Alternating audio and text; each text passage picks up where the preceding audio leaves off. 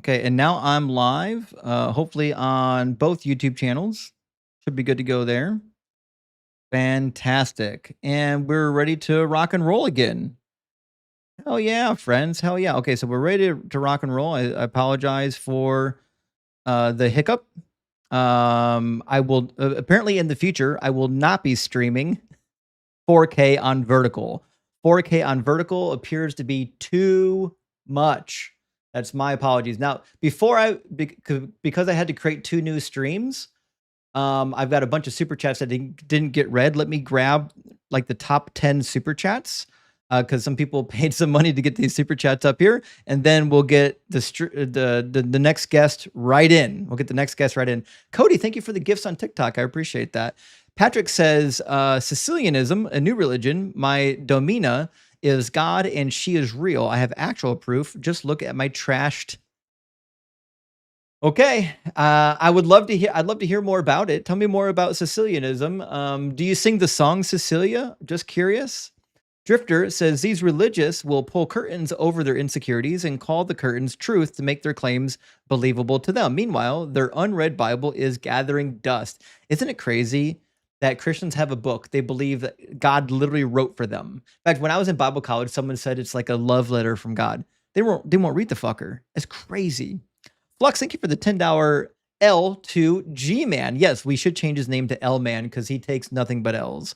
And Snipe says G Man is just really crying out for help. I'm starting a GoFundMe for him for an entire greenhouse full of plants to follow him around and make up for the oxygen he's stealing. That's unbelievable. That is unbelievable. I appreciate that. By the way, I don't know if you knew this. Somebody on YouTube did make a greenhouse with no oxygen in it to see how many plants and how much plant life you need in there to create oxygen just for one human being to survive indefinitely. It's an amazing video. Flux says Yap Man. Thank you for that $10 super chat. And you're right. He is a Yap Man, not a G Man. He's a Yap Man. And Patty, thank you for the 1999 super thanks. I really appreciate that. That's super generous. And Yoda says G Man is a where's my hug guy. Oh, yeah, at church. I bet he is. Where's my hug? Raised by a single mom, his attitude shows it. I mean, my mom was single. Wait a minute. He smacks his lips and says, "You're about to make me mad." Anytime he's slightly confronted, soft as a 10 ply. Yes, he is 10 ply. He's 1,000,000% 10 ply. And for those of you who don't know the reference, sometimes 10 ply refers to garbage bags. That means it's strong. 10 ply here refers to toilet paper, which means he's soft. He's soft like 10 ply. And Tom Gregory, thank you for the $25 super chat. Says, Justin, sorry I tuned in late. G-Man is starting to make me sorry I tuned in. In my opinion, G-Man thinks if he talks over anyone or someone and keeps saying you're wrong, makes him right. Junior high school debating. I know. I've never seen someone take so many L's as much as G-Man and still think he's cooking. It's crazy. Skeptics, thank you for the $10 super chat. Says, happy to hear you're appearing on the line again. If this becomes a pattern, hopefully we'll get an opportunity to host together. I would love to, Skeptics. I'm hoping that is the case to get more regular appearances on the line. I know Forrest is trying to get me on with him sometime as well. We'll just have to wait for it to happen. And Drifter says, I was Kraken Crew Elite under the Nordic Spice, but they striked my channel and I lost 3,000 subs. I've joined again on this channel. In Philbro words, fluff equals alphabet equals salad equals energy equals holy equals grace. Hail the dog. Well, I appreciate that, Drifter. Thank you for being a member and thank you for subscribing. And last one from Born to Offend. Thank you for the $20 super chat. It's huge. Says, just wanted to thank you for helping me gain courage in speaking about deconstructing. After 43 years as a believer, I ripped off the Band-Aid and told my youth pastor's son that I've completely deconstructed from Christianity. And that's huge. That's a super difficult thing to do. Like we refer to it typically as like coming out of the closet, but to come out of the Christian closet and finally admit to like the people at church, the pastor's friends, and say, listen, I don't believe this mess anymore. That's super difficult to hear. I'm super difficult to do, but we're glad to hear that you're able to get the courage and get it done. So big W for having the courage to get it done. And I'm just I'm just rearranging real quick. Now that I got the new streams open, I'm just rearranging the windows so that I can get the chat windows open and I can see who's chatting, and so I can get our next guest in here. All right, we should be ready to rock and roll. Bada bing, bada boom, and we ready to rock and roll. All right, if you're watching on TikTok, you know how to hit that guest request. If you're watching on YouTube, you can click the link in the description of the video, and you'll be into the discussion. So we're going to get our next guest in here. Looks like Born Shaw. How you doing, Born? Hey, how you doing? I just came across your content first time. I was just interested. What do you go by? Is it deconstruct or Deconstruction Zone. And okay? are you a believer or not a believer? I'm a believer, but I'm not a Christian. Oh, okay. Okay. Well, we're just talking to Christians today. We do Well, I other did have topics. a slight caveat to your claim here. That's why I kind of did want to join. So I guess But I are would you a Christian or be not? challenging your position. No, no, I'm not. But I'd be challenging your position of what you're making a statement of, sort of. Do you think that the Bible is true? No. Okay, well, we're talking to Christians who think the Bible's true. Okay, Okay, well, maybe some other time then. sure. Come back some other time. All right, we'll move on to our next in queue. It looks like Jack. Jack's been waiting for a minute. Jack, thank you for your patience. We had a lot of people in the queues, but Hello. we got to you. We got you in, buddy. How are you doing today? Doing good. Thanks for asking. Jack, are you at least 18?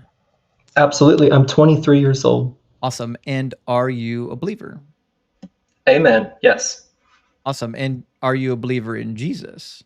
Absolutely. He's God. He's the Son of God. Yes. That's what our faith teaches, I believe, from the scriptures.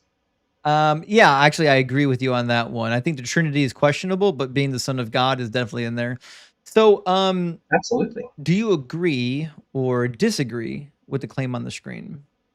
That Jesus is a liar and that he's a fraud and all that, I fully disagree. Yeah. I mean, for instance, you say that he himself would not affirm and he would absolutely deny the Trinity. Oh, I don't know But, that. well, fair, fair. But in the scriptures, it says, go therefore, and this is Matthew 28, Mhm. go therefore and make disciples of all nations, baptizing them in the name, Of the singular, Father, of mhm, the Father and the Son. Son and the Holy Spirit. So Yes. isn't it kind of blasphemous to say three names, three persons, if it's with a divine, ultimatum you're trying to reach? No, I don't think so because so in the Old Testament they have this idea of divine emissaries, like the various angels of Yahweh are divine Mhm. emissaries that carry the name of Yahweh. And so, for example, you could be a divine emissary, or you could also be an adopted son of God. So, like in Psalm 2, David himself says that he is a begotten son of God, right? So Mhm. I don't believe that this is a Trinitarian statement suggesting that Jesus is God. Okay. I'm reading this as more like he's got the power and authority that God has granted upon him, much like it says in Daniel 7. In Daniel 7, remember, the authority is given from God to this individual. It's not something that he has unless God gives it to him. And Okay. so to me, this sounds like adoptionism, not Trinitarianism. Okay, I got you. I hear you on that. So now, just real quick to challenge on that. So Yahweh, the Father, he is never going to glorify another below him, right? Yeah, that's Isaiah. Yeah, very good. He says that he is God alone and will share my glory with no other. Absolutely. Perfect. So doesn't Jesus Christ literally say that he shares glory with the Father since before the heavens, the earth was created? Or sorry, not the Yes, heavens, but before the earth? thank you. You've literally pointed out one of the lies of Jesus, which is that he literally contradicts the Father, because the Father says, "There's no God before me nor after me. I share my glory with no other." That certainly would discount Jesus, How so? because Jesus would be another. So, if God is one singular person, one singular being, that's a possibility that can totally exist if God exists, right? But it's also completely possible for God to exist as the singular being that he is, but exist in a way that we cannot process with great ease. Isn't that something that could be, understood a little bit? Only if you're willing to abandon the laws of logic, and I don't think I'm ready for that.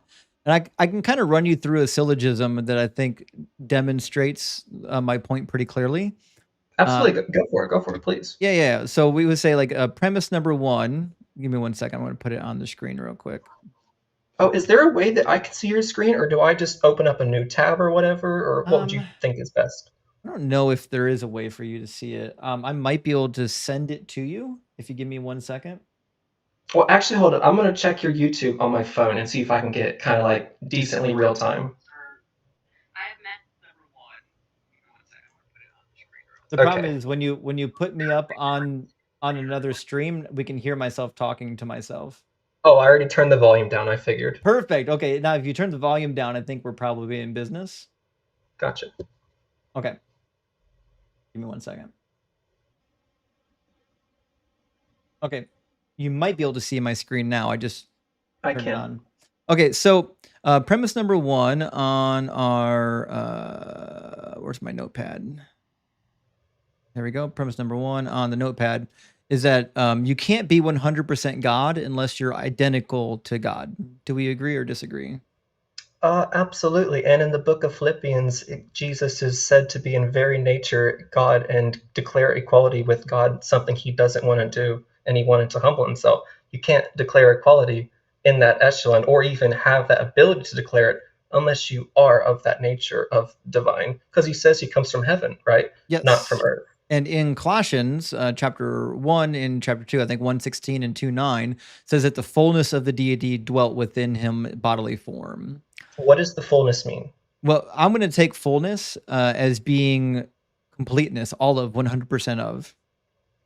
Okay, absolutely. I totally agree. I definitely, I don't know how some Christians would hear this, but I don't believe that Jesus is like 33% part of God. I believe he's fully God, the Son of God, because only he can glorify the Father if you are actually of the same nature, and vice versa. The Father can only glorify himself of his nature, Okay. because like we're all evil humans, so.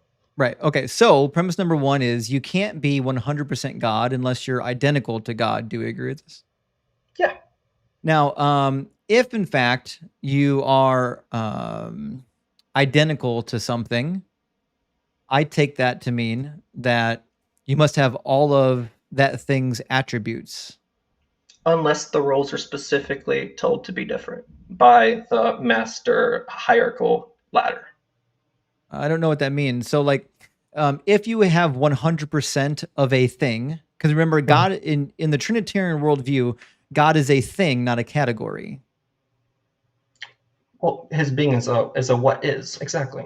Right. It's an identity, not a category. Because if there's multiple gods, then God can be a category. You can have multiple gods with multiple personalities, multiple properties. But if God is one, if there's only one of them, then that limits your option to God only being a thing and not a category, right? Okay, fair. So what's the Bible verse where the Lord says, "I am the Lord Yahweh, I am one"? Where There's Deuteronomy 6:4. Deuteronomy 6:4. Okay, got you. So whenever Jesus says, before Abraham was born, I am, or before Abraham was, I am, isn't that Jesus making some statement claiming to be 1,800 years old at minimum? And also he's attributing the divine name, the I can't pronounce it, but Yahweh. Oh, I agree. I think in the Gospel of John, they're painting Jesus to be God. Okay, so there is definitely reason for Christians to arrive to the conclusion Jesus is fully divine and fully human. Yes. So I said this earlier that if you read some verses and ignore others, you can get to a Trinitarian worldview as long as you're willing to throw out logic. That's why we're going through the logical premises now. So, Mhm. premise number two still is to be identical to God, because God's not a category, it's a thing. To be identical to God, you have to have all of God's attributes. Gotcha. So whenever you think of God, you think of something that is completely unseen to the human eye, right? No, it depends on which book of the Bible. This is where it gets fishy because in some of the book of the Bible, he certainly does have a visible body, but according to the New Testament, he doesn't. Jesus is the visible manifestation of the invisible God. But I Mhm. think I don't find that in the Old Testament. Okay, got you. So when it does say that it dwelt in fullness, the presence within Jesus, and that he is in very nature God, and then it says that he shares glory pre-existent with God, and he claims to be nearly 2,000 years old at minimum, like, doesn't that add great claims to what Jesus is saying, and it doesn't merit him as a liar? No, it does, because it contradicts what God says in the Old Testament. In fact, in Isaiah, the very like one chapter after the quote you gave from Isaiah 65, he literally says, "To the name of Yahweh, every knee will bow." But the New Testament says, "To the name of Jesus, every knee will bow," which is a direct contradiction and blasphemy. It's literally blasphemy against the name of Yahweh. Now, let's finish the syllogism, right? Because point number three, and I think is pretty clear, is that Jesus lacked some of the attributes of God. Agree or disagree? It depends on how you view it, but yes, that is what we derive from it. It depends on how you want to interpret how you get to that conclusion. Well, I mean, he either did or he didn't have all of God's attributes. Well, take for instance a common Bible verse where it says, "Even the Son of Man does not know the hour." Right? Yep, the Olivet Discourse. Yeah. Perfect. So it says only the Father does, right? Mm-hmm. Okay, so in previous verses before that, Jesus literally says that he knows everything and that he is able to read the hearts of men. And it also says in previous verses, and I can pull them up if you certainly want to read them, it says one of the servants declared, "I have made it to be known that I know nothing except for this certain thing." And that's the same word used to know something, that's used when Jesus says that. And I can pull up evidence if you would Yeah, like. but the question is, does Jesus know the day or the hour? That's something that he knows officially. I don't have that ability to know that knowledge. Either he certainly does and he's doing a role that he's not going to reveal it, or he does not know it because that is his role. So if he knows it and he says he doesn't know it, then he's lying. Not lying. It has to do with what the word "know" is, because that could be mean I sorry, it could be said, "I have decided to know nothing except for this." That's not lying. That's simply saying at this moment I've decided to know nothing except to do this one event, this one activity, or to go say one specific type of thing. Yeah, but clearly he's employing metaphorical language. He's saying the knowledge that Oh, absolutely. obtained is of nothing in comparison. But that's not what's happening in the Olivet Discourse. They're asking him when he's coming back. And he Hmm. says, about the day or the hour, no one knows, neither the angels of heaven nor the Son, but only the Father. So he's saying no one knows except for the Father. Okay, got you. Real quick, so does it say the Son or does it say the Son of Man? Says the Son. Says the Son. Okay, so are you familiar with the terminology behind the Son of Man and what it implies, or do you think it just means like, oh, just man born of Well, some the Son of Man father? is a messianic title born out of Daniel chapter 7 that gets rehashed in the Dead Sea Scrolls in the book of Enoch. By the time Mhm. Jesus comes around, it's a messianic title referring to, now my interpretation of Daniel, that it's about the archangel, but I understand that Christians believed it was about Jesus. But either way, it's referring to this messianic figure. And so in Matthew, when we get to the Olivet Discourse, he just says the Son, and if he is the Son of God, I assume that's his identification here. He says that the Son himself doesn't know the day or the hour, only the Father, which means he doesn't know something. So you're familiar with the concept of he totally has the two natures. One side's the human nature, one side's the divine nature, right? Well, I don't think those are compatible. So what if Jesus says they were, and what if they are? Then Well, aren't we just denying it? well, If it was true. he'd be logically wrong, which is what I'm doing with the syllogism right now. So I like So you. is this, So you keep trying to go back to the teachings of Jesus, but we're still kind of in the logical syllogism. it's And because the gospel is kind of illogical and offensive I know sometimes, it is man. illogical. I'm agreeing That's with the you. truth. Yes, I'm Like, no one demonstrating wants that. to admit it. Like, take for instance the issue of grace. People are going to say, "Wait, you're saying a murderer or a serial killer can get into heaven?" Yes, Well, let's talk are about. saying that. We can talk about heaven and hell the next time. Let's try to focus on where we're at. Oh So yeah, premise number me one too. is you cannot be 100% God unless you are identical to God. Premise number two, to be identical to God, you must have all of God's attributes. If not, then you're only part of God. You're like 99 or 80% God. Premise number 3 is Jesus lacked some of God's attributes. That seems clear, right? Yes, Okay. what we can see. I agree. Yes, from what we know, from what the Bible tells us, it is true that Jesus didn't have all of God's attributes. In Matthew chapter 6, he couldn't heal people. In the Olivet Discourse, he didn't know something. He's certainly not omnipresent. So then what we could say then is conclusion number 1, Jesus is not God. Or we'll say Jesus is not identical to God. But it still gets you to the same conclusion, which is Jesus can't be God. He could be a God, but he can't be God.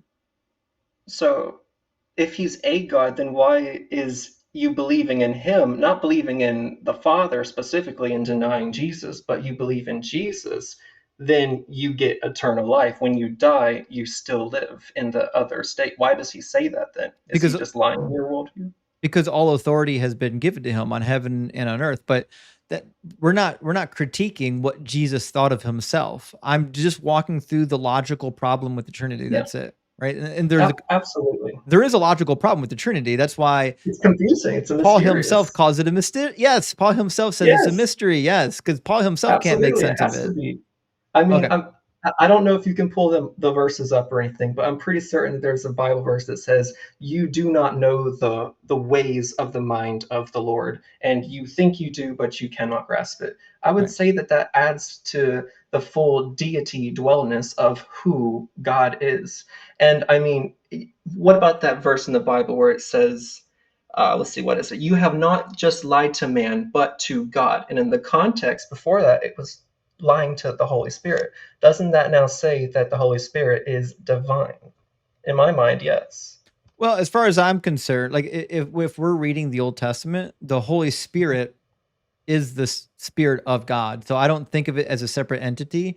So for example, like in classical Greco-Roman thinking, all of me contains like 3 parts. There's a mind, body, and soul, right?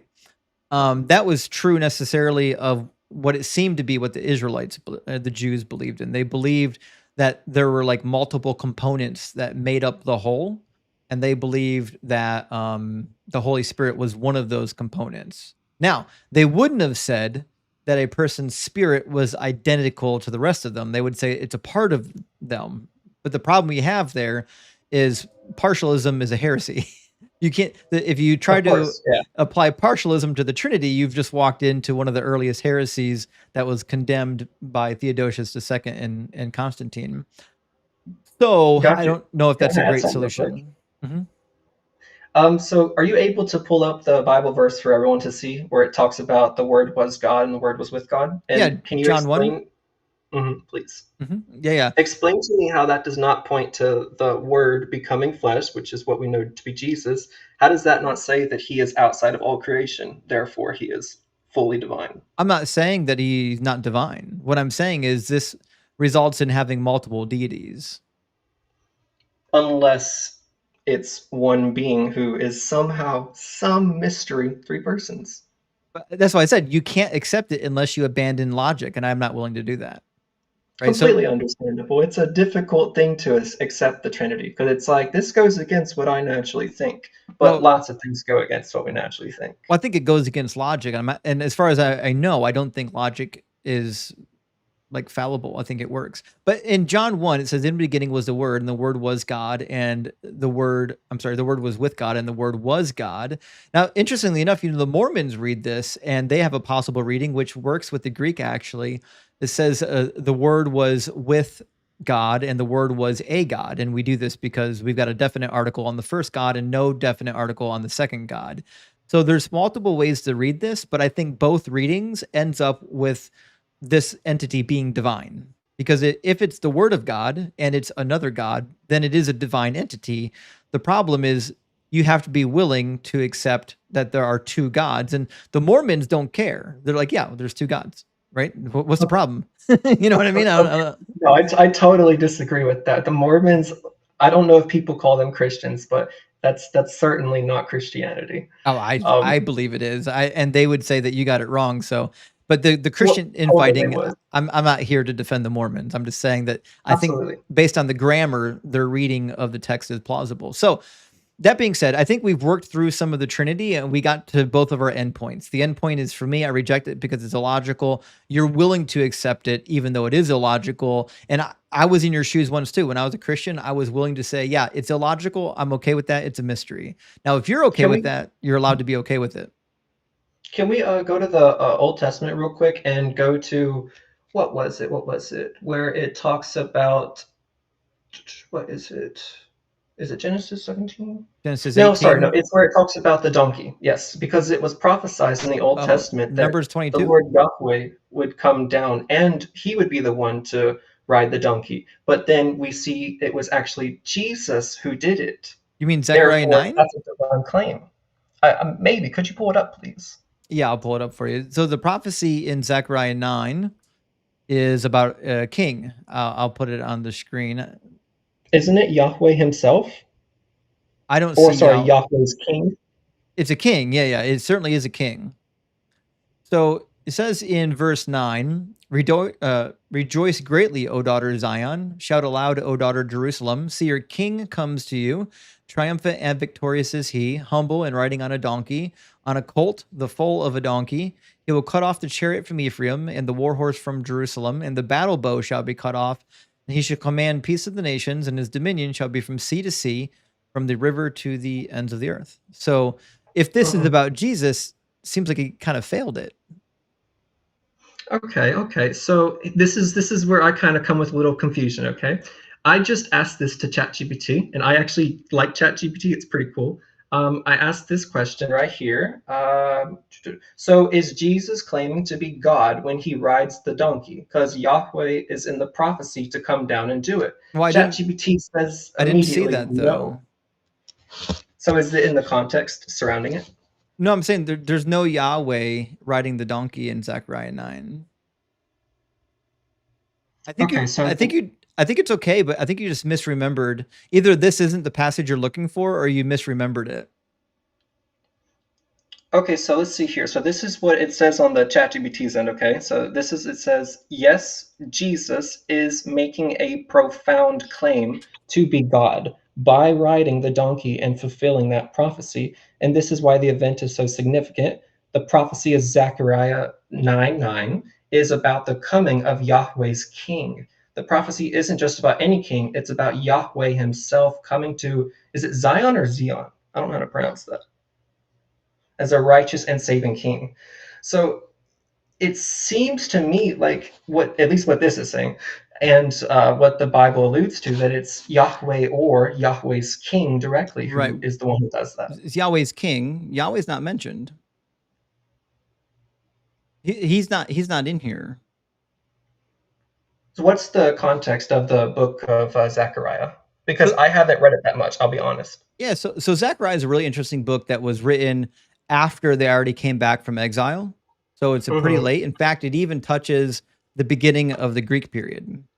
So it's really late. And what they were looking for was finally to have their empire restored to what it should have been normally, or what God promised. And so they were hoping for that. That's why we get these expectation for like a victorious king, right? That's riding on a donkey. And then there's going to be a fight even. It says, actually, this is disconnected. This is after the fight. Let's see. Yeah. So this is Zechariah 9 is just about the war, that's going to ensue. Now the war, it gets talked about again in chapter 10 and in chapter 11. So you can read more about that war. So if we go to Zechariah 10, we get the restoration vision. Sorry, it was Zechariah 12, I think. There we go. Jerusalem victory. So this is the final war in Zechariah, right? It says, the word of the Lord concerning Israel, thus saith the Lord, who stretched out the heavens and founded the earth and formed the human spirit within them. See, I'm about to make Jerusalem a cup of reeling, for all the surrounding people, and it will be against Judah also in the siege against Jerusalem. And then he talks about how he's going to grant Judea victory and so on and so forth. And, everyone's going to repent and whatnot. So I'm reading Zechariah 12, thinking the war that is alluded to in Zechariah 9 is being described in Zechariah 12. Okay, gotcha. I understand how you arrived to that. I'll definitely have to read Zechariah a lot more. I don't read the Old Testament too much, and it's crazy that I don't do that. I just like reading the words of Jesus incarnate directly, because they're very profound and beautiful. And there's a lot of you definitely find a lot of violence happening in the Old Testament, or wars taking place, or things that are like, wow, it was that crazy back then, 3,000 years ago, 4,000 years ago. There's a lot in there. But Jake, listen, man, I appreciate you coming up. You've been super kind. Wait, and Jake? I say Jake?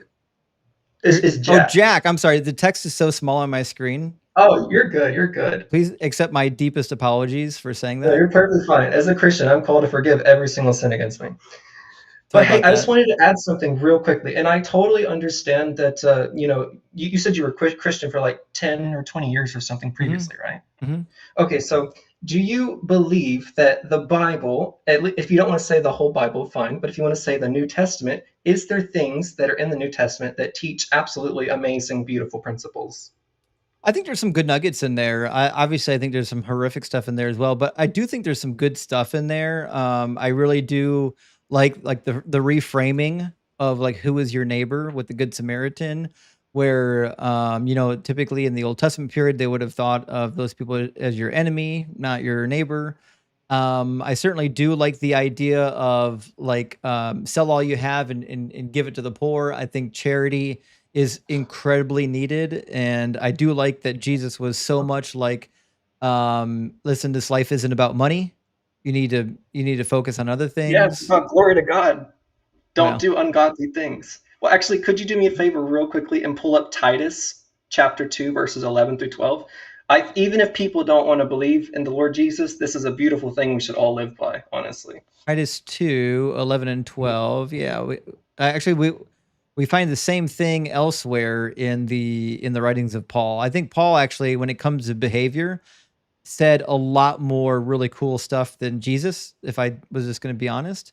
But he was also a maniac. So it says, "For the grace of God has appeared, bringing salvation to all, training us to renounce impiety and worldly passions in the present age, to live that are self-controlled, upright, and godly, while we wait for the blessed hope and the manifestation of the glory of our great God and Savior, Jesus Christ." Amen. That sounds beautiful. But if the whole world embodied those principles, don't you think it would be a good thing versus if everybody just thought, oh, morality is subjective, I can just go murder this person and get their money, and no one's going to... I might get in trouble if I get caught, but it's not actually that wrong. Well, that's not what subjective morality teaches. Subjective morality teaches that we have to use our own cognitive faculties to come to a conclusion as a society, what we think are going to be the parameters that we live by. And I like that system much better than the system laid out by the Bible, which is you have to obey the Bible. Because if that was the case, if God had the moral system that everyone should obey, that means it would have been okay to own slaves, to have concubines. We would still be doing polygamy. It would be okay. It's absolutely not okay to have concubines. That's disgusting. Why wouldn't it be? God says you can have concubines. He does. Can you show me? Exodus 21. Yeah, let me grab it. Because from what I understand, whenever what's that guy's name? Is it King David or is it Solomon who had so many wives? Solomon had the most. King David had like maybe 20, but Solomon had hundreds. Gotcha. I have personally always found that disgusting. I think that they are very evil people. And I think God used very evil people. And also, God, Yahweh, he did say, hey, do not pursue multiple women. You're going to fall from what I'm trying to get you to do. You do not need to do that. You only need to marry one woman, because that's how the design was. And marriage should never separate between one male and one female. At least that's how I understand it. Well, we'll see about that. In Exodus 21, God says, when a man sells his daughter as a slave, she shall not go out as the male slaves do. If she does not please her master, who designated her for himself, Then he shall let her be redeemed. He shall have no right to sell her to a foreign people, since he has dealt unfairly with her. If he designates her for his son, he shall deal with her as a daughter. If he takes another wife to himself, he shall not diminish the food, clothing, and marital rights of the first wife. So when you have multiple wives, you're going to have some of them on multiple statuses. Now, if you have a wife that you married because you purchased her as a slave, that's a concubine.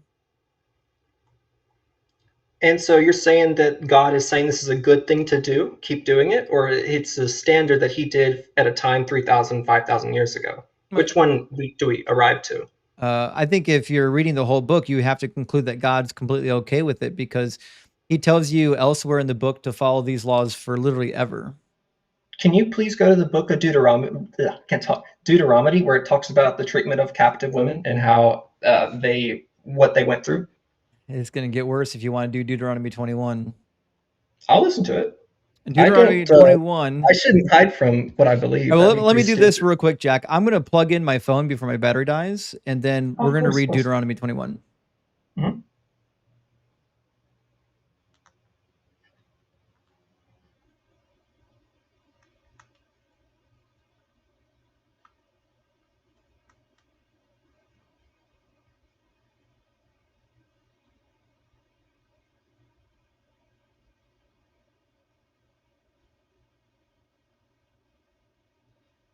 All right. Should be good to go. Now, it says, when you go to war, when you go out to war against your enemies, and the Lord your God hands them over to you, and you take them captive, suppose you see among the captives a beautiful woman whom you desire and want to marry. So you bring her to your house, bring her home to your house. She shall shave her head, pare her nails, discard her captive's garb, and remain in your house a full month, mourning her father and mother. After that, you may go into her and be her husband, and she shall be your wife. Keep going. But if you are not satisfied with her, you shall let her go free, and certainly not sell her for money. You must not treat her as a slave, since you have dishonored her. So it seems like that's actually a mercy given to a horrific time period. Does Mercy? it not? It sounds like rape. No, not at all. Rape would be stuff that's in Islam, because those captive women get their families butchered and then raped as sex slaves for however long. And Muslims will always deny this, but they'll still defend sex slavery like it's holy. Do you think women that are captured in war have consent? It's definitely not consent like I have right now. Certainly not. No, this is not. Not. This is not consensual. This is rape. So you have to prove it's rape. So God's good when he says you can rape sometimes? No, he doesn't say the word. It actually says you're supposed to, what does it say? The death penalty if you rape someone. The death penalty if you take someone captive. That is not the case. There is no death penalty for rape. The only death penalty that you have is if you rape a betrothed woman. If she's unbetrothed, according to Deuteronomy 22:28, all you got to do is pay the bride price and marry her, and then you're stuck with her. So let's go over this real quick. This is a woman captured in war. Do you think war captives have consent? I think it's significantly diminished. Significantly. So basically, it's almost no. Yeah. It is a no. Yeah, war captives don't have consent. But you're operating under the ideology that God does not want his people to be safe and have dignity and have value as humans. Because like if he's commanding rape, well, no, I know. But if he is saying, oh, you can rape sometimes, yeah, which is disgusting, that's awful. No one says that. He just said it right here. The word rape is not there. There's no Hebrew word for rape. You're not going to find it ever. Really? I'd have to investigate that. I've never heard of it. No Hebrew word for rape. So they describe it. When you take a woman against her will, she's your captive, she's your prisoner, and then you go into her, that's called rape. Non-consensual sex is rape. So if she is supposed to be integrated into the godly society, that would be, I think, the Israel people at that time frame, what would happen if no marital relations ever happened? Like those women just would die widows, never being allowed to have relations? Well, a widow is someone who already was married. You mean virgins? Sorry, what? Repeat that? You could just not murder their entire family and leave them alone. Why do you have to capture the women and force them into marriages? No, that's a fantastic point. I love that point. And I'm pretty certain that the Bible teaches that God killed off all of the really evil, bad people, and he told the people to do that because they were doing all kinds of disgusting sins and crimes and Yeah, like raping all people. kinds of ungodly things. Sorry? So God's like, we've got some rapey people over here. Make sure you kill them and rape them. No. Make sure you kill them and then take the women away from them. Rape them. No, you have to. She said the word rape isn't there, right, in the Hebrew? Yeah. Okay, Rape is described though. Like if you just look up the definition of rape, it's pretty easy. Like says rape is a form of sexual assault involving sexual intercourse or other forms of sexual penetration committed without the consent of the victim. That's evil and that's disgusting. God says you can do it.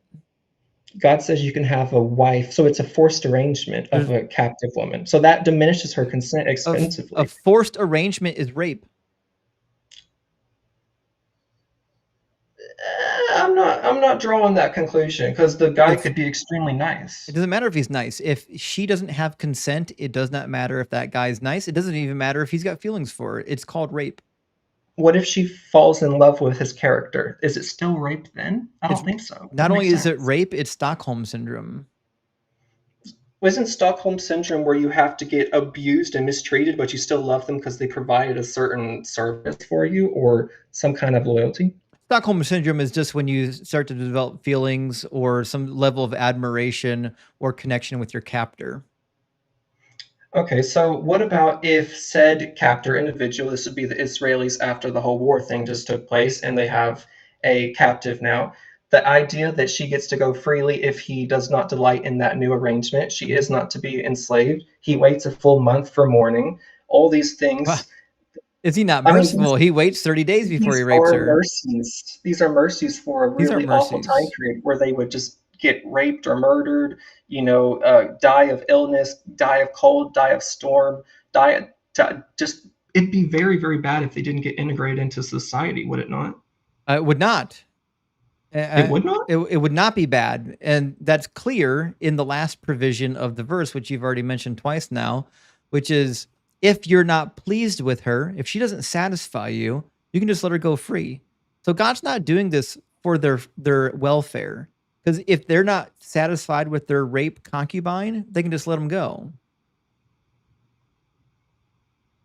This is about spoils of war. He tells you in the prior chapter, Deuteronomy 20, he tells you these are spoils of war.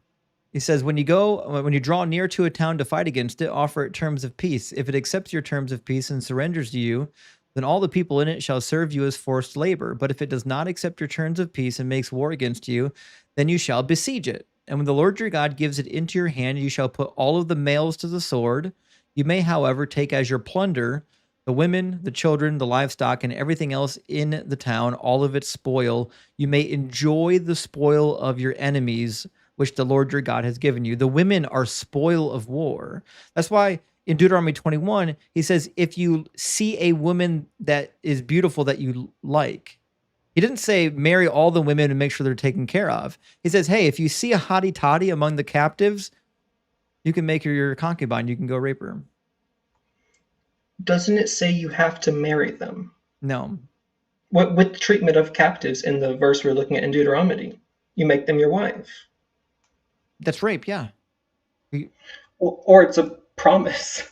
No, it's like, hey, I understand that you have that understanding of it, but I would like to just give this little example. Horrific time is happening. There is that slaughter. There is that war going on. It's very, very difficult and scary. And the woman, their families did get killed, and now they're left for dead, right? That's terrifying. So just to be sure, Yahweh says you can go commit genocide, massacre these people, kidnap their women, and force them into marriages. Do you think these are good commands? If Yahweh is a truly good God and these people are evil, they're taking the women from the evil people to bring them to the truth. I can't say it's evil. I can just say it sounds immoral. Okay, So, under what circumstances is it okay to kidnap women and rape them? Well, give me some conditions. It's never okay to rape someone. It's disgusting. Well, you just said it was okay in this situation. Well, no, if it's a forced arrangement from captivity in war times, captivity is a thing that exists, right? Okay, It's an immoral thing that exists. so if the people in Israel force the Gazans into these marriages, that would be okay. Oh, not at all. No, that's Why? disgusting. Why not? Take, for instance, what's going on What? with. No, Jake. Why? Oh, no, it's Jack. I'm so sorry. I keep doing that, Jack. You're good. Why? Why is that wrong? If they do it right now, Can you repeat the question slowly one more time? if the Israelites right now who are at war with Gaza Mhm. went into Gaza, kidnapped the women, and forced them into marriages, would that be a good thing? No, Why? because they're not following the true God. They're not being. I don't want to The say the word. Israelites? Wait, you're talking about right now, right? Like 2025? Yeah. The Israelites worship Yahweh.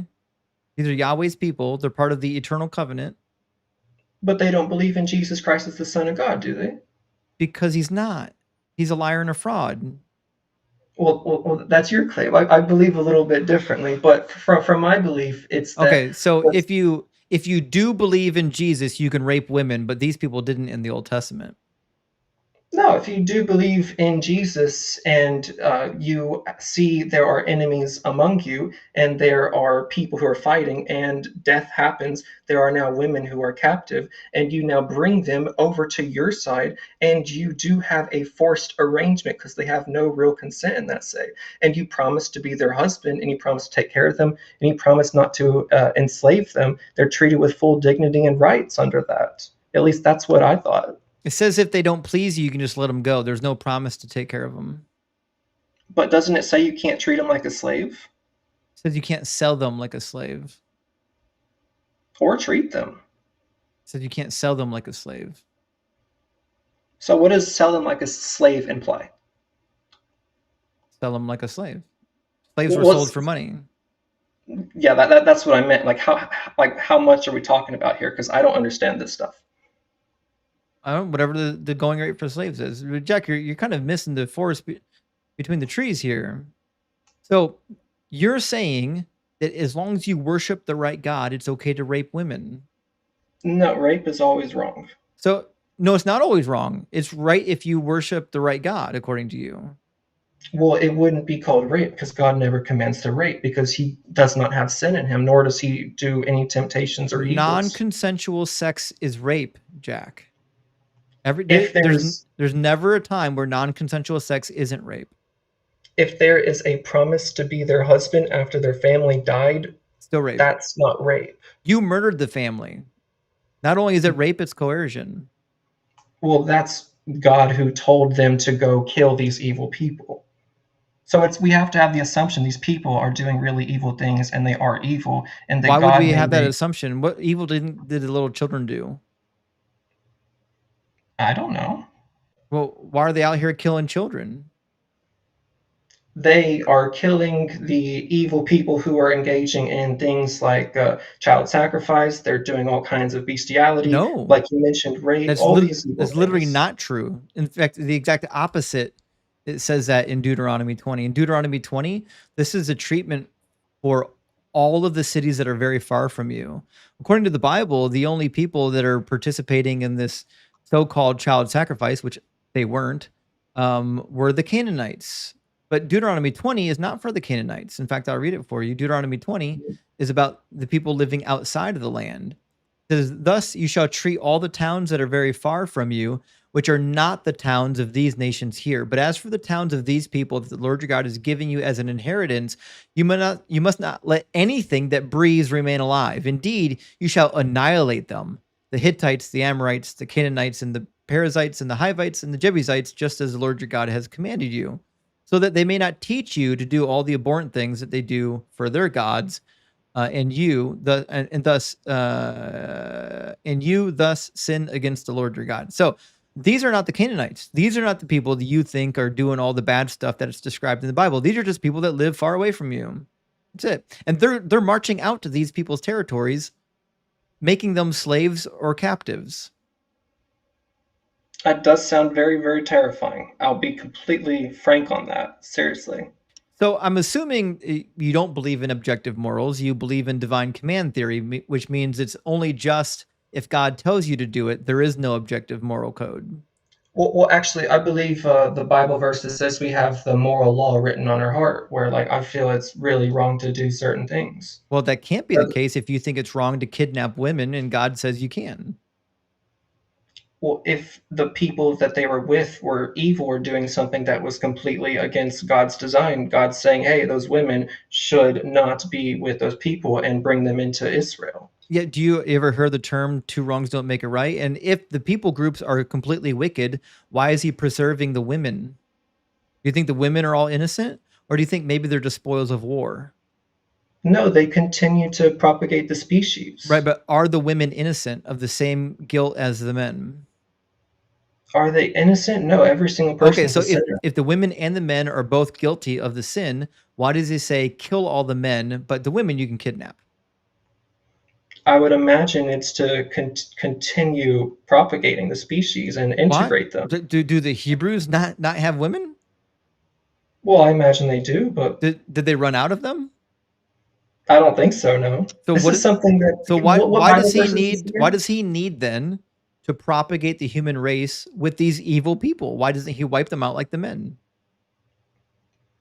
I don't have a necessary answer to that. I'd have to read the scriptures more on that. It's because Most women are certainly. property. They're not seen as the same level as men to the God of the Old Testament. They're property, which is why you can have concubines, you can have multiple wives, and you can just rape them. You can hand them out as spoils of war, which we see happening in Numbers 31. God literally instructs Moses to hand out all these little virgin children girls as spoils of war to the warriors.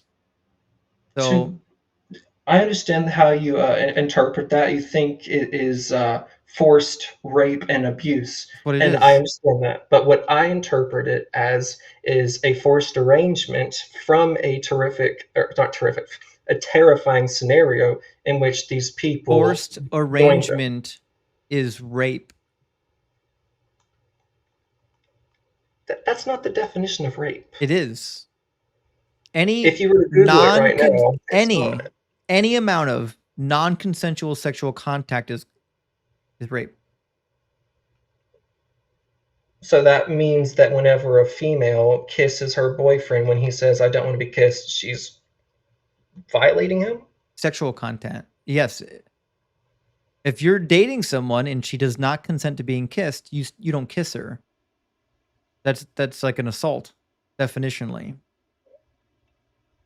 Isn't isn't consent for bodily activities to some small degree imply that you can kiss this person and that their mood is just going to vary and vary? And they No, can tell you, word for word if it's like, hey, I don't want to be kissed right now. And then you Jack, respect it out of decency. no means no. Well, yeah, obviously they tell you that. Yeah. So if you don't have consent, you don't have consent, which means if you go into a woman without her consent, that is called rape. Doesn't matter if God arranged it. It's just God ordained rape at that point. What if the woman did consent to it but couldn't have the consent that we have right now? She can't consent to it because she is a captive of war. She is property. She's been kidnapped. But doesn't she then get the treatment of a wife because she gets married? She gets the treatment of a concubine. I'm not Slave so certain that I slave agree wives are on that. I'll have to look concubines. into it. Women that you pay for or kidnap that become your wives, those are called concubines. So, A do you wife is think someone that you pay money for. You pay a bride price for them. the Old Testament morals and the New Testament morals are just like completely different? No, because Jesus said to follow the law of Moses. So you don't get anything different until you get to the writings of Paul.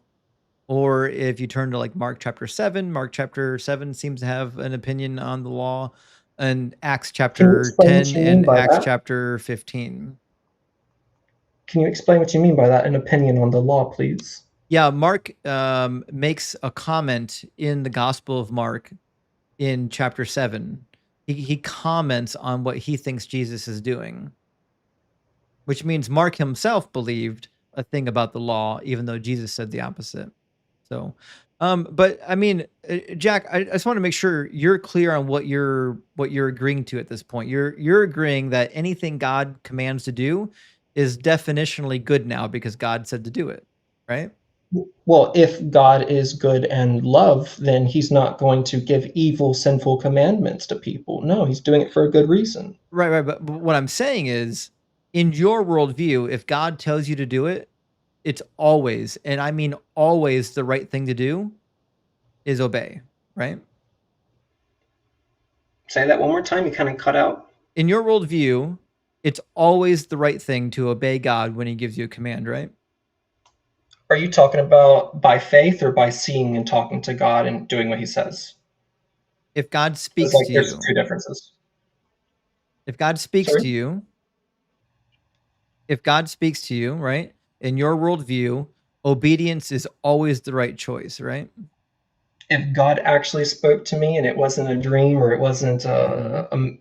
not a metaphor, what's the word? Like I'm thinking about something or like delusion or whatever. No, if I'm actually speaking to God and he says to do something, the appropriate thing to do is to do it.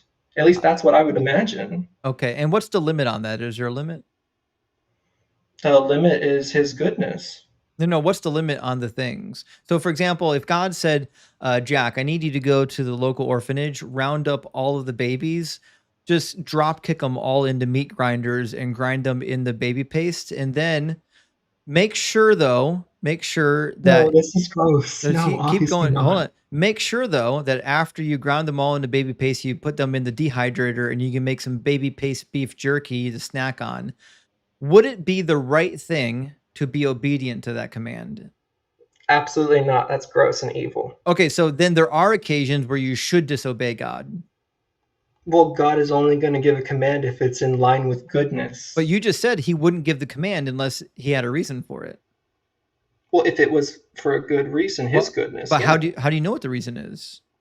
I'm not God. I don't know that. I don't know his overarching good That reason. But that's why the appropriate thing is to always obey, because you don't know God's reasons, you don't know the mind of God, which means if God tells you to do something, you have to do it.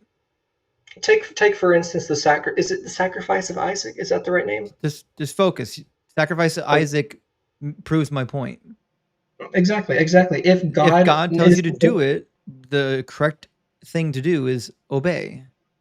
if it was like to sacrifice my son because I trusted that he would raise him from the But dead, you don't know then that. that is the appropriate thing You to don't know do. that. All you know is that God told you to do something. I have faith in the unseen that God is good and God is love and he I has know. holy purposes. So if God told you, Jack, make the baby paste, No, what is the right thing to do? God's not going to say I that. didn't ask you if he would. I said if he did, what's the right thing? If God were to give that command, then that's a evil God, and I'm gonna just like accept I'm going to hell. Honestly, like But that's I didn't evil, man. ask That's you what you gross. would do. I ask you in your worldview, what is the right thing? Is the right thing obedience? Okay, I think I'm understanding what you're trying to say.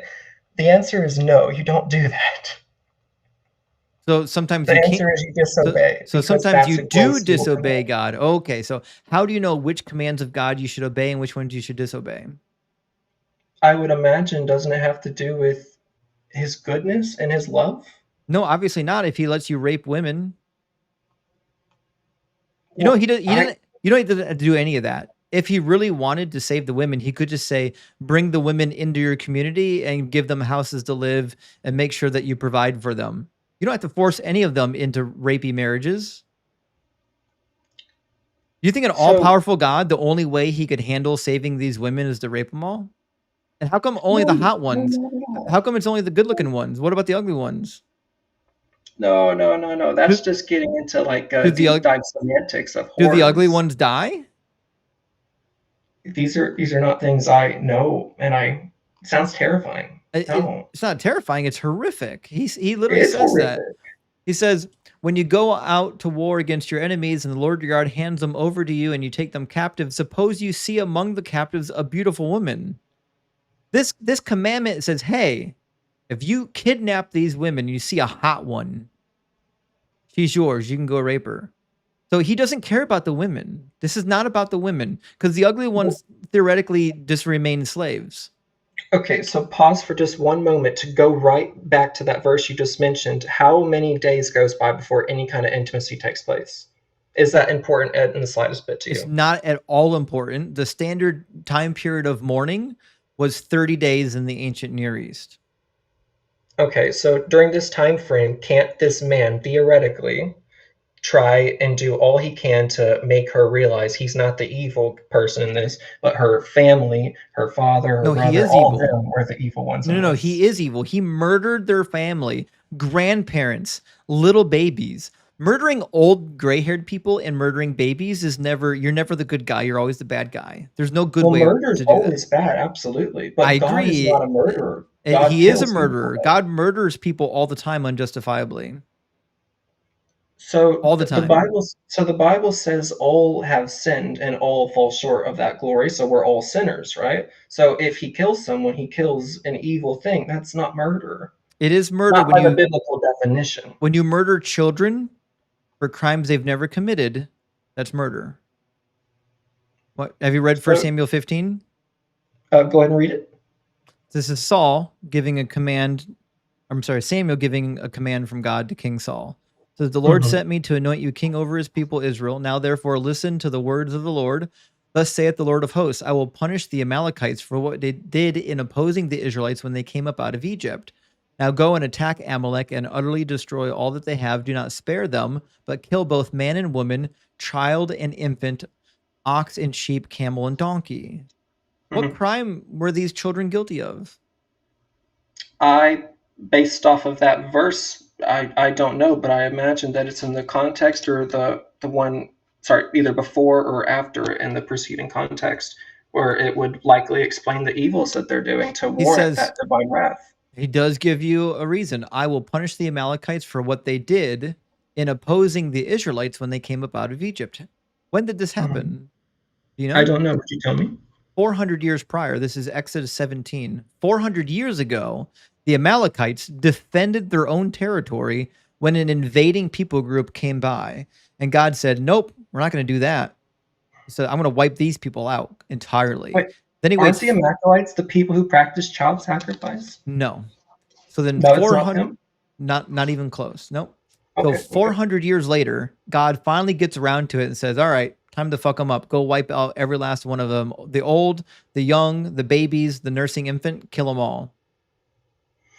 So, do you believe that God has the right to kill anybody? No. So, whenever people die, like that's just completely just normal. It's like, oh, you're dead now. Cool, you're gonna rot in the grave. That's kind of how your worldview sees it now, right? No, my worldview is that when you slaughter infants for crimes that their great, great, great, great, great, great grandparents did, that's unjust. That's injustice. Justice is when you receive what you deserve, not what your great, great, great, great grandparents deserve. But these children were slaughtered having never committed a sin. Having never committed a sin, but the Bible says every single person's a sinner. So what? Not babies. Well, yeah, babies. Everyone's a sinner, man. You The think Bible says babies it are sinners? explicitly. Yes, You everyone's think a sinner. babies are going to hell? I think God, in His goodness and mercy, sends the little ones who don't know that the law is on their heart and they're judged by it. You I would think definitely imagine they go to heaven. you think newborn babies sin? How old is newborn? What do you mean by that? 1 week old. 1 week old. I imagine that baby does not have the knowledge of anything sinful, but I imagine they have a body that has sinful tendencies. So I So, imagine God in His goodness would send that baby to heaven but if it is the died. baby sinful or not? The baby is likely in a sinful body, yes, because of Adam and Eve's what happened to So it us. can't help but sin. It has to because it's sin nature. Exactly, exactly. We can't So help but so sin. That's God the sends people to hell core of it. because they can't help but do what they're made to do? You're Say making that one this more time. worse. You actually proved my point for me. God punishes people for things that they have no control over. If God gave you the sin nature, meaning every human has to sin because they have the sin nature, and then he punishes you with eternal hellfire because you have the sin nature and you can't help but sin eventually, then he's just the biggest asshole on the planet. Well, no, he tells us to walk humbly and to love justice and to love mercy and to renounce ungodliness. Yeah, but he's Like, still going to send you to hell.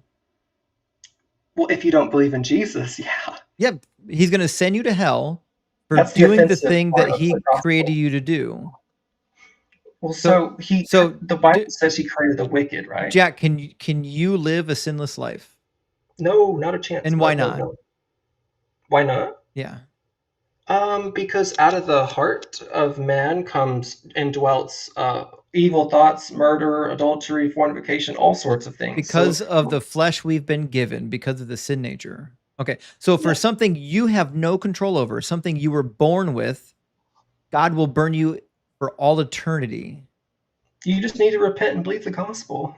Well, you can't just do it. You can't force yourself to believe. It's just not true. So what you're saying now is, I'll use me for an example. Mhm. Someone like me who has to sin because I have the sin nature, God will literally punish me with hellfire for all of eternity because I don't believe in the sky carcass. Well, I don't necessarily know why people say we get punished for all of eternity and you're tortured for all eternity. I mean, the wage of sin is death. You die and perish, not you're tortured forever. Okay, so you're an annihilationist. What does that mean? It means that you're only in hell for a time period, then you get annihilated. Yeah, you perish. Yeah.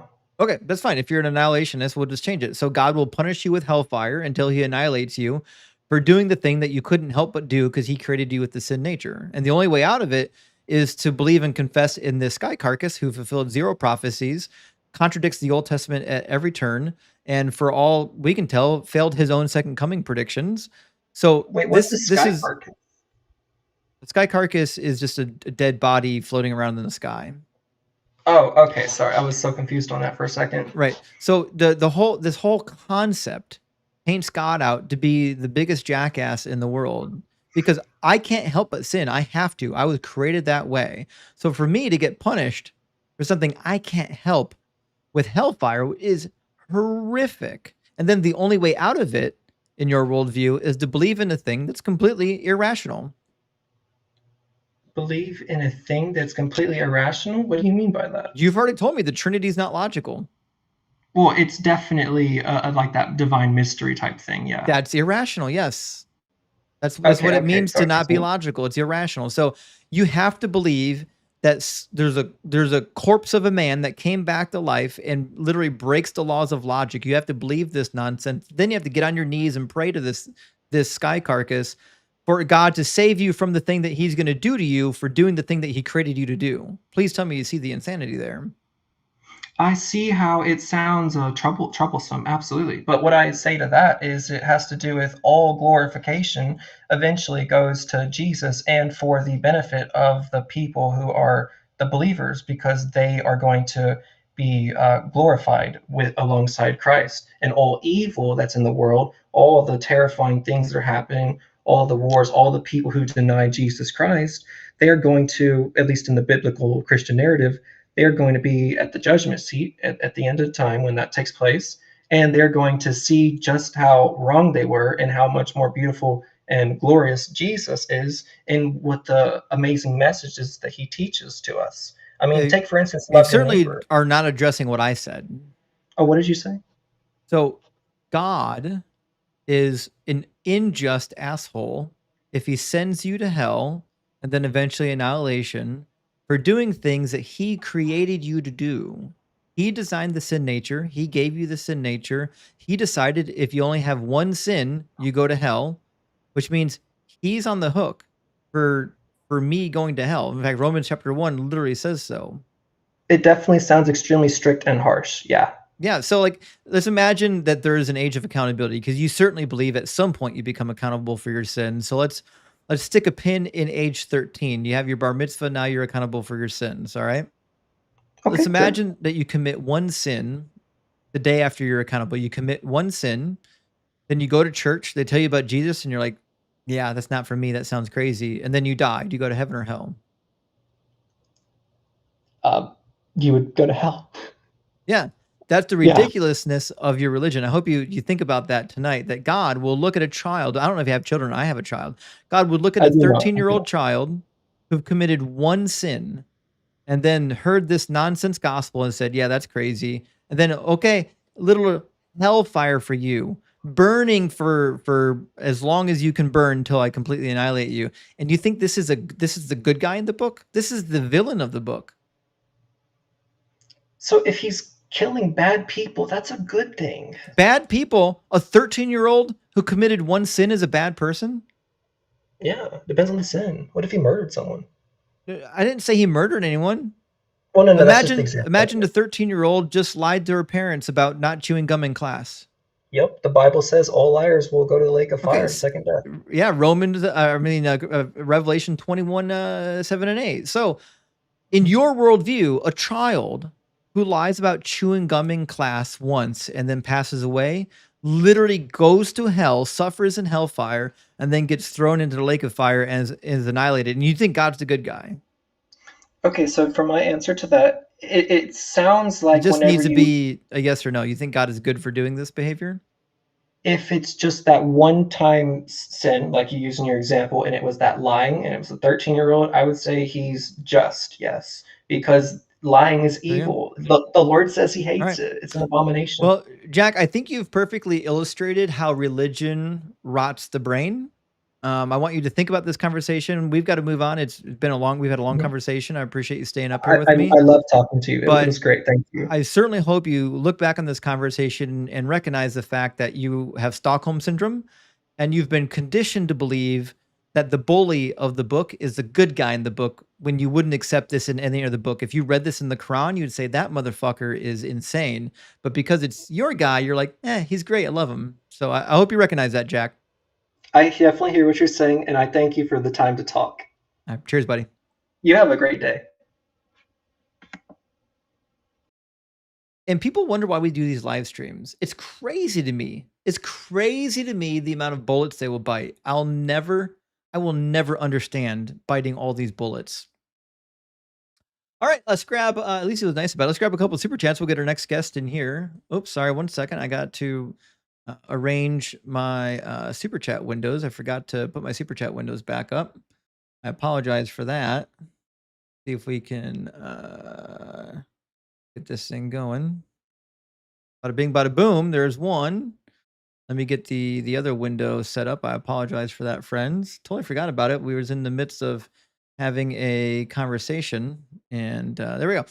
So it says, from Abraham to Chaldean, I stopped saying Christians lie. Now I say pastors, priests, and apologists lie. Christians are underread. Rock hard for Doug. That's actually a really good point, because it's not that Christians lie, it's that they don't know any better. They don't know they're saying things that are untrue. And the hymn says, what does God use to light his smokes? A match made in heaven. That's pretty good. That is pretty good, hymn. I appreciate that one. And Marcus, my friend, says, when is the ketchup doesn't go on hot dogs debate? I'm ready for that. Okay. Sarah and I have had a lengthy disagreement on whether or not you can put ketchup on hot dogs. I don't know when we're going to have a debate, but it's probably going to happen eventually. So just mark the calendars. We'll let you know. TNC said Dan McClellan's book, Yahweh's Divine Images, does a better job of explaining John's theology as idolatrous and not God. It certainly does. He does a great job in the book explaining this. I never claimed to have a better explanation than Dan. I encourage you to go read his book. And the Red Shrek, thank you so much for the $50 super chat. That's huge, friend. Says Judean 7th century propaganda really has made a mark on this world in ways they could never imagine. Yeah, I agree.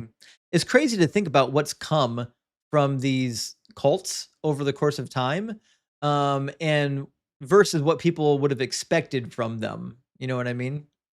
And Chip, thank you for the super chat, says, if one throws out logic, re the Trinity, no Christian can ever again use any logical argument related to God. You can't say that God is logical for some things, but not logical for others. Yeah, I agree with you, right? Either God is logical or he's not, or she's not. It's got to be one or the other. You got to pick a lane.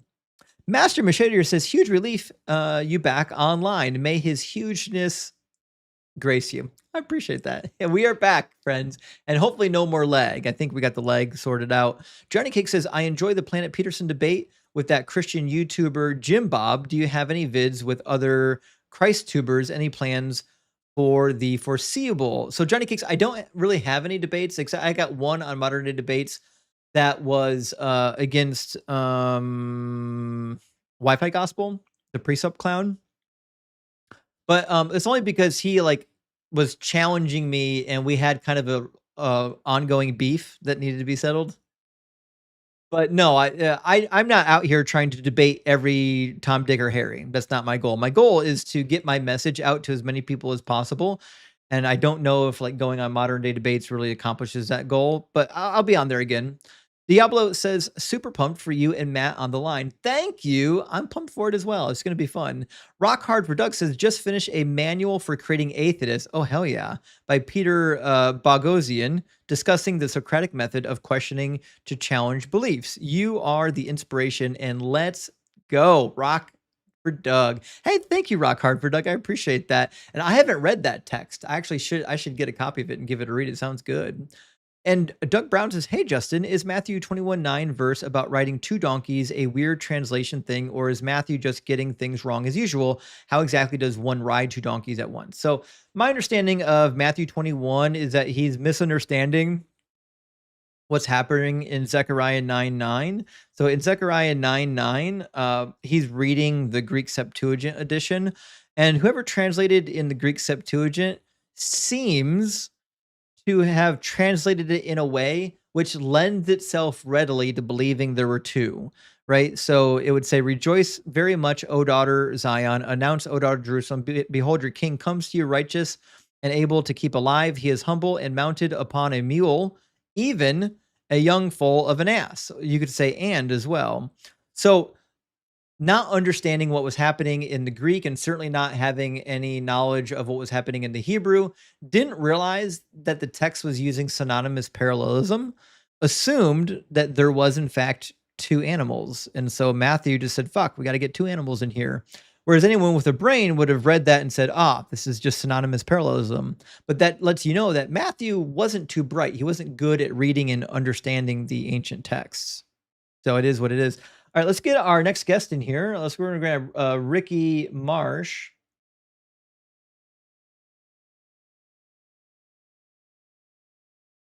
Maybe see if Ricky can connect.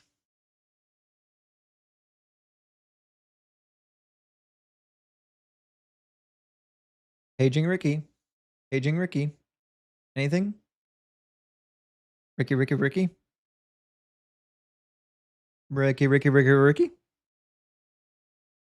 Oh, Leaving Faith is with us. Sarah's with us. Sarah, they want to hear the great hot dog debate. I'm just saying, America is about freedom. Freedom to put anything on the hot dogs that you want.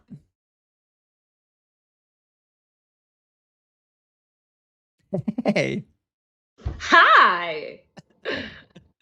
Let me We're drop. talking about hot dogs? It looks that way. We know that you're a dedicated no ketchup hot dog advocate.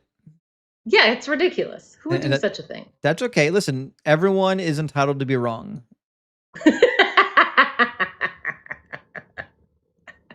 And that is you when you put ketchup on your hot dogs. All right, well, we can fight about this later. Let's grab we're gonna grab someone from the queue. Wanna stay up? Sure. Awesome. We're gonna grab Tans from the queue. Tan Sam. Is it Tans or Sam? Oh, it's Tans. Tans. Okay. Tans, are you at least 18 and are you a believer? Yes, absolutely. And you believe in the Christian God? Yes. Cool. And do you agree or disagree with the statement? I don't necessarily believe that Jesus is God. He's the Son of God. Fair enough. Actually, I just got done talking to a Trinitarian that said you can't be a Christian without believing in Trinity. I was like, yeah, that's not true. A lot of Christians don't believe in Trinity. So, I think that last guy, yeah. yeah, that's Yeah, crazy. no, so I definitely, yeah, so what's your premise? He's a liar and a fraud? He's a liar and a fraud. So, which one of those topics would you prefer to touch first? Mm, well, was fraud. Let's go fraud. Fraud. Okay. I think he's a fraud because he claimed that he was the Messiah and he claimed that he was going to be coming back within the lifetime of his disciples, and neither one of those were true. He not only didn't fulfill a single messianic prophecy, but the Gospels have to make repeated lies pretending that he did fulfill prophecies. Unless you know one that he fulfilled, Okay. I don't know of any. Oh well, well, let's Want me to start show from the you an beginning. What about example? Sure. Sure. So, if you have a Bible or not, you can follow along with me. I'm going to put it on the Not on me. screen. Sorry. Yeah. Sorry, I'm at work at the moment. I'll put it on the screen. So in Jeremiah 31, there's an interesting passage. Have you read Jeremiah before? Yes. Okay, so you're kind of familiar with the context. Jeremiah is prophesying that the Babylonians are going to come in, wipe them out, and then they're going to come back after 70 years. Yes. Awesome. So we have a cool passage in 31 that says, "Thus saith the Lord, a voice is heard in Ramah, lamentation and bitter weeping. Rachel is weeping for her children. She refused to be comforted for her children because they are no more. Thus said the Lord, keep your voice from weeping, your eyes from tears, for there is a reward for your work, says the Lord. They shall come back from the land of the enemy." That's pretty easy to interpret, right? What do you think that's about? Well, Rachel being you know, the mother of Jacob, she's weeping for her children. Jacob's children, being the Israelites. I actually never knew this was a prophecy. Is this prophecy? Is it? Yeah, it's from Jeremiah, and he's basically trying to reassure the mothers, saying it's okay. Your children are going to be brought back to the homeland eventually, right? So does that intertwine with Jeremiah 33? When Well, I think that it should intertwine with Jeremiah 33 if you read long enough, but I think that's going to be a separate discussion.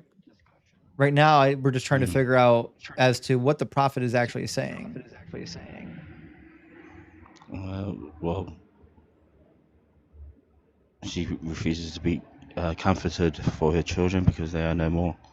I think it's because they're basically well, the chosen people. Obviously, this is about the Babylonian captivity. That they've walked away from Yahweh.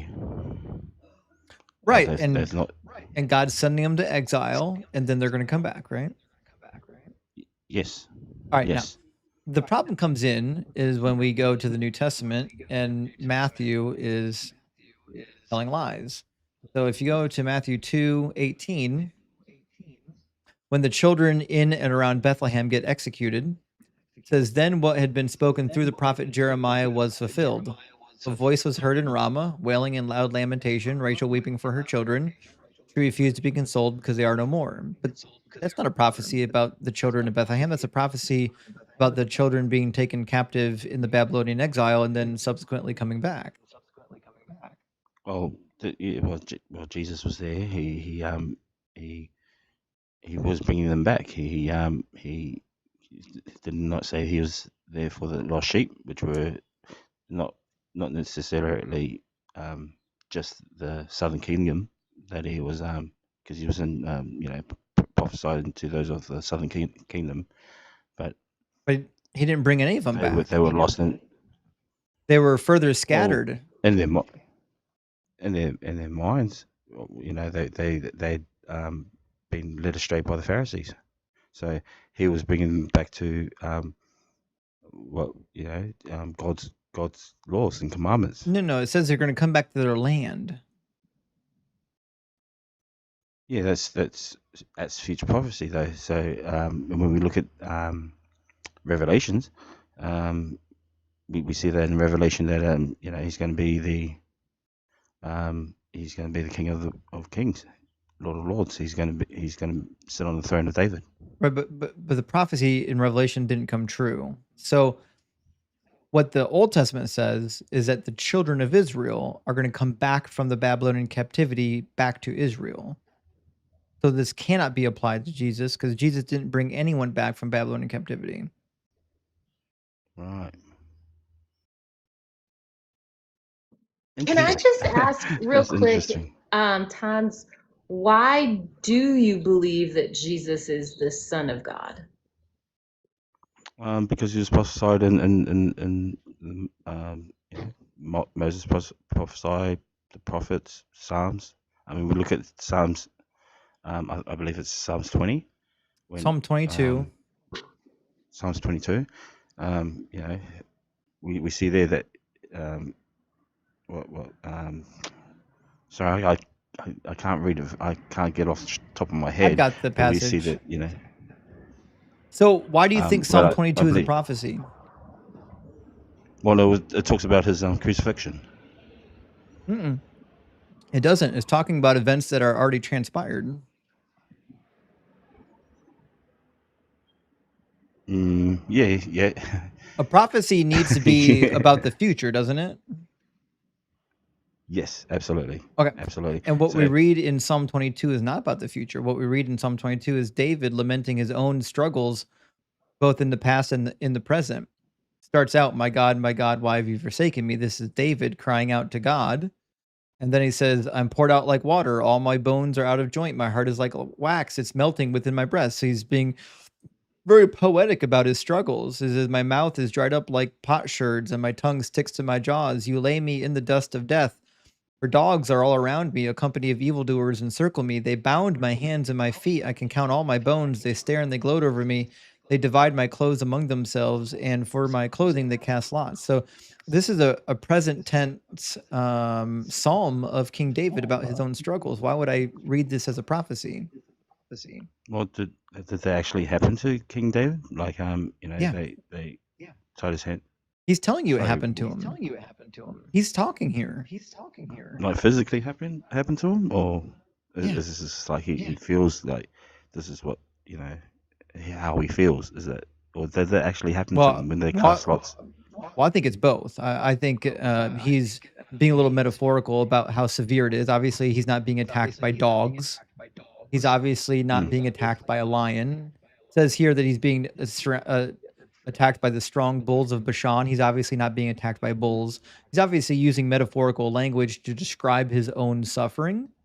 But David certainly did suffer quite a bit in war. He was known as a warrior king. And in fact, when you're taken in battle, this is what happens. They take your armor, they take your clothing, they divide it among themselves, Yeah, but they bound his hands and feet. Like I don't remember a time that. I mean, I guess when he, they stopped his impeded his movement, I guess. But we can see But that, he just told you they Jesus' did. hands and feet. So this is the weird thing about Psalm 22 is like David is telling you what's happening. Like he's telling you this is happening to me. And then Christians will get up here and say, well, this never happened to David. He's telling you it happened to him. What more do you need? I understand that. But so I mean, I guess when it says they bound his hands and feet, we know that Jesus' hands and feet were bound, and they cast lots and shred his clothes when he was walking with his cross. Yeah, that's what happened when you're captured. That's what people did. That's just what everyone. That's what everyone had happened to them. If you read any of the ancient war annals, that's what you did with the foreign kings. You bound their hands and their feet. You bring them in as captives. Usually, you beat the snot out of them.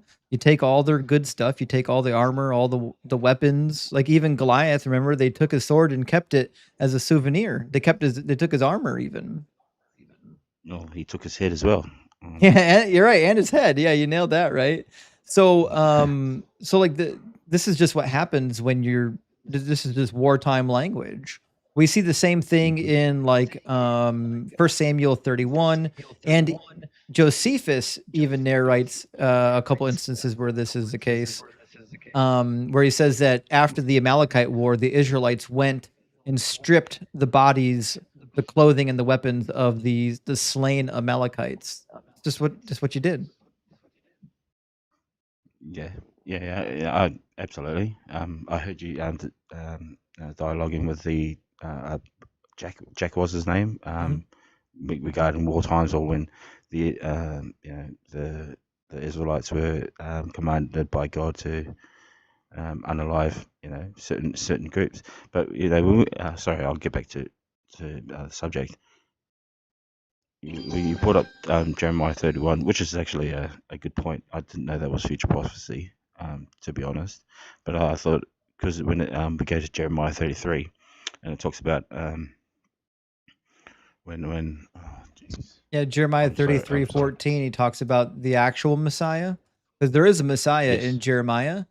And in Yes. Jeremiah, the interesting thing about the Messiah is he's doing the opposite of what Jesus did. It says, "Thus saith the Lord, when I will." I got to start from the beginning. "The days are surely coming," says the Lord, "when I will fulfill the promise I made to the house of Israel and to the house of Judah in those days, and at that time, I will cause a righteous branch to spring up for David, and he shall execute justice and righteousness in the land. In those days, Judah will be saved, and Jerusalem will live in safety. And this is the name by which it will be called: The Lord is our righteousness. For thus saith the Lord, David shall never lack a man to sit on the throne of the house of Israel, and the Levitical priests shall never lack a man in my presence to offer burnt offerings, to make grain offerings, and to make sacrifices for all time." So when the Messiah comes, there's going to be ritualistic Mosaic sacrifices and offerings, just like Ezekiel says. Yes, and so obviously Jesus was from the lineage of David, and he, his mother was Mary, was a part of the the tribe of Levi. Yeah, she was from the tribe of So the Levites. Yeah. so that they're speaking about two tribes that concerning Jesus. I think that's talking about Jesus. I mean, did that prophecy occur? It didn't occur. It That failed. Jesus didn't do it. So it says that the Levitical priests, these are real people. It's not a metaphor. So the Levitical priests shall never lack a man in my presence to offer burnt offerings, make grain offerings, and sacrifices for all time. Now, my translation says all time, but some of them just say forever. Some will say always, some will say forever, some will say for all time. But it just means continually. There's going to be continued sacrifices of Moses going on. Yeah. So was this prophecy fulfilled in Jeremiah 33? I mean, It was never regardless fulfilled. of Jesus. Oh, so it's still a future prophecy pending, is what you're saying? Well, it's never going to be fulfilled because according to the New Testament, there will be no Mosaic sacrifices anymore. But if Yes. your point, Tons, is that you think that Jesus is the Messiah because he fulfilled these messianic prophecies, I mean, Justin is showing you how Jesus did not fulfill the messianic prophecy. And so you need a different reason than to believe that Jesus is the Son of God. Yeah, no, I understand that. I'm still looking at it as a future prophecy, and when, But if it's a when he future was prophecy, that means Jesus did not fulfill it. Therefore, when he Jesus was is here. not the Messiah. What he did say in Matthew 5:17, I think that I've come to dispose of the law and the prophets. It's not come to dispose, but to fulfill, till heaven and earth pass. So we know that heaven and earth hasn't been rolled up into a scroll, like the I believe prophet Ezekiel said. So it's still pending prophecy. Do you think Jesus is the Messiah, but he has not fulfilled the prophecy? So why do you think he's the Messiah if he hasn't fulfilled the prophecy? It's still to be fulfilled. We see in the book of Revelation, and I believe in the book of Galatians, when We So see a new heaven and new earth, and her name is Jerusalem from the so sky. you've brought up just a second ago another contradiction we see between Jesus and the rest of the Bible, which is that according to Matthew 5, Jesus says to follow the law until heaven and earth pass away, and heaven and earth certainly hasn't passed away. But in Ephesians, Paul says the opposite. It says, "But now Christ Jesus, you who once were far off had been brought near by the blood of Christ, for he is our peace. In his flesh, he has made both into one and has broken down the dividing wall, that is the hostility between us, abolishing the law and its commandments and its ordinances." So Paul says Jesus abolished the law. Jesus said, "I did not abolish the law."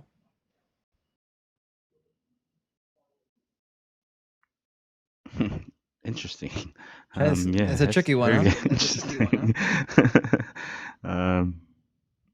I don't have an answer for that.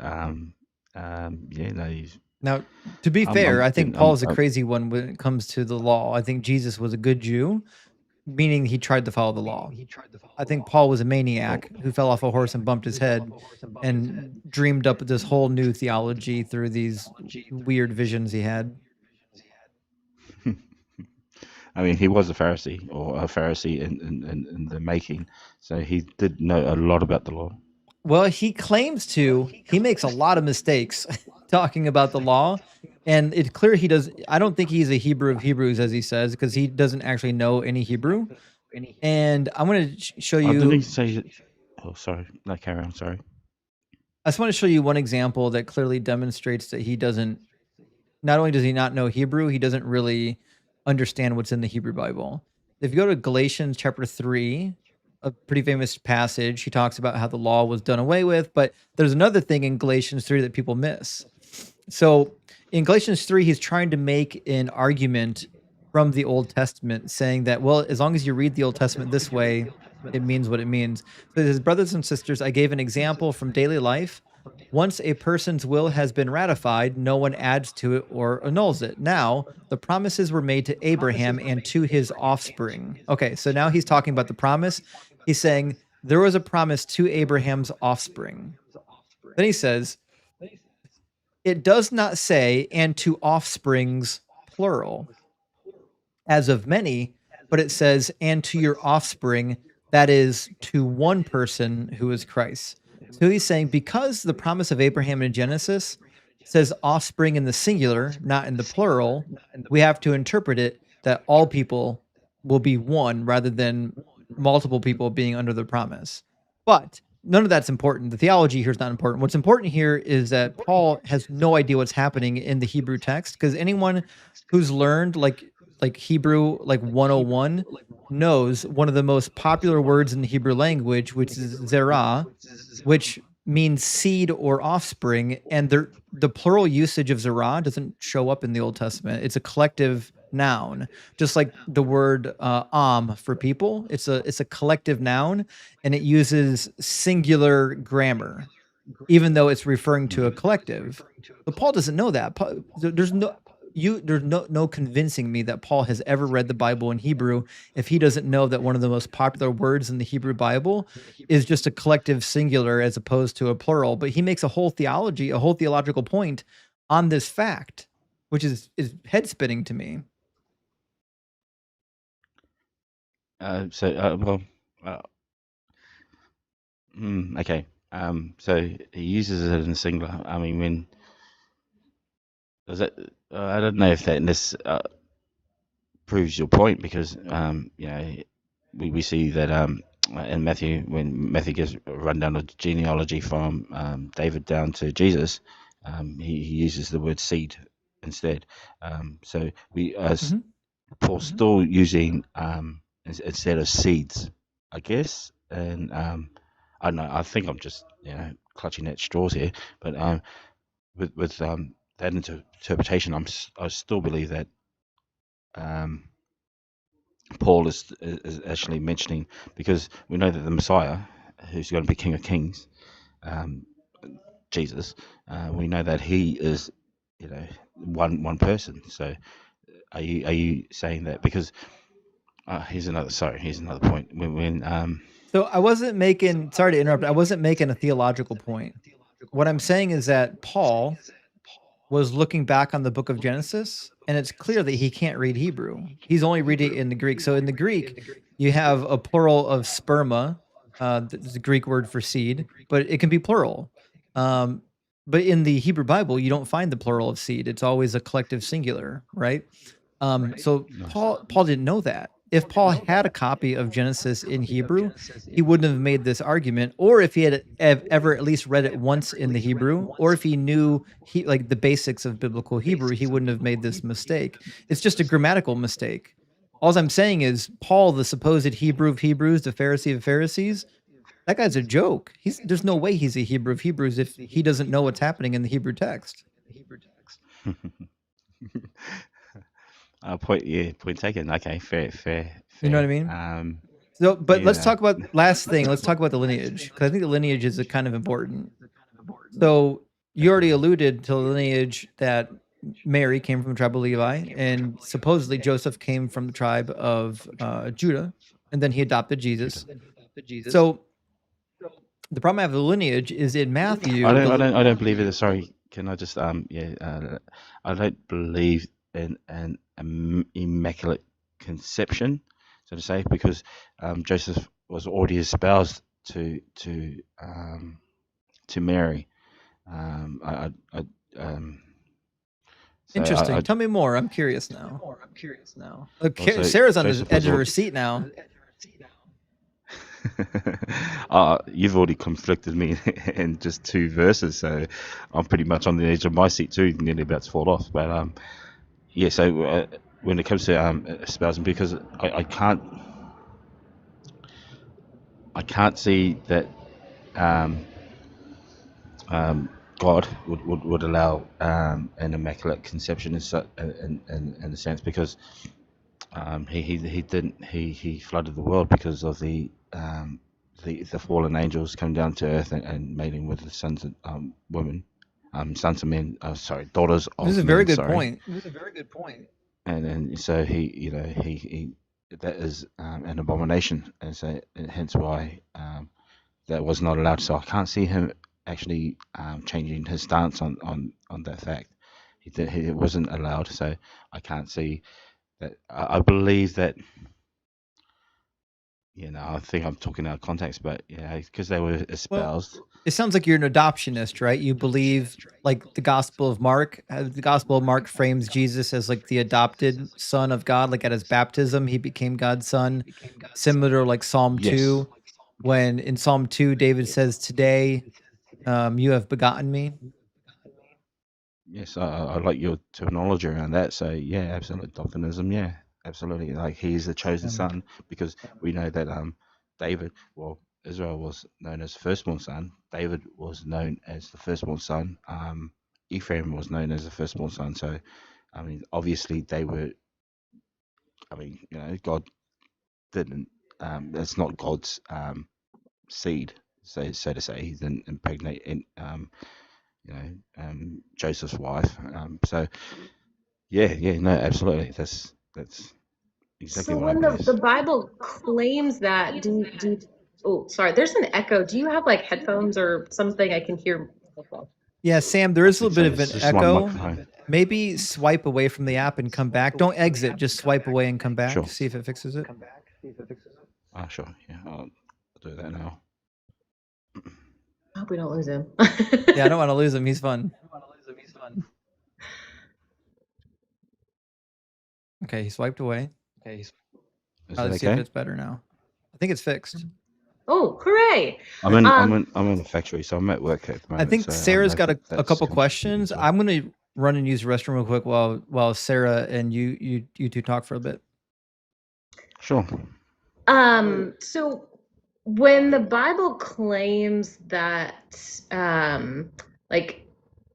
when the Bible makes claims about Jesus's birth, do you think that the Bible is incorrect about that? Like, I guess I'm interested in your view of the infallibility of the Bible. You're muted. I didn't know if you knew that or not. I'm sorry, Sarah. I just got called away from my boss. Can you just start that over again, please? Yeah, no problem. I'm listening.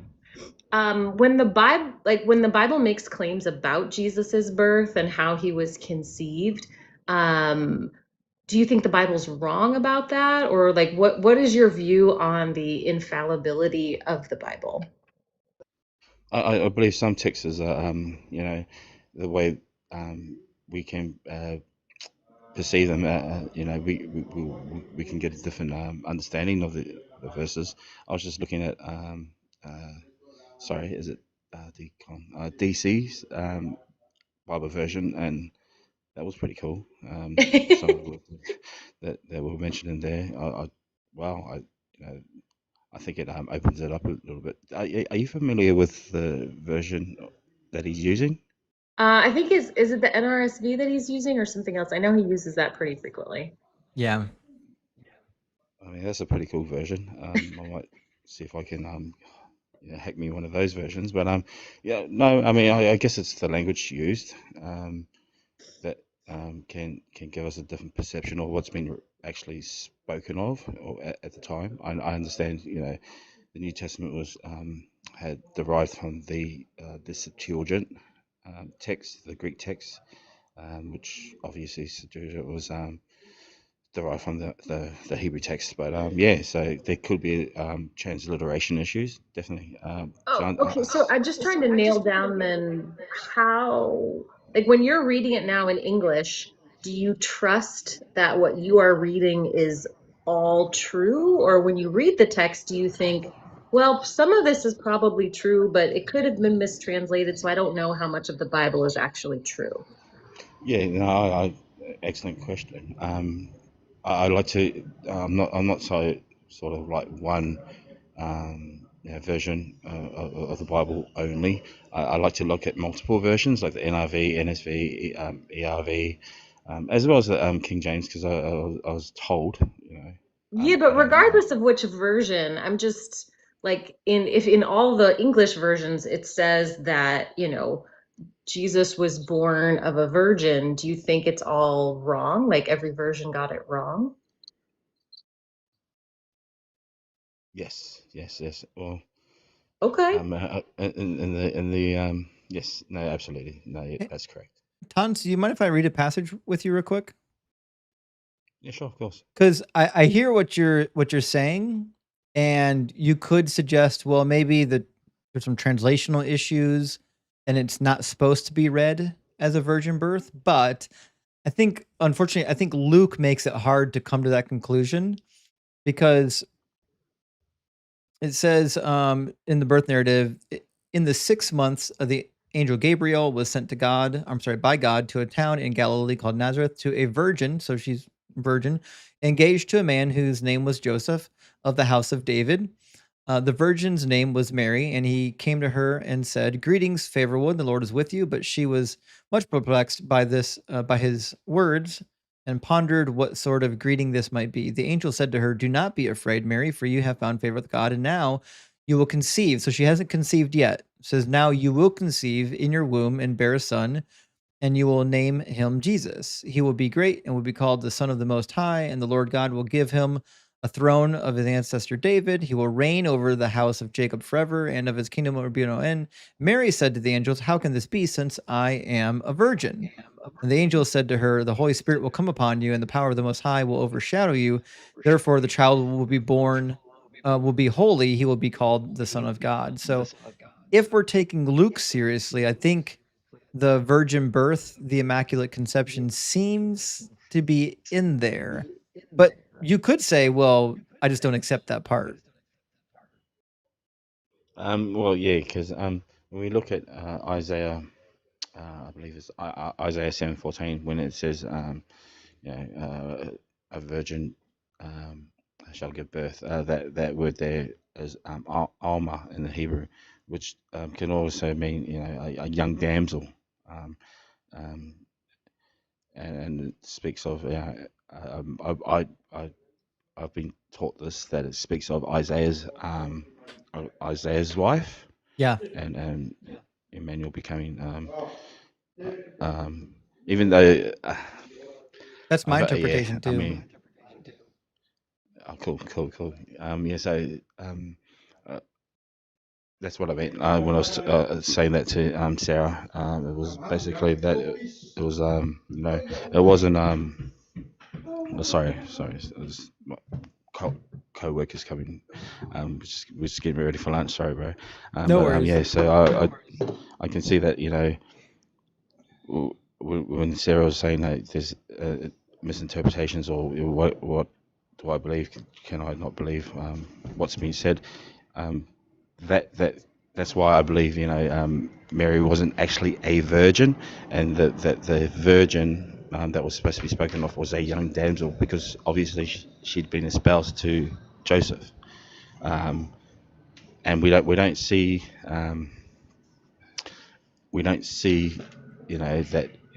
that they didn't have any relations, so to say. They hadn't had intercourse, nor do we see that they But did Mary have. says they haven't, is the problem. Like, Mary is directly saying in Luke, I am a virgin. Yeah, You know, so it's like either like Luke is I'm maybe getting lying. confounded all over the place here. Yeah. Could she be lying? I mean, Well, no, or like I think you have to decide is can you trust every yeah, word that's in the text? You know, so fair when enough, fair Luke enough. is claiming that this interaction between Gabriel and Mary happened, is Luke wrong about it? Is it being reported incorrectly? You know, it gives you you're in a tough spot there. Well, yeah. I mean, It seems like I they don't know. I built think a I whole got to be. doctrine on a mistranslation. Yeah. Yeah. I'm seeing that. I mean, I don't sort of subscribe to any sort of denomination of Christianity. I'm still open to interpretation, but can we get to some of the lies that he said? I mean, I think I've been. If you, I if you're think up I for got it, it. yeah. Yeah, yes, please, yes, please. Okay, I mean, thank you. so we'll start out because I know you're at work. We'll start out with some of the short, easy ones. Let's grab John 7, and we're going to do verses 7 through 10. I think this is the clearest example of Jesus just saying something that he lied about. So I'll pull it up on the screen. So this is in regards to going to a festival. It says, go to the festival yourselves, talking to the disciples. Go to the festival yourselves. I am not going to this festival, for my time has not yet fully come. After saying this, he remained in Galilee. But after his brothers had gone to the festival, then he also went, not publicly, as it were in secret. So he does end up going.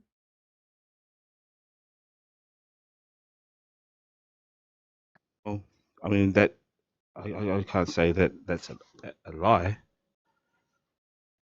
because go to the festival yourselves. I'm not going to this festival, for my time has not yet fully come. After saying this, he remained in Galilee. I mean, his time had not fully come, and he I mean, I guess not to say that he was expecting to be crucified, but I mean, we Like an hour we later, his time had come to go to the festival. Like, hey, bros, I can't go at 8, but like maybe I'll show up by 10 because that's when my time has come. Yeah, because if that was his intention, wouldn't you just say, well, I'll see you there, but later. Go on without me. I'll meet you there in a couple hours. couple hours. Um,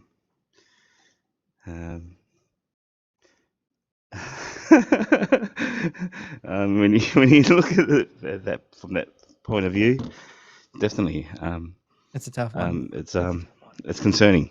It's concerning. I'm going to show you. Oh, go ahead. I think I'm listening to you even more. I'm going to be buying a ticket to hell. But I think, can I mean, I know you're kidding, but also I think a good God would never send you to eternal torture for genuinely trying your best to understand.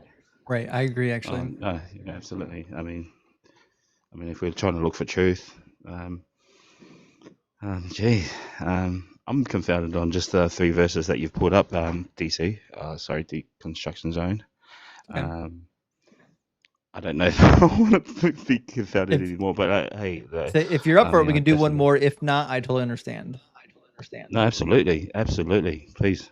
Okay, well, we'll do one more. So this is in regards to Jesus' second coming, and he says, I typed in the wrong verse. I wanted Matthew 10:23, not 13. So he sends the disciples out into the villages to preach. And he says, when they persecute you in this town, flee to the next. For truly I tell you, you will not have finished going through all the towns of Israel before the Son of Man comes. And the Son of Man coming is a reference to Daniel 7, when he's glorified in the heavens and he judges all of mankind. And then he reiterates this in Matthew 16:27-28. He says, for the Son of Man is to come with his angels in the glory of his Father, and then he will repay everybody for what's been done. Truly, I tell you, there are some standing here who will not taste death before they see the Son of Man coming in his kingdom. And they're all dead. And then he gets even more specific in Matthew 24 when the disciples bluntly ask him, when will you be coming back? And he gives them a bunch of signs of the end. He says, immediately after the suffering of those days, the sun will be dark and the moon will not give its light. The stars will fall from heaven and the powers of heaven will be shaken. Then the sign of the Son of Man will appear in heaven. So we have already know the sign of the Son of Man is the judgment, right? Then all the tribes of the earth will mourn. They will see the Son of Man coming on the clouds of heaven with power and great glory. He will send out his angels with a loud trumpet call. They will gather his elect from the 4 winds, from one end of heaven to the other. Then he says, last, from the fig tree, learn its lesson. As soon as its branches come tender and put forth its leaves, you know that summer is near. So also, when you see all of these things, you know that he is near at the very gates. Truly, I tell you, this generation will not pass away until all of these things have taken place. Oh, well, I think I've got an answer for this one. So when it talks about this generation, because he hasn't fulfilled, or because, like I said in Matthew 5, where he says, until heaven and earth pass, shall all things be fulfilled. So the generation that he's talking about is because God made a covenant with his people, his chosen people, and it's a perpetual covenant. So perpetual, obviously, meaning forever, and the generation that he's talking about is basically, the generation he's talking about is basically their offspring, those people's offspring. Because I don't believe in reincarnation, but when he says, to the disciples, about Elijah, do you believe? So, and he says that John is Elijah, but no one knew about it. Mm-hmm. So that's not reincarnation, but a form of reincarnation. So when he says, "This generation shall not pass," he's talking about future prophecy. I don't know if that answers your question. Sorry, but I'm a bit nervous. I don't want to stumble on my words. You're giving it your best go. So this is what a lot of people say. They'll say, well, this must be a future generation. Now, in biblical Greek, there is a way to talk about future generations. In English, we would say that generation will not pass away. But in Greek here, it's this generation, meaning this present generation in the now, which is why the English translated in front of him. Yeah, exactly. And this makes much more sense, right? Because the disciples are saying, when will be the signs of your coming back? Because they're expecting him to come back imminently, right? So he gives them all these signs, and then he gives them the cutoff. The cutoff is this generation will not pass away until all of these things have taken place. Now, if this is just any future generation, meaning whatever generation is alive at the time Jesus comes back, well, then the data point's useless because, yeah, obviously that generation is going to be alive. That's the generation. It's presumed that when you come back, if there's people on the earth, they're going to be alive. I mean, could it also be the 500 that saw him in the book of Acts? So that's 1 Corinthians chapter 15. The 500 was mentioned by Oh, sorry. Paul. But no, I don't think so, because the signs that need to take place didn't take place, right? It says that the sign of the Son of Man will appear in heaven, and then all the tribes of the earth will mourn, and they'll see the Son of Man coming on the clouds of heaven with power and great glory, and he will send out his angels with a loud trumpet call, and they will gather his elect from the four winds, from one end of heaven to the other. And they're still waiting for this. For like, even as Paul's writing his letters, like in 2 Thessalonians chapter 4, or 1 Thessalonians chapter 4, he's still saying that Jesus still has yet to come on the clouds of heaven with the loud trumpet call. Like, they're still waiting for it. Yeah, absolutely. I totally believe that. Obviously, it's spouted again in the Book of Revelation. So, yeah, I'm not going to lie. I'm still a bit confounded on those previous verses. Because it seems but like the Jesus following is just a failed end times apocalyptic cult from Judaism, based on the writings of Jesus, or the sayings of Jesus, and also based on what we find in the letters of Paul. Like in Philippians 4:5, Paul says, "Let your gentleness be known to all, because the Lord is near." Like, what does that yes, mean? He says over and over again that the coming of Jesus is like imminent. 1 Peter 4 says the end of all things is near. yes. Right? Um, They were obviously expecting him to come back in their lifetime. Yeah, I get that. That's what they're expected. I mean, I believe that when they did pass on, or were unalived, that's what that could have meant. But I still go on the fact that sorry, I still go on the fact that, till heaven and earth pass is basically what Jesus was talking about. But I know. I think I'm gonna ramble on and dishonor my belief right here in front of your crowd. I'm actually going to go back to the drawing board on this. Yeah, so And go ahead and spend some time thinking about some of these points and coming back in the future and let us know where you're at. I definitely will. I appreciate your time. Thank you, Sarah. Your insight Nice to meet you. was excellent as well. Yeah, nice to meet you both. Take care. Be Cheers, safe. buddy. Have a great one. You too. Nice guy. He was lovely. You don't get a lot of really nice people up here. Usually they're coming in and they're pretty upset about the prompt. Yeah, he was. I think it takes a lot of bravery and humility to be in front of this big crowd who disagrees with you, and for you to say, "Oh, I might be wrong about that." Like, that's really hard to do. So truly, like, huge kudos to him. That was awesome. Big time. I'm gonna grab a couple of super chats and then we're gonna get Joe in from our TikTok queue. Joe's been waiting for a while. Jesse B, thank you for the super chat. Says, if you're really nice, it's not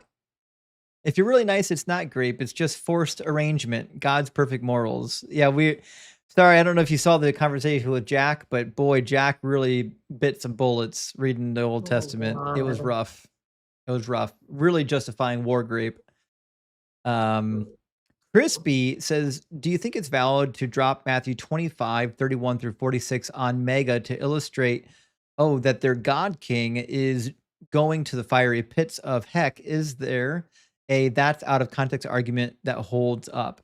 Okay, so when I was in Catholic school, this was actually a discussion that we had with our teacher, and she agrees with you, and I agree with her, which is that if Jesus's words have any meaning, it's that doing what Jesus asked you to do, namely taking care of the poor and the needy and the children, counts for something, right? I don't believe that the historical Jesus taught what Paul taught. I do not think that the historical Jesus told you that if you just believe the wrong thing, you're burning forever in eternity. I think Jesus was probably more like the Jews of a time period, that taught that you need to be good and righteous before God. That's what he's looking for. He's looking for people who walk humbly and upright and treat others with respect. That seems to be what most Jews of Jesus' time period believed, and it seems to be what the historical Jesus probably believed. Carnage Asada, thank you for the $10 super chat, friend. Says those babies had sinful bodies. Is probably the most yes officer this man right here I've ever heard on your stream. Yes, you nailed it. He would turn in his own mother if that was the case.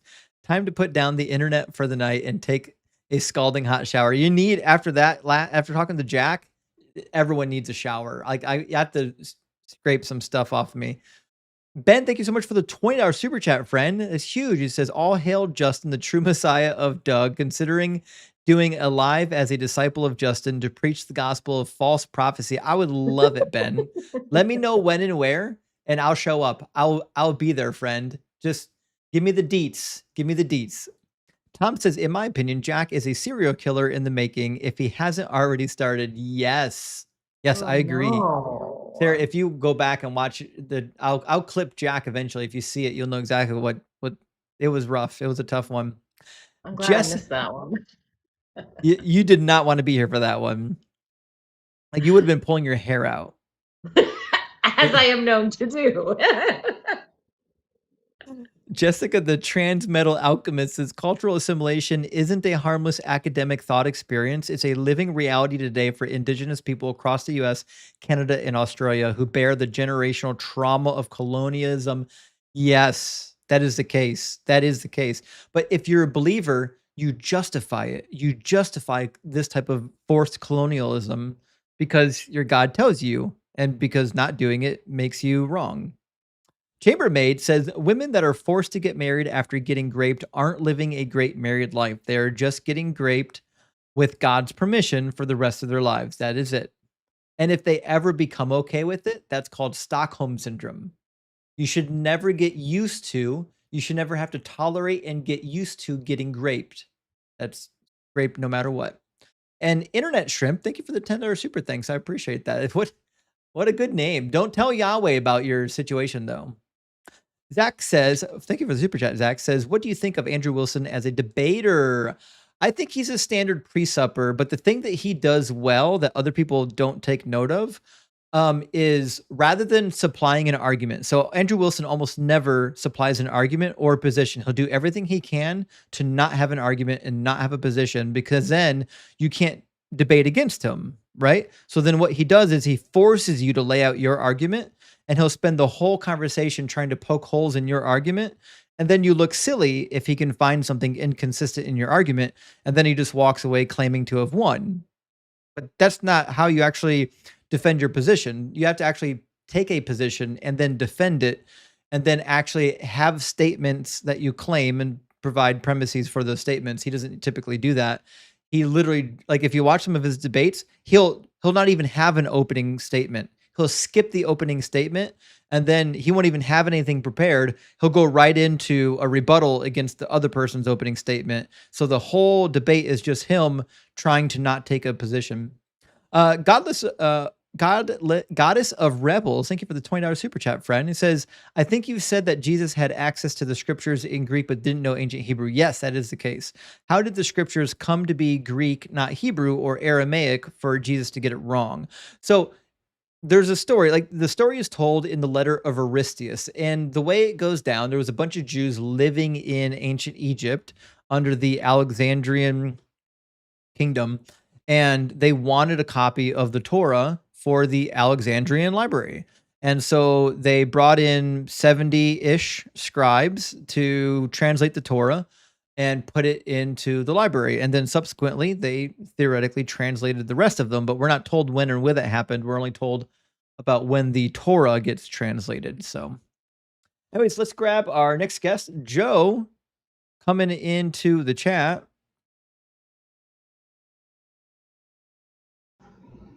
Welcome in, Joe.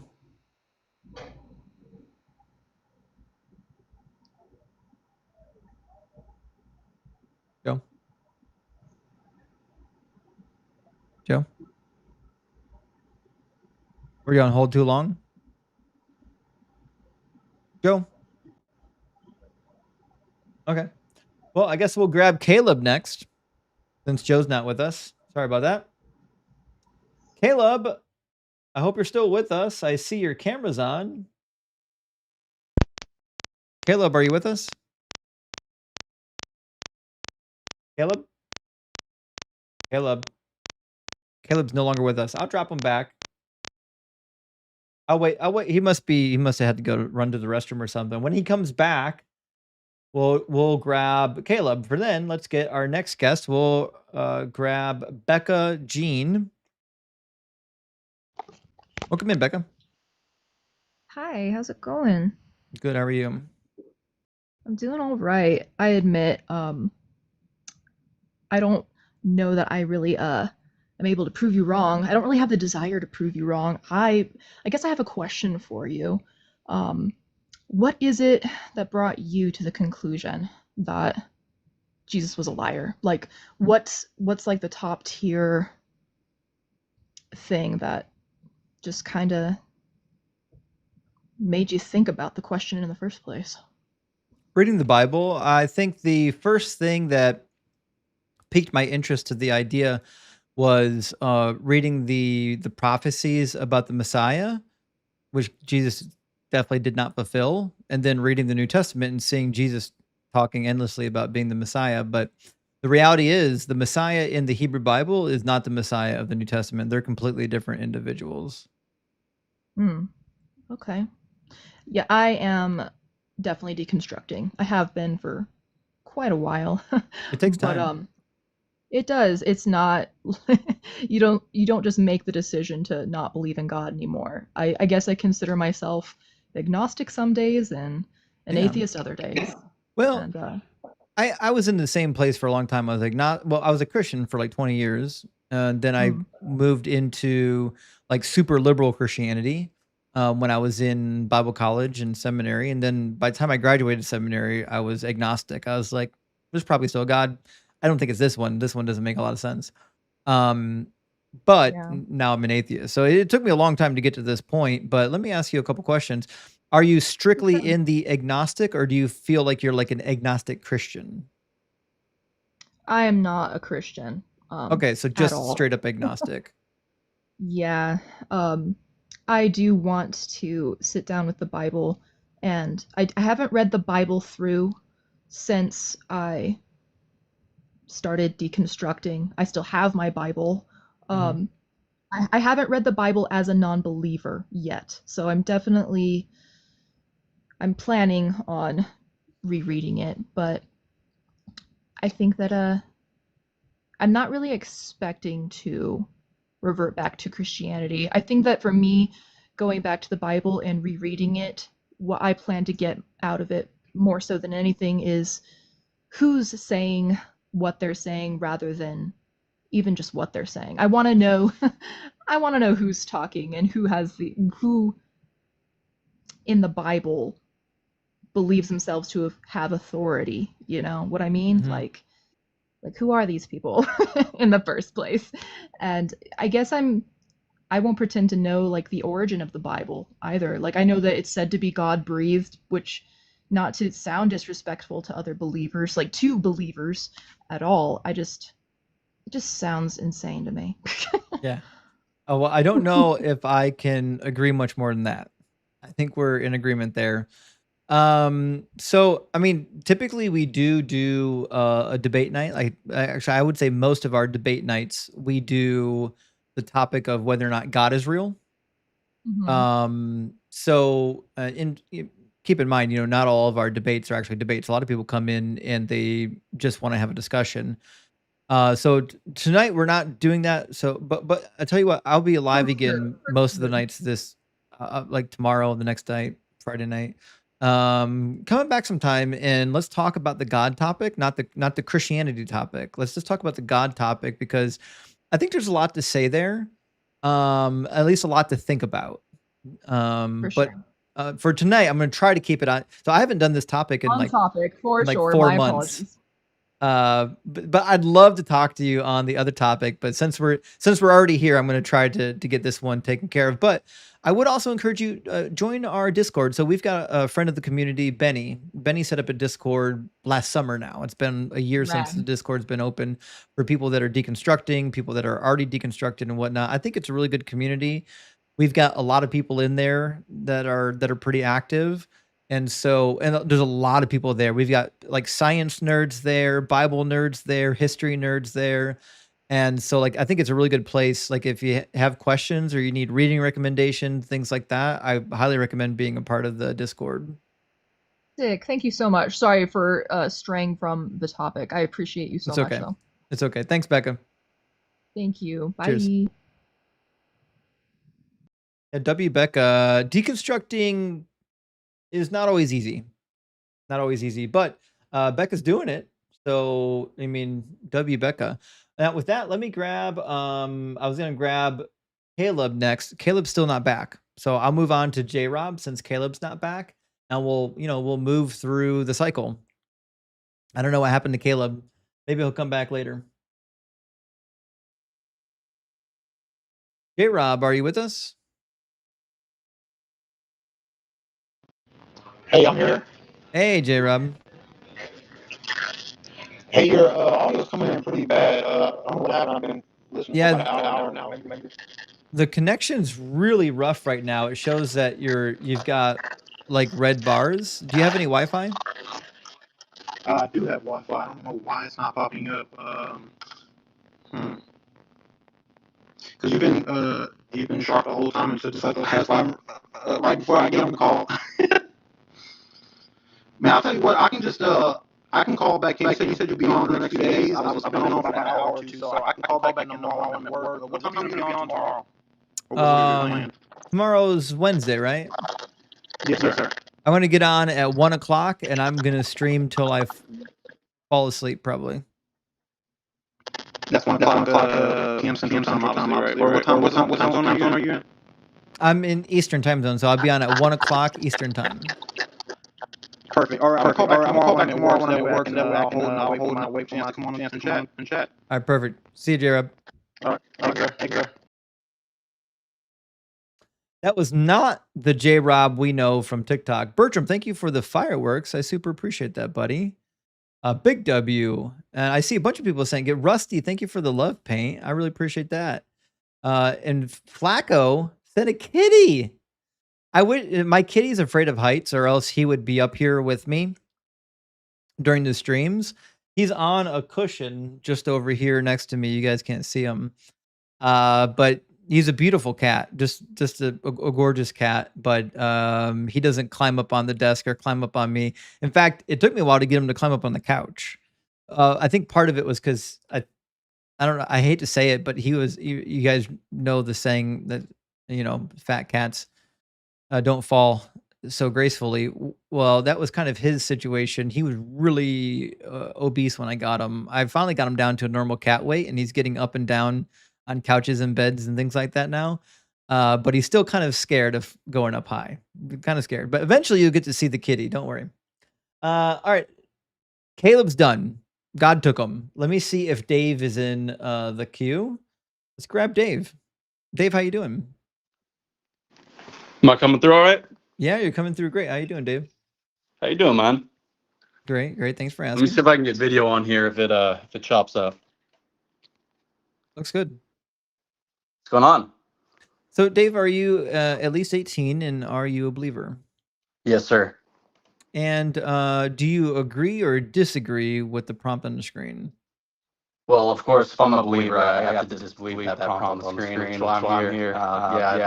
I'm interested to hear what you have to say, and I kind of want to start. I've been following for maybe like an hour now. Yeah. And just like ask like who do you think that Jesus is? Dave, let me check one thing real quick. When you turned your camera on, your audio got kind of funny. Let me see if that fixes it. How are we doing now? I think that's good. I think you were just running out of bandwidth, and it was doing some funny things to the audio. Not that we don't want to see your face, but we want to hear you for sure. Am I coming through all right? I think you're okay right now. Good. Awesome. So my claim, Dave, is that Jesus was a liar and a fraud. The claim that he was a liar, there's a lot of places you can go with that. The claim with the fraud is based on the idea that he claimed to be the Messiah and he just simply wasn't the Messiah. Which one of these two topics would you prefer to start with, the lying or the fraud part? I guess like so maybe fraud. I think they're kind of tied up, right? I mean, would you agree? Like, Yeah, being a fraud is being a liar in a way, right? I do agree. Now, it could be true that you're a fraud, but you're an accidental fraud, like you're mistaken. I think that could be the case. In fact, if I was going to put money on it, I would say that is the case with Jesus. I say if there's a real Jesus, he probably thought he was a Messiah, then he just wasn't. So That being, just so we can like make sure we're level set. Do you believe in a historical Christ? yeah, I do. Okay. So like you believe Jesus actually lived, and do you believe he was crucified? I think it was crucified. I've got some doubts as to the exact manner of death, only because the Jews write in the Talmud in Sanhedrin 43a, and they wrote about him a couple times in the Talmud, but they really didn't like this guy. But in Sanhedrin 43a, they say that they stoned him and then they hung him up on the wood. But either way, I think we still get to the end point, which is at some point that dude ended up on a piece of wood. Okay. So You know what I mean? you have a historical view of Christ. Now what would you say about? Because I think if we're going the fraud direction, right? Christ, do you believe the Gospels were, like what is your belief about the Gospels? I know someone called in. So my belief on the Gospels is that they were written much later. In fact,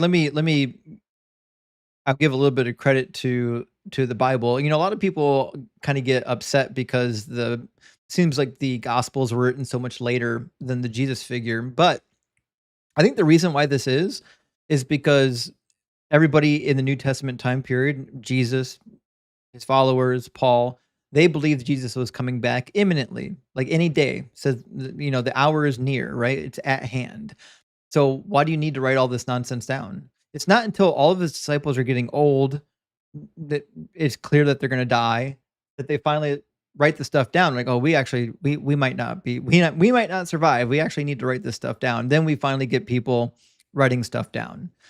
So that being said, what I don't know is how much was written down is authentically from the disciples and how much was added to later, because we have a lot of evidence of the biblical manuscripts being added to later. So it's hard for me to know which I would personally find to be original and which is not original. I kind of lost track of the question, though. I forgot the question. What was it, Dave? Dave, I think your connection froze on me. Can you hear me now? I got you now. Yep. Okay, yeah, no, I heard everything you said. So I just want to make sure we're going to be going through biblical text. So I want to know what you thought about, like, was he actually writing about Jesus? Did Jesus say those things? Or do you believe that he said those things? Like, I mean, because a lot of the text I would go to that says, hey, Jesus, actually claimed to be, you're talking to someone about, was Jesus the Son of God? And, you look at a text like John 1:1, right? Like, you don't, I mean, I know you don't believe that text, but do you believe that John was a disciple of Christ? He actually wrote those things, and it says, in the beginning was the Word, and the Word was with God, and the Word was God, right? So, like, I guess, what is your belief about the Gospels? That you just kind of accept some of those things, or not all of them? Because you were kind of pointing at certain texts, like I think John 7 you were pointing at, right? And I'm curious, like, when you see those texts, like red text, Jesus said this, and you're saying, oh, Jesus lied here. Well, like, do you actually believe Jesus lied, or that text was actually Jesus speaking? Like, because if you don't believe in the gospel, right, then you can't even really look at that text and say, hey, Jesus lied, because you don't believe in the text. Or do you believe in the text? I think almost the entirety of John is ludicrous. I don't think he said half the stuff he said in the book of John. I think a more accurate depiction of Jesus shows up in the Gospel of Mark. But for this topic, actually, that's not actually the point. My point with this topic is not to say this is original and this isn't original. My point with this topic is like with what we do have in the book, like if I just take the book for what it is, Jesus is clearly a liar and a fraud within this book. Okay. Okay. So I'll give you kind of an example of what I'm talking about. So in John 13:18 and Psalm 41, we find like this really interesting situation. Let's grab Psalm 41 first. And we're going to do 5 through 9. I don't know if you have a Bible, but I'm going to read it. Yeah, I'm catching up to you here. 41, you said? Yeah, Psalm 41. So Psalm 41 is a psalm of lament. David was quite famous for his psalms of lamentation. And so what we read in this particular lamentation, a part of it at least, he says, "My enemies wonder in malice when I die and my name perish." I'm sorry, when I will die and my name perish. And when they come to see me, they utter empty words, while their hearts gather mischief. When they go out, they tell it abroad. All who hate me whisper together about me. They imagine the worst for me. They think that a deadly thing has fastened on me, that I will not rise again from where I lie. Even my close friend in whom I trust, who ate of my bread, has lifted his heel against me. Now, I'm writing this passage and I'm saying to myself, oh, sure, this is just a lament of King David. So the problem I have is Jesus reads this and he's like, nope, it's prophetic. John 13:18, when he talks about his betrayal and singles out one person, he says, I'm not speaking of all of you. I know whom I've chosen, but it is to fulfill the scriptures. The one who ate my bread has lifted his heel against me. But if you're reading Psalm 41, there's no reason why you would ever read that and believe that that single line is a prophecy about the Messiah. It's just David lamenting. Right. So, I guess I'm kind of curious where you're going with that, because I would agree with you, right? If a Hebrew of that time, without hearing Christ saying that, wouldn't be like, hey, this is about me, right? And I think that is in accordance with the Gospels, right? I think of the road to Emmaus, where Christ goes through the Old Testament scriptures and shows them all things concerning himself, right? So he's going through the Old Testament, opening up things that no one would have been like, hey, that's talking about Jesus. Yeah, because it's But not. when they see it, well, I mean, you and I would disagree on that. I think there are texts in the Psalms that are prophetic. I think there are some that are, the Psalms are poetry, right? They're not meant to be taken literally. And I think you would agree with that. True. I think some of them are poetry, some of them are not, but a lot of them do contain poetry. But like in Psalm 41, it's the character who's doing the lament can't be the Messiah. It's got to be King David because he's a sinner. He says, "As for me, I said, O Lord, be gracious to me, heal me, for I have sinned against you." That can't be Jesus.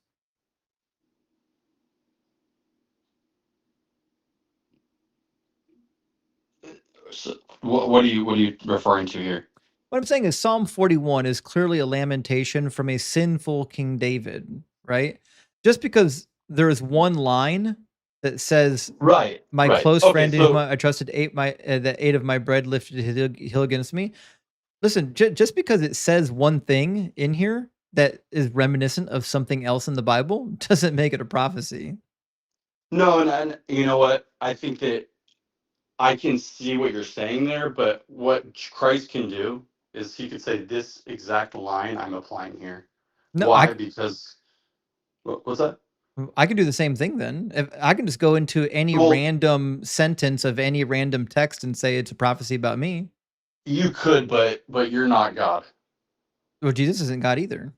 So Yeah, but you're kind of putting the cart no, before the no. horse. What you're saying is, I'm willing to accept bad exegesis. I'm willing to accept lies because I'm starting with the presupposition that Jesus is God. But that's the cart before the horse. What you Right. should I would ask say, yourself is, can this guy be God while telling me lies, while giving me bad exegesis and telling me that prophecies are prophecies when they're actually not? okay, so bad exegesis would imply though that it's a wrong interpretation, And I would say Certainly that, would be. yeah. So you're coming with a presupposition that God isn't real, there Nope. is no God, Nope. and that Christ isn't God. Nope. So you have a different presupposition than me. No, my presupposition is that whoever the Messiah is, they have to fulfill actual prophecies and not just any random words on any random page. Right, but you say that, but then like you don't actually believe that there's a Messiah. So your presupposition actually is that there is no Messiah, that there is no God. No, my And presupposition is that the messianic prophecies never got fulfilled. no, your presupposition actually goes beyond that. It's there's no God. That's not a presupposition in this debate. This debate is not about whether or not God exists. This debate literally is about whether or not Jesus was the Messiah. I could have this identical debate if I was a Jew.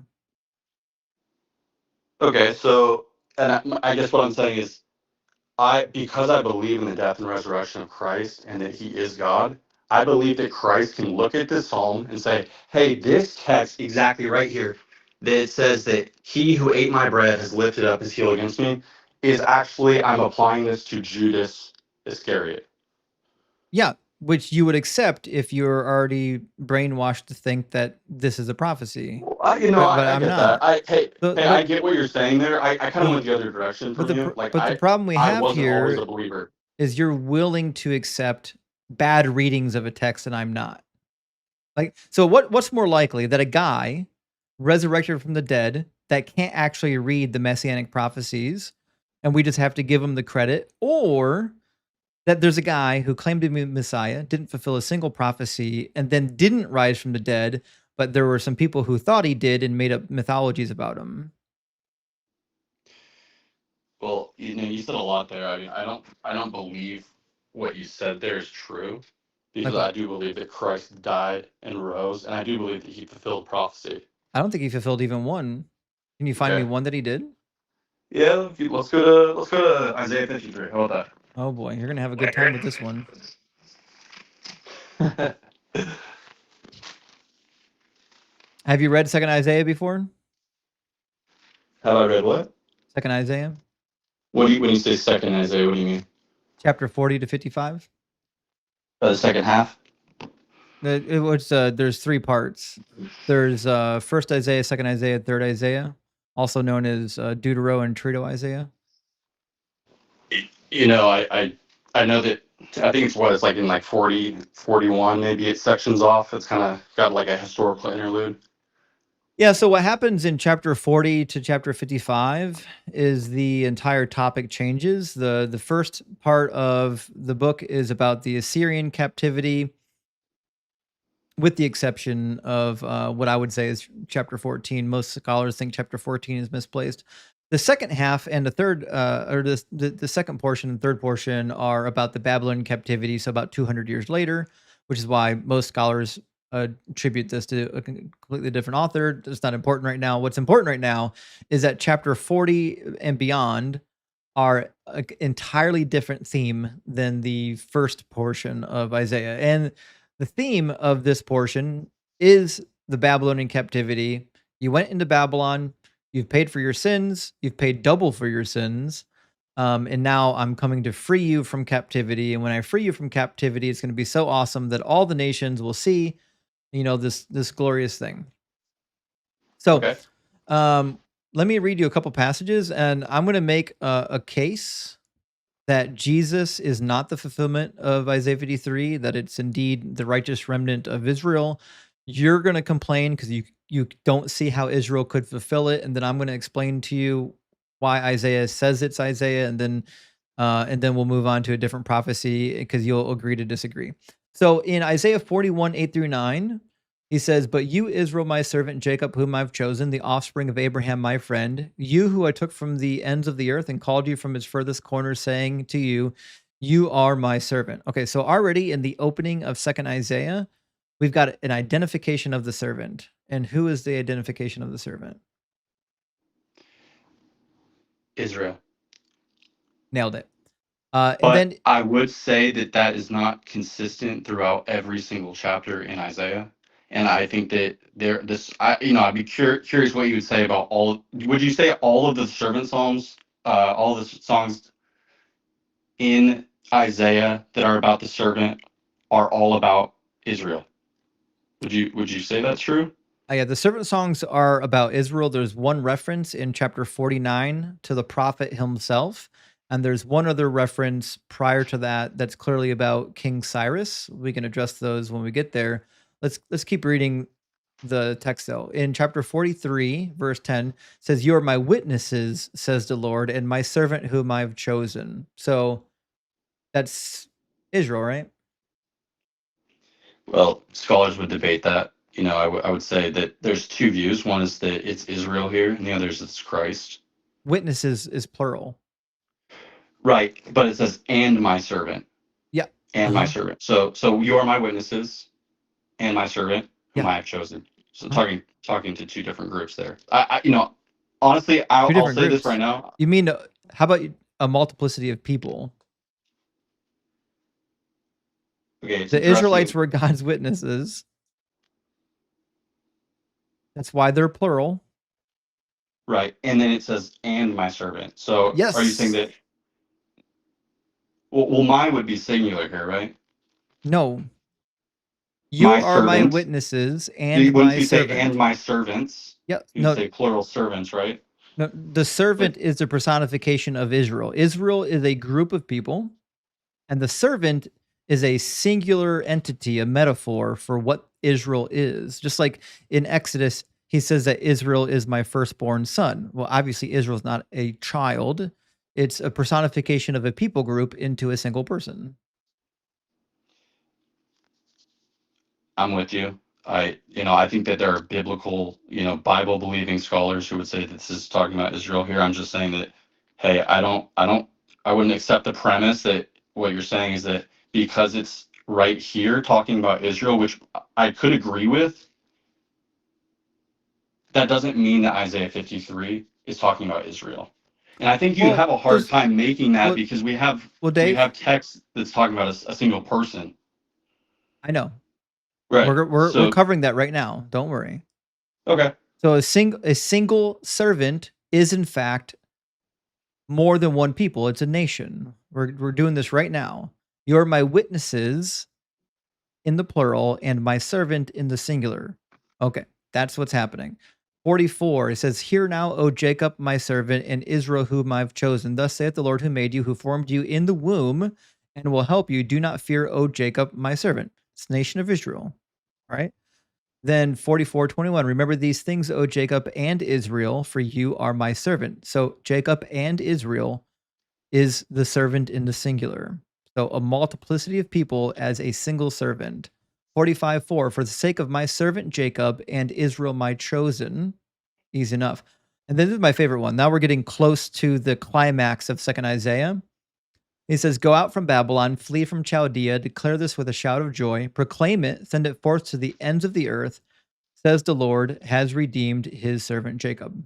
So I'm reading the text in context where God is repeatedly saying over and over again, "My servant Israel, my servant Jacob, I am about to redeem you. And your enemies are going to shit bricks. It's going to be awesome."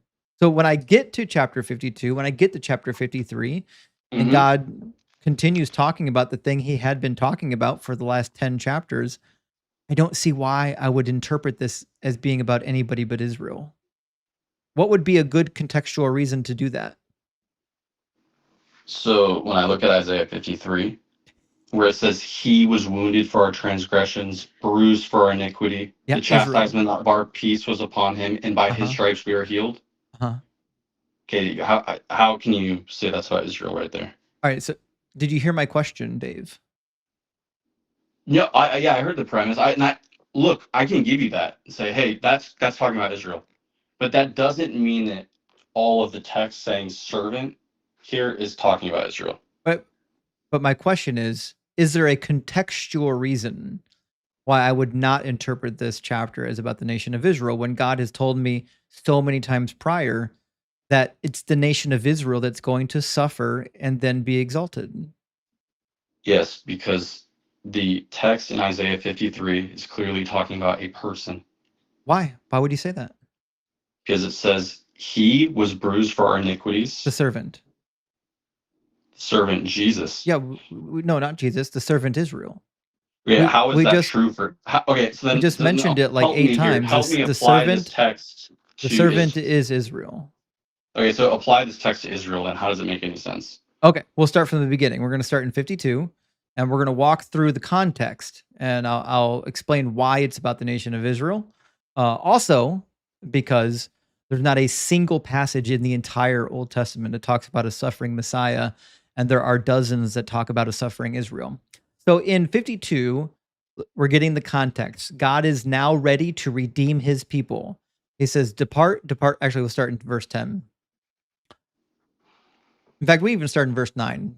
He says, "Break forth, shout together for joy, you ruins of Jerusalem, for the Lord has comforted his people. He has redeemed Jerusalem." Okay, so the setting right now is God is talking to the Israelites in captivity and to those back in Jerusalem and said, "Hey, it's time for joy. God has finally redeemed his people."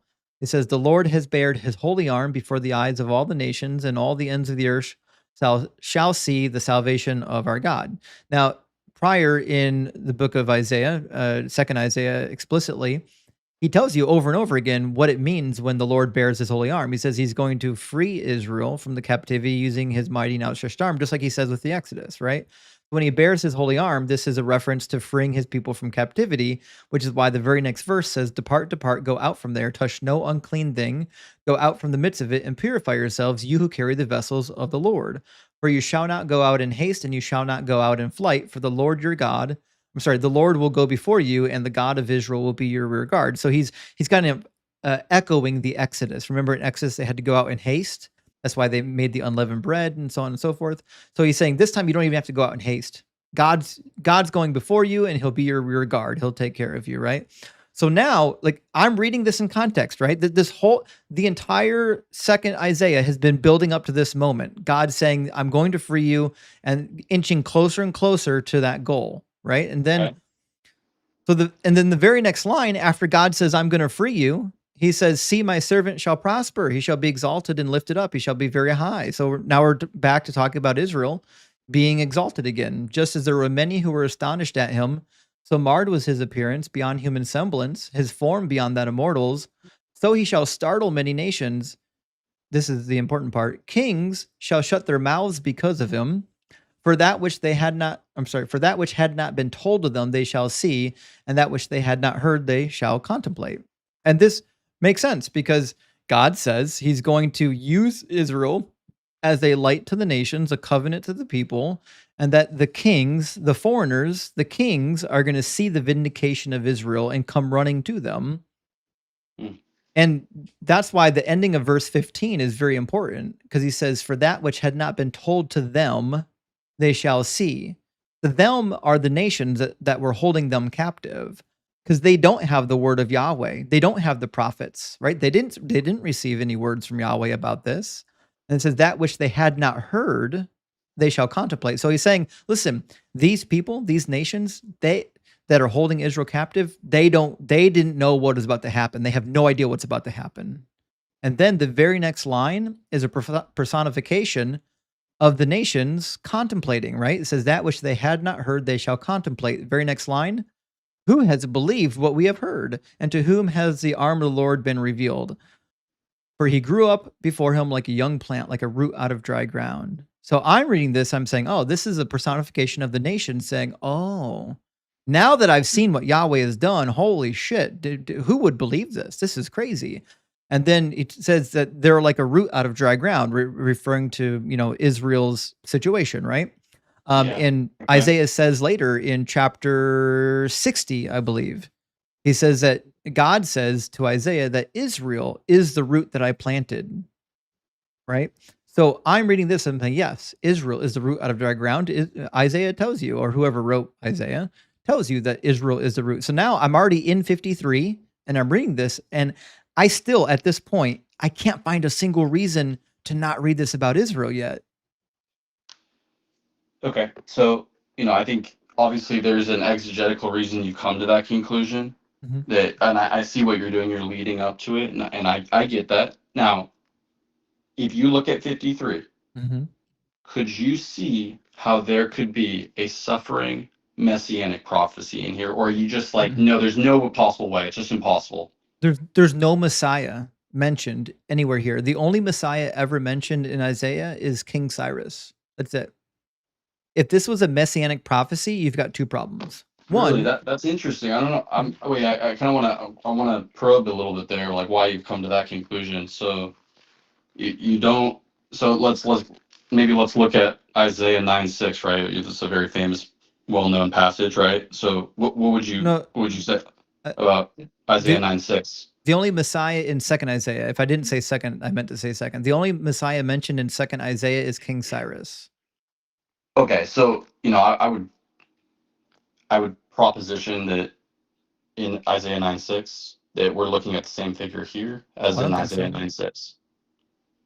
I think Isaiah, well, first of all, I don't think they're the same author, but even if they were, I think Isaiah 9 is about Hezekiah. Because Oh, really? it's an actual king. Yeah. So Oh, that's interesting because you wouldn't attribute those things. That would be blasphemous, actually, right? no, the Okay, Messiah let's read is this. Let's read this. Let's read the nine. the Let's word read the Messiah 9:6. means anointed one. The king was anointed. It's not blasphemy. Right. Let's. Okay. No, So let's read 9:6. Right. the beginning of chapter 9 starts out with a prophecy just post the invasion by the Assyrians. In fact, this is when this was written. This was written in a time period in which the Assyrian powers already came in, already defeated the northern tribes of Israel, and they got pushed back, and then their kingdom went off to go fight other battles, and Israel had a little bit of rest for a little while. So this prophecy comes at a period before the Babylonian invasion, after the initial Assyrian invasion, when there's a little bit of breathing room. And it says, "But there will be no gloom for those who are in anguish. In the former time, he brought into contempt the land of Zebulun and the land of Naphtali." These are the two groups of Israelites that are northernmost, except for the tribe of Dan. These two are right up at the north where the invasion of the Assyrians came in. Theoretically, the tribe of Dan was already in an alliance with the Assyrians, depending on how you read it. So he's saying, listen, these northern tribes, they got their asses kicked. It's okay. Things are changing. But he says, in the latter time, they would be made glorious, the way of the sea and the land beyond the Jordan, a Galilee of the nations. The people who walked in darkness have seen a great light. Those who lived in a land of deep darkness, on them a light has shined. So this is just so we're aware, this is past tense. This part of the text is past tense. He's talking about what has happened with the drawback of the Assyrian troops. And then he talks about how they're going to be victorious in war. So for the boots of the trampling warriors and all the garments rolled in blood shall be burned as fuel for the fire. Or why is this the case? Why is this the case? He says, because a child has been born for us, a son given to us. Both of these words, born and given, so this is yulad in the Hebrew, is past tense. The child has been born. That's why it says has been born. This is not a prophecy. This part is not a prophecy for the future. This is a prophecy about a child who's literally already been born. And then he says, authority rests upon his shoulders, and he is named Wonderful Counselor, Mighty God, Everlasting Father, Prince of Peace. And if you know anything about enthronement prophecies, these are not names that are describing the king. These are theophoric names describing the God of the king. We see the same thing in the other ancient Near Eastern literature. We see the same thing in the Egyptian enthronement prophecies. Yeah, I'd reject that, but okay. Yeah, you can reject the scholarship. The that's text fine. doesn't say that, though, right? It says his name will be called. Yes, exactly, because the name Hezekiah means mighty Yahweh or mighty God. That's literally the name of Hezekiah. But when a king became enthroned, he took on theophoric names. Obviously, there's not 4 different names for the king. This is a standard practice to give 4 to 5 theophoric names to whatever king was taking the throne, which is clear in verse 7. Great will be his authority. There shall be endless peace for the throne of King David and for his kingdom. But there was not, first of all, Jesus was never a king. He never sat on King David's throne, and he never brought peace to the kingdom of King David. It says he will establish it and uphold it with justice and righteousness. He didn't do that. He was never a king. Who was not a king? Jesus was never a king. Jesus is the only king. He's the King of Kings and the He's Lord of literally Lords. not. Give me one Bible passage where he was ever on a throne of King David. What's that? Show me one Bible passage where he ever sat on the throne of King David in Israel. He's at the right hand of the Father right now. He's in heaven. He reigns from heaven. The throne of King David is Right. in Israel.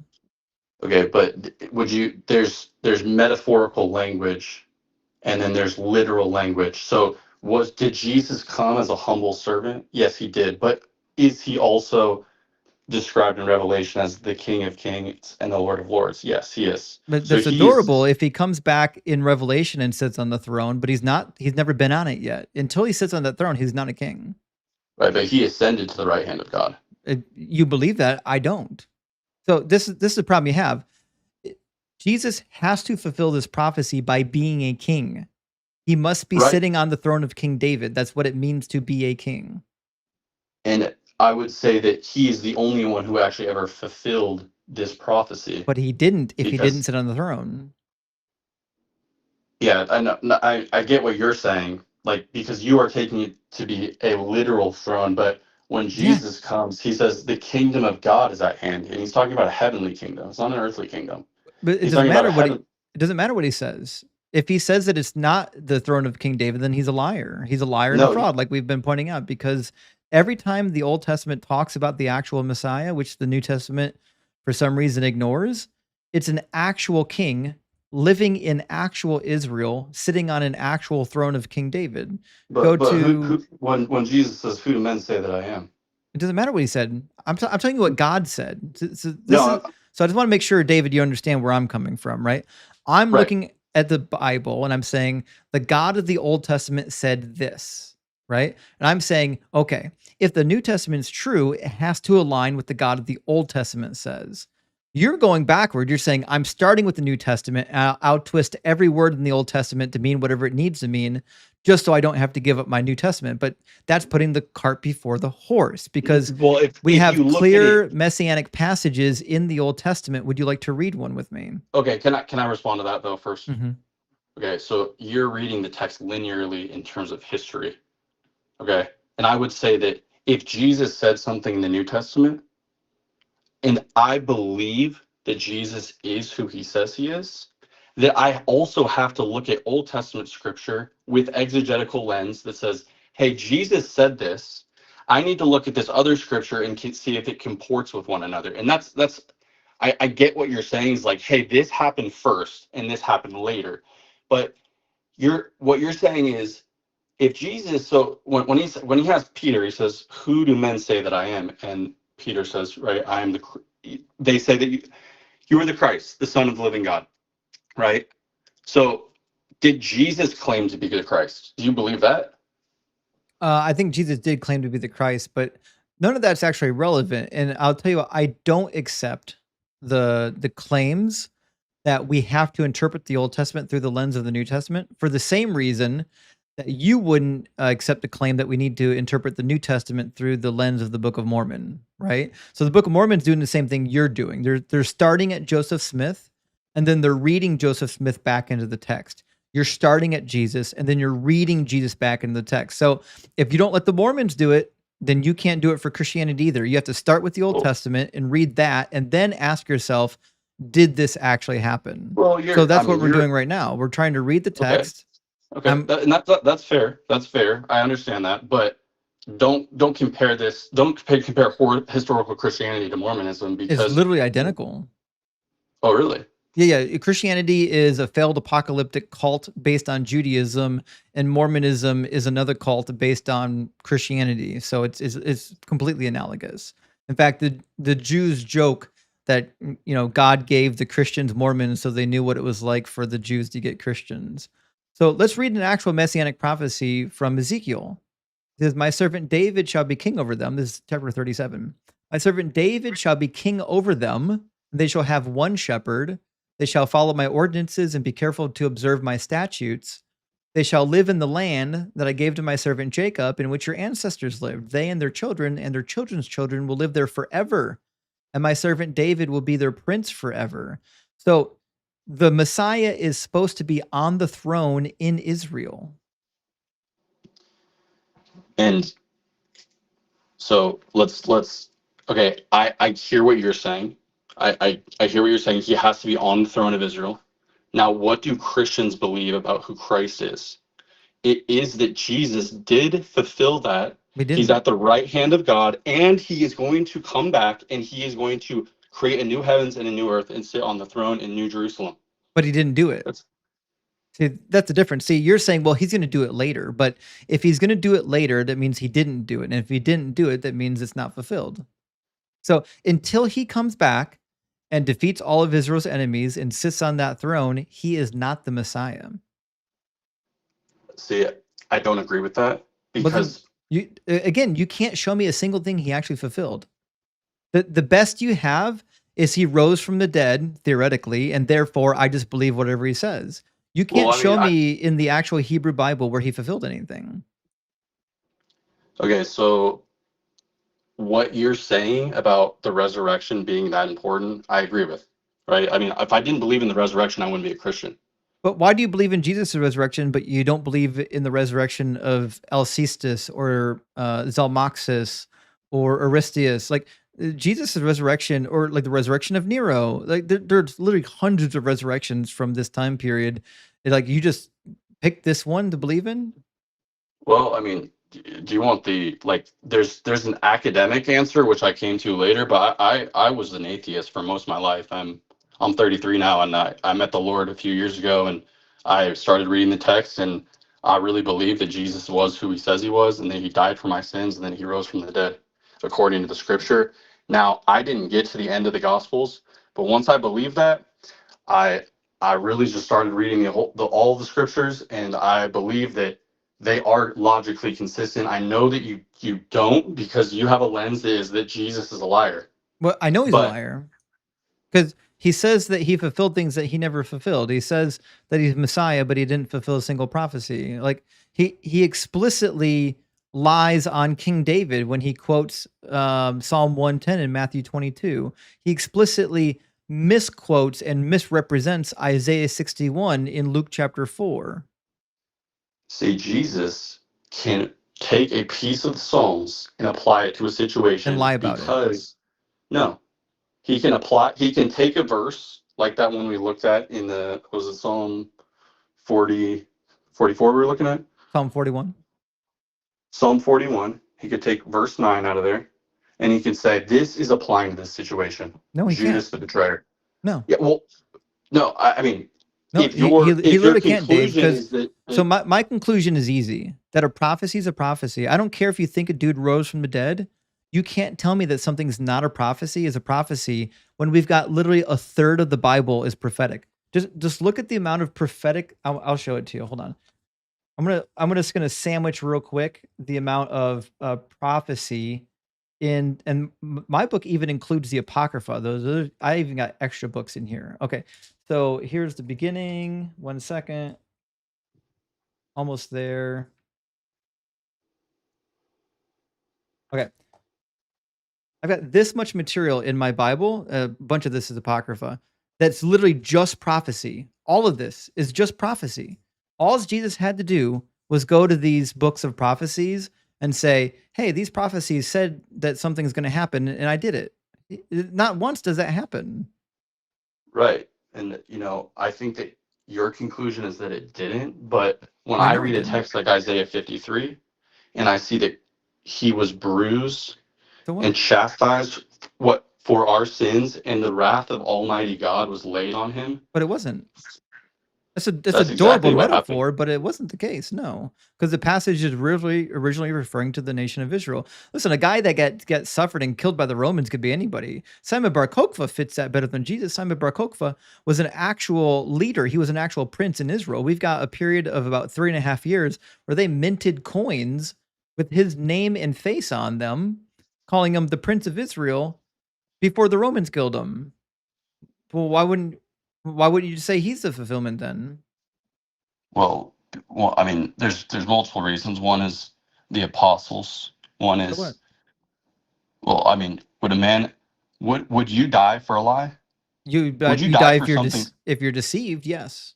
Okay, so tell me about how you could deceive hundreds of people to die for a false Christ. That's not even hard. In fact, if you read the ancient texts like Tacitus and Suetonius and others, there were so many Nero imposters pretending to be the resurrected Nero that people were literally starting Nero cults. And then there was one imposter that was so successful, he convinced the Parthian army to go to war against Rome.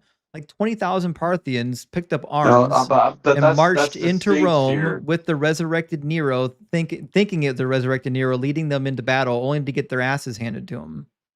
I'm talking about something else, not that. I'm saying that if you walked literally with a man and you knew that he wasn't Jesus, would you die for that? They didn't. That's what I'm trying to tell you. They didn't even recognize it. If you just read the New Testament, like when he appears to people, they don't even recognize his ass. Mary thinks he's a gardener. And then when he shows up to others, they don't recognize him at first either. These are hallmark signs of an imposter. And then if you just read like the Olivet Discourse in the book of Mark during the Olivet Discourse, he tells you that people are going to come and impersonate him. It's almost like the book was written after the fact, knowing that Jesus impersonators were running around. Yeah, I mean, I like, do I believe in historical Christian evidence that the apostles were persecuted and murdered who were eyewitnesses of Christ? Like, yeah, I do. Why? Why would you believe that? It's not even recorded. Yeah. You've got the death of two of them, theoretically, in the Bible. You've got one of them told by Josephus, and the rest of them come hundreds of years later. Like the stories that tell the death of like the other disciples, like you've probably heard of the famous passage of Book of Peter Martyrs. it was 1,500 years later. So the death of Peter being upside down on a cross, like such a famous story, everyone knows it, right? In the Mhm. same book that records that story, it says that a dog was empowered by the Holy Spirit to give a speech. It says that a baby nursing at his mother's breast took up words and gave a speech, and that that Simon Magus and Peter got into a wizard's duel. And Yeah, I mean, Simon you know, Magus was like, flying. I don't take, you know this, like, Christians don't take that to be canon. Like, that's not canon. But these are the texts that we use to talk about the deaths of the disciples. Like the same text that talks about flying men and talking dogs are the same ones that record how the disciples died. Well, you know, you're like, you could point to those texts, but they're not the only text, right? I would say that Luke was a first-class historian, and he recorded the death of James, and That's we what I also said. have recorded, yeah, the death of Paul, right? Yeah. Yeah. Okay. Paul's death is not recorded. It's presumed that he died in prison. I don't know if anyone really knows. I personally believe he died in prison. But you know, there's some debate to be had there.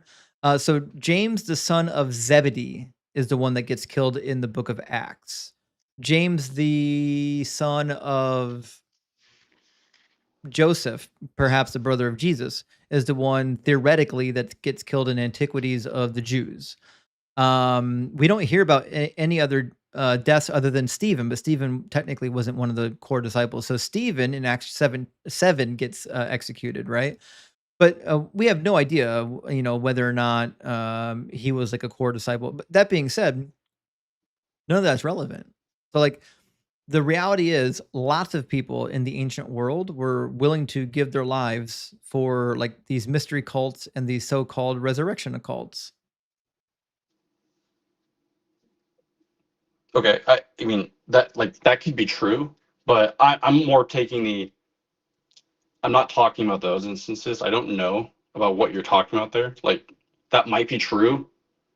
People do crazy stuff. I'm talking about people that were eyewitnesses of Christ dying for this. I know. Yeah. Eyewitnesses Yeah. of the Eyewitnesses, resurrected yes. Nero went to war on his behalf. And what is your manuscript evidence for that? Yeah, I can show you. It's written in a number of different manuscripts. I'm going to grab you the historians real quick. All right, so we read about it, I think a clear one in Cassius Dio in Roman Histories. He says, in his reign, during Titus's reign, the false Nero appeared, who was an Asiatic named Terentius Maximus. He resembled Nero both in appearance and in voice, for he too sang with the accompaniment of the lyre, which Nero was known for. He gained a few followers in Asia, and in his advance into the Euphrates, attached a far greater number, and finally sought refuge with Artabanus, the Parthian leader, who, because of his anger against Titus, both received him and set about making preparations to restore him to Rome. So the leader of the Parthians believed that this was in fact Nero and was going to restore him to the throne. And then we read in Tacitus and Suetonius how that actually happened. It says that they went to war. They actually went to war with the Romans and then obviously got their asses handed them. I mean, I obviously can't respond to that. That's like not to me. It's neither here nor there because, you know, these they weren't eyewitnesses to Christ. Like They were eyewitnesses of the resurrected Nero. That's what I keep trying to tell you. So okay, let me give you some background on Nero. Okay, so Nero was known for like three things. One was the dude was always fucking gone. He was always off in Parthia, doing plays and dramas and making music. Just one sec. Can I ask you a question? Because we're talking about this. How do you know that? Because they wrote about it. So we've got tons of documents from the ancient sources: Tacitus, Cassius Dio, Suetonius. Not as many as the New Testament manuscripts, though. Yeah, we do. Yeah. No, there's far more New Testament manuscripts. Well, the number of manuscripts is irrelevant. The bulk of New Testament manuscripts come from the medieval period. Like very few of them come within even 100 or 200 years of Jesus' lifetime. We've got one fragment, P52, that's like 100 years maybe after Jesus already died. And it's like the size of a business card. Okay, so like historical reliability, though? Yeah, I don't think there is historical reliability. In fact, but it says in the Gospels that Jesus was born during the reign of Herod, and Herod died in 4 BCE. Luke says that Jesus was born in 6 CE during the census of Quirinius. They're off by 10 years. Bro, but help me out understand this. How can you cite literature about Nero and say it's reliable when you would reject New Testament manuscripts as being reliable? For example, let's say the Book of Acts being a historical book, a real historical document, but you'll say that can't be true. But hey, my other book here from Tacitus about Nero, citing something about Nero, this is true. No, like, how do you know what you're even saying right now is true? I think they're both true in that they're telling histories, and they're both false when they add mythology to the history telling. So Herodotus does this, Tacitus does this, Suetonius does this, or they tell stories that seem to actually happen in history, and then they add mythological stuff to it. Like if you read Tacitus and Suetonius, they claim that Emperor Vespasian, healed a blind man by spitting in his eyes and healed another man who had a lame leg by using the power of Serapis. Obviously, I don't believe that the power of Serapis compelled Vespasian to heal anybody. We've got tons of healing miracles told by the Roman historians by the power of Asclepius. Obviously, I don't believe that Asclepius was healing anybody. But what I'm saying is, just as reliable as you think the New Testament manuscripts are, we also have the Roman histories. The Roman histories do the same thing as the New Testament documents, the New Testament Gospels. They're purporting to tell history and adding mythological stories on top of it. Okay, so you're saying this is like, hey, this might be true. This might be true. What you're talking about right now in terms of Nero, right? A history of Nero. No, I don't think Nero rose from the dead. What I'm saying is the New Testament manuscripts, right, are doing the same thing that Roman histories and biographers were doing. They're trying to tell history and adding mythology on top of it. Certainly, if you've read Life of the 12 Caesars, you don't believe that 6 of them ascended into heaven and became gods. But that's part of the histories. They're adding mythology to their histories because to them, the mythology is true. To everyone else, it's not. I'm saying the same way I reject the mythology in the Roman histories, I also reject the mythology in the Christian history. Right. Okay. right? I reject just one more mythology than you because you reject all the Roman mythologies, and the Roman mythologies read just like the Gospels. I would disagree with that, but okay. Have you read them? I've read. You're talking about like Homer's work, for Well, example. Homer was Greek. He came way before the Romans, and he's doing something completely different. But if you've read like the Iliad and the Odyssey, it's the same thing. Right. That's I'd say Yeah. that's more mythology than history. Yeah, and I would say that they're, in terms of genres of literature, not you couldn't compare the Gospels and the Book of Acts to, say, the Iliad or the Odyssey. No, I think the Iliad and the Odyssey, I think it's questionable on whether or not Homer thought that they were completely true stories or if he was writing mythology. But I'm talking about the Roman writings, the ones that are contemporaneous to the biblical writings. Mm-hmm. In those writings, they're doing the exact same thing that the gospel is doing. So what I'm saying is, rather than saying all of these Roman mythological histories, they're just all wrong and we need to accept the biblical one, I'm saying no, I reject all of them. They're all saying the same type of nonsense. All of them are doing the same weird, like here's something that happened in history, but also here's like this deified Mm-hmm. God man. I'm saying no, I don't believe any of this nonsense. Okay, that's fair. I'm just, I'm trying to understand how you even know what is true. Like, where is your in your view of how to acquire knowledge? Because you believe in history, right? You're talking about historical things. How do you know what is true and what's not true? Or do you just kind of don't know? Well, true is that which is in accordance with the reality, right? So we have to observe the reality around us. So when someone makes a claim and it's not in alignment with reality, we would just say, well, it's not true. But you'd agree that history, you weren't there, right? So Nobody history, can by know. definition, you can't say that, hey, that historical event happened or didn't. But I would assume you'd say, Washington crossed the Delaware, right? For example, you'd say that's true. I don't know if it is. What I'm saying is, I don't know that you can say anything in history happened the way that it was written. Because, like, if you just compare, like, the individual war annals, if you compare the war annals of the Egyptians, when Pharaoh Necho went to war up in Megiddo or Carchemish, when Pharaoh Necho, when the Egyptians write about them going to war against the Babylonians and the Israelites, well, you read the writings of the Egyptians, you read the writings of the Babylonians, and you read the writings of the Jews, and they all differ. Isn't that weird how they all differ? So, was there a war? Yeah, absolutely. Do I believe like the But how can you say individual that? spin on the How, war? how can No. you how can you actually say that though? Then, Say what? right? Okay, like, how do you know that George Washington crossed the Delaware?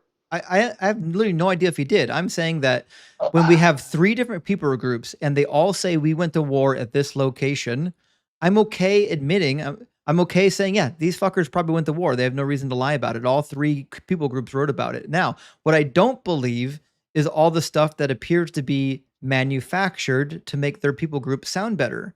So the Jews wrote about these wars to make them sound better. The Egyptians wrote about these wars to make them sound better. The Babylonians did the same thing. I'm saying, listen, the spin I don't accept. I will accept the fact that these three people groups went to war.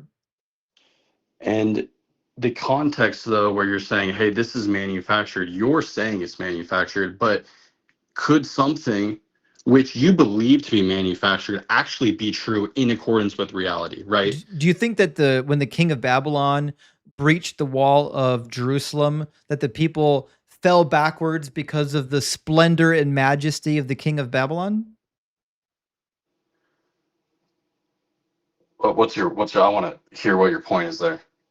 Do you think that happened? I believe everything in the biblical text is true.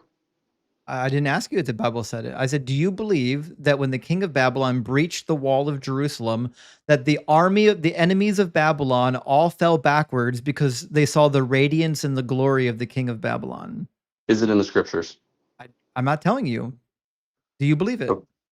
If it's in the scriptures, I believe it. See, this is the problem. Your starting point is I believe it because it's in my book. Your starting point should be I believe it if it's true, and we determine if it's true by observing whether or not it matches what we expect reality to be. I don't know why you would expect an army to fall backwards because a particular king showed up when they breached the wall of the city and his radiance exuded from his body and scared everybody. Why would you believe that? I mean, that's probably the same way that you could believe that the scientific impossibility that life came from non-life. That's not a scientific impossibility, and I will not let you pivot. Well, I'm just saying you're saying, hey, you can't believe in this miracle This is a crazy because pivot. I'm getting whiplash over here. I had said okay, nothing look, about a miracle. Just so you know, David, that's not in the Bible. That's a claim made by the Babylonian king. If I remember correctly, it was Sennacherib. So what I'm saying is, yes, the Babylonians went to war against Judea and they breached the wall. No, it's ridiculous to believe that when the Babylonian king breached the wall of Jerusalem, that the entire army fell backwards because of his glorious radiance. That's crazy. What I'm saying is, when I read the same crazy stuff in the Bible, I say, yeah, that's the same crazy stuff. I don't believe that either. The difference between you and me is I'm willing to use the same judgment for the Bible that I would use for other books, and you can't do that. no, you're right. I can't do that. It's not possible. Right, because your starting point is it's true and it can't be wrong. And this was the same thing that somebody told me when I was a Christian, when I was out on the internet back before social media, having discussions with atheists. I had a very good friend who's an atheist that said this. So Justin, your starting point is that the Bible has to be true, and it's up to me to prove it wrong. He said, but have you actually tried going through the Bible from the beginning and saying, can you actually prove it to be right, or do you only demand that it has to be right? So I went through that summer, read the entire Bible from front to back, and I asked myself with every chapter, can I prove this to be right, or do I just believe it to be right because I'm already a Christian? And it turned out I was doing the same thing you're doing now, Dave. I was only accepting it because it was part of my religion. It was part of the thing I already believed. I couldn't prove any of it to be true. But history is as such. You can't prove history to be true or not if you were not there. Like I can't right, you couldn't say any more than I could, hey, here's definitive evidence in front of you that the world was created. Well, I don't know what your belief is on, like, say, the origin of life, but we weren't there. And so therefore we could never make a historical claim outside of some knowledge.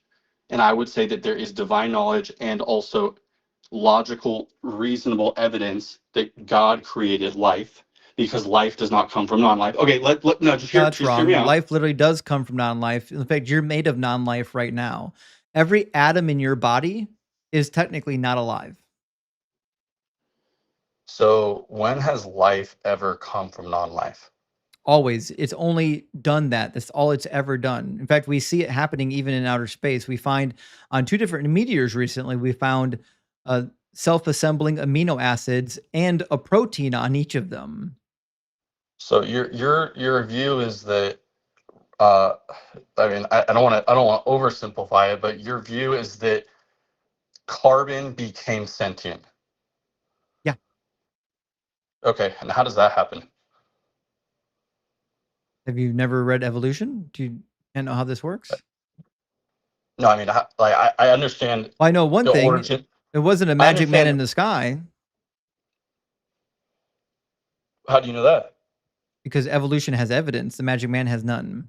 So Really? So evolution what has evidence an entire would you body of have evidence, of? and I think the best evidence that we evolved from lower life forms is the DNA evidence. In the DNA Okay, evidence, we have very strong evidence that we were in fact from a common ancestor with the great ape family, which is why we're classified as apes. So, do you know what an endogenous retrovirus is? No, I don't. But I have Okay. a question. How can you say that is true when we don't have any evidence of life coming from non-life? We do. I'll explain it to you. Okay, so endogenous retroviruses, I'm going to show you a picture. See if I can grab a good one. Hey, while you're looking at that up, are you like a savant, man? You got like a ridiculous memory. I don't know if I classify myself as a savant, but as it turns out, for some reason, I do have a gift of being able to read stuff and remember what I read. I don't remember shit that I hear. I have like one skill, and my one skill is to remember stuff that I read. That's about it. So It's a good skill. It's not a bad one. It's one of the reasons why, like, when I was reading the Bible, it was so easy to find all the plot holes and inconsistencies, because I remembered the stuff that I had already read. I was like, oh well, that contradicts that other thing that was already there. So let me grab. I'm going to show you a diagram real quick of an endogenous retrovirus. Let's see if this one's helpful. I just want to say I know that I appreciate you and I appreciate this conversation. You're helping me, and no, I wanted to let you know that. Like I appreciate the conversation and No, I think entertaining it with me. Yeah. Yeah, I think you've been quite cordial. I've got no complaints about the call so far. I think we're having a good time. So I'm going to show you a picture if it'll ever load. I don't know why it's taking a lifetime to load. There we go.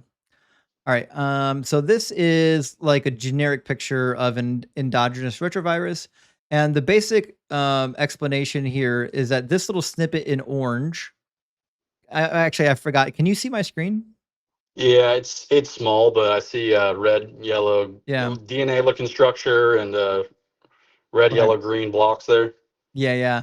So the red structure in the DNA snippet is foreign DNA. They're calling it viral DNA, and the rest is like the host DNA. So what happens is like sometimes when foreign viruses get into the body, they'll actually insert DNA into our human DNA, and you can typically know where they show up because they leave indicators. So like where the foreign DNA and the host DNA meet, there'd be like a little bit of pinch of scarring. You can identify the beginning and the end by the scarring. And we've done tons of studies causing retroviruses on purpose, just so we can study them. Now, here's the fun thing about retroviruses, right? When we look at the human genome, now that we've mapped the human genome, what we discover is that because retroviruses make it into our DNA, make it into our genome, they get passed on to our children. Now, the human species has at a minimum like 200 plus retroviruses that all humans have, every one of them. So living today, obviously. So what that means is that all of us had a common ancestor who had that retrovirus. Now, the interesting thing is about 80%, unless we find more of them, about 80% of the retroviruses that humans have, we also share with the great apes, which means we had to share DNA with the great apes because there's no way for them to have those retroviruses. The fun thing about retroviruses is that they show up in the same segment of the DNA every time. So, for example, let's imagine that the segment is ABCD, retrovirus, EFG, right? It shows up that way every time, everywhere. And then we find the same thing in the great apes. So, the fun thing about the retroviruses, most of them, almost all of them that we share with the great apes, they don't show up anywhere in the animal kingdom ever. They don't exist outside of humans and great apes, which is why it's the best evidence, in my view, that we evolved from lower, I won't say lower life forms, but we'll say less intelligent life forms, a common ancestor with the apes. Okay, you know, it's hard for me to arrive at a place where we say that sentient human level intelligence came from non-life. Why? I think that's a great leap because it's never happened before. No, it did. And We're doing it right now. We are it. Like saying it never happened before is just saying like we're going to ignore all the evidence that we are the example of it. Like how do rocks become living? They don't. Rocks aren't living. Okay, so where did the first life form come from? From outer space. So the water and not locationally, like actually, like how was the first life form created? Abiogenesis. So the theory of abiogenesis is that all you need is the right mixture of like what's the word, prebiotic life, and then you need like an energy source. So like thermal vents, electricity. There's a million ways you can do it. We've got experiments demonstrating this. The Urey Miller experiment was the first one. It's been duplicated since. You can literally go out and watch people like scientists on the internet reproducing the experiment, showing that you can actually induce. Now, abiogenesis and the Urey Miller experiment aren't identical, right? One is showing how you can cause, reproducible, material, and one, like abiogenesis, is how does it become what we would call life. The Urey Miller experiment isn't quite abiogenesis. But that being said, we've got a lot of examples of that, and we've even done synthetic first living cells as well, where we've taken the building blocks of what are believed the very first living cells, and then we put them together and then see if they would reproduce and live, and they did. They're called synthetic living cells. So like all what we know from science is that like we just have to combine the right materials, and they will in fact reproduce and consume energy from the environment, and then you give it a couple billion years of evolution and bada bing bada boom. I don't think people appreciate how long a billion years is. Yeah, I mean, I hear you, but that's just never been proven to be true. That's why it's called a theory, right? That you No. can't say that after 100 billion years or trillions of years that carbon is just going to become sentient. Why could it not? Is it the argument you're you know, providing is I typically agree. called the I argument agree from that it, incredulity, right? So I'm saying the evidence that we have demonstrates that it is possible. Now, you're saying it's not possible, but you're not providing an argument. You're just saying it can't be possible. Like, is there no, an argument why it can't be possible? I would say that it's a miracle. No, but I'm asking for an argument why it's not possible. Why it's not possible that non-life can become life. Yeah. But, I mean, I believe that it is possible. I think it's only possible through God. I'm Right? asking for an argument, right? Like, first of all, you'd have to demonstrate that your God exists before you postulate that he's the cause of anything, right? I'm asking you, based from a scientific perspective, is there a reason why, in fact, we couldn't get sentient life from chemicals? I don't see how the science would ever lead you to believe that that's possible. What science? What science would contradict it? Well, for example, I don't see how you could have DNA. Like obviously, like I'm sure you actually know much better than I do. DNA, the complexity of that structure is so insanely complex. I don't see how. Right, I don't see how you take carbon and you input as carbon and output as DNA. That's that not happen? what life is. Life isn't carbon. I don't know why you Okay, have this idea. I thought most life forms were carbon-based life, right? Yeah, but you need hydrogen, oxygen, protein.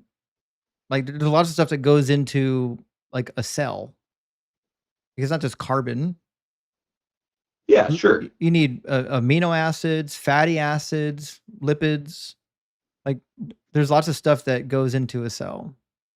And I don't understand how you can arrive at that output of we are like the sentience of a human intelligence from nothing, from no life. I'm asking why you can't do it. What's the holdup? Why can't it happen? How is the burden of proof on me to say that that's possible? That doesn't seem logically possible. What's illogical about it? I mean, from the same, I would say it's as illogically possible as me teleporting to you right now. Yeah, but like what's illogical about it? About that situation? Yeah. Man, I don't know. It seems ludicrous to me. Right. That's why it's an argument from incredulity, which is a logical fallacy. An argument from incredulity just means I don't know how it could happen, therefore it couldn't have happened. But that's not a valid argument. Like I've got lots of arguments that demonstrate that the God you believe in could not exist, but you don't have any arguments against my worldview. Oh, sure I do. I don't think you do. Really? Yeah. Okay, so let's just what is your let me understand your worldview first. What is your worldview? Why are we here? Where did we come from? And what are we doing here? We don't have a purpose. Purpose is given by ourselves. I decide what my purpose is. We don't have a reason for being here. The universe is both eternal and chaotic. Okay, and do you believe in right and wrong, good and evil? No, right and wrong, good or evil are subjective words. We decide what those words mean. And I've never, not even once, ever heard someone come close to providing an argument for why objective morals exist. Okay, so is rape objectively wrong? I just told you objective morals don't exist. Okay, so is rape objectively wrong? I just told you rape is an irrelevant question if you're asking if it's objectively moral, because objective morals don't exist. Okay, is rape wrong I'll try this again. to you? Objective To you? morals don't exist. Okay, so subjectively, is rape wrong to you? Yeah. Why? Because it's my subjective opinion. Yeah, but you have to substantiate that, right? You have an opinion for a reason. Because it causes Right? harm. Okay, why is that bad? Because it's subjectively something we all agree on is bad. Do you want to be harmed?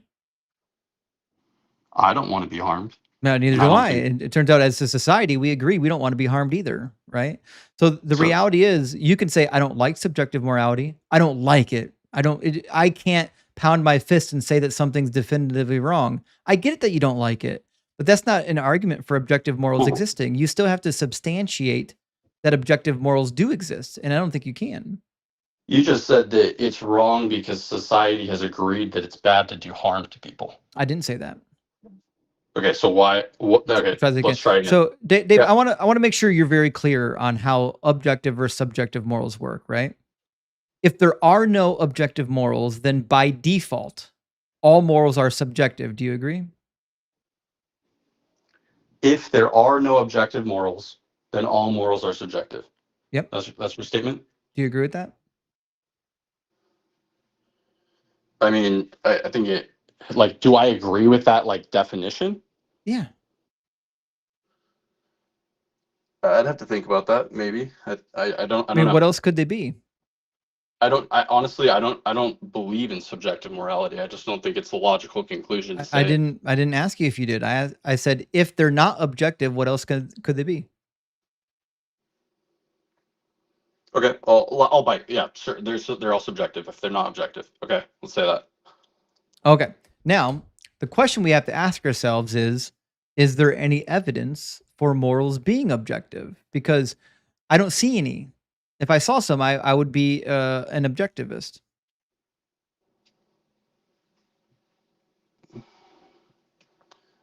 Okay, I believe that moral truth, moral right and wrong, transcend cultures, time, people, and whatever we think. So 2 + 2 is 4, whether anyone believes it or not, right? It's a logical Math and truth. morals aren't the same thing, Dave. And I agree. So what Right. I'm saying So is rape I'm asking would, for so the argument that objective morals exist. rape would be wrong, no matter what I think about it or anyone else thinks about it. I know you believe that, but I'm not asking for what you believe. I'm asking for an argument that ends in morals being objective. That rape is objectively wrong. Yeah, I know you believe that. I'm asking for an argument that ends in that. Okay, so I believe that those moral truths that you could say that murder is wrong, rape is wrong, are as true as 2 + 2 being 4. What is the? How do you know that 2 + 2 is 4? Dave, I know you believe that. I'm asking for the evidence of it, right? So here's where I'm sorry, I put the wrong thing on the screen. I'm going to put something on the screen for you. Here's where we're at so far in the conversation, right? You've got your conclusion, right? Your conclusion is that morals are objective. Now, what we're missing from that conclusion is a premise or an argument for that conclusion. That's what we need, right? So this God is like exists. God exists. That's my premise. that's the non sequitur. Because if God exists, it doesn't have anything to say with whether or not morals are objective, and you can't prove that God exists in the first place. In fact, in your worldview, if your God exists, then you don't believe in objective morals either. You believe in subjective morals. It's just that they're subject to the mind of God. Well, they're objective to humans. They're subjective to. So that's not what subjective means. That's not what objective means, right? So if they're subject to any mind, even the mind of God, that means they're subjective. Now, you can say they're subject to God, but that they're still not objective. They are subject to God and objective to people. That's not how objective works. Objective means without anybody's mind involved. Give me the right word there. So you believe in divine command theory, right? So if they're objective, that means without needing a mind. They're absent of mind. It doesn't matter what your mind, will, and emotion say. It doesn't matter what anyone's mind, will, and emotion say. They are true, independent of any mind. Now, your God has a mind, and your God tells you what moral is, which means if your God is the arbiter of morals, you believe in subjective morals, not objective morals. You just think that they're subject to the mind of God rather to the mind of humans.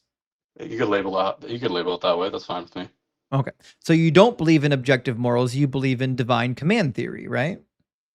I Which believe means in from the mind of a human. They are objective. that's not what objective means. Okay, well, you're not giving me the right. I don't know the right word here They're of what you were. subjective.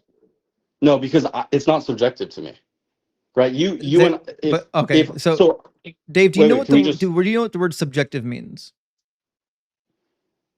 that it's this your truth, my truth. It's you have your own belief of what the reason we're here, right? I have my own belief. They can coexist. There isn't some truth Okay. that is anchored on, right? So Dave, there's not an ontological moral truth. Subjective means that it's based or grounded in a mind, right? And if morals are grounded in your God's mind, then you believe in subjective morals, but you believe that they come from God. I see what you're saying, but to call me a subjective moralist is like that's not what you would call someone that's subjectively moral.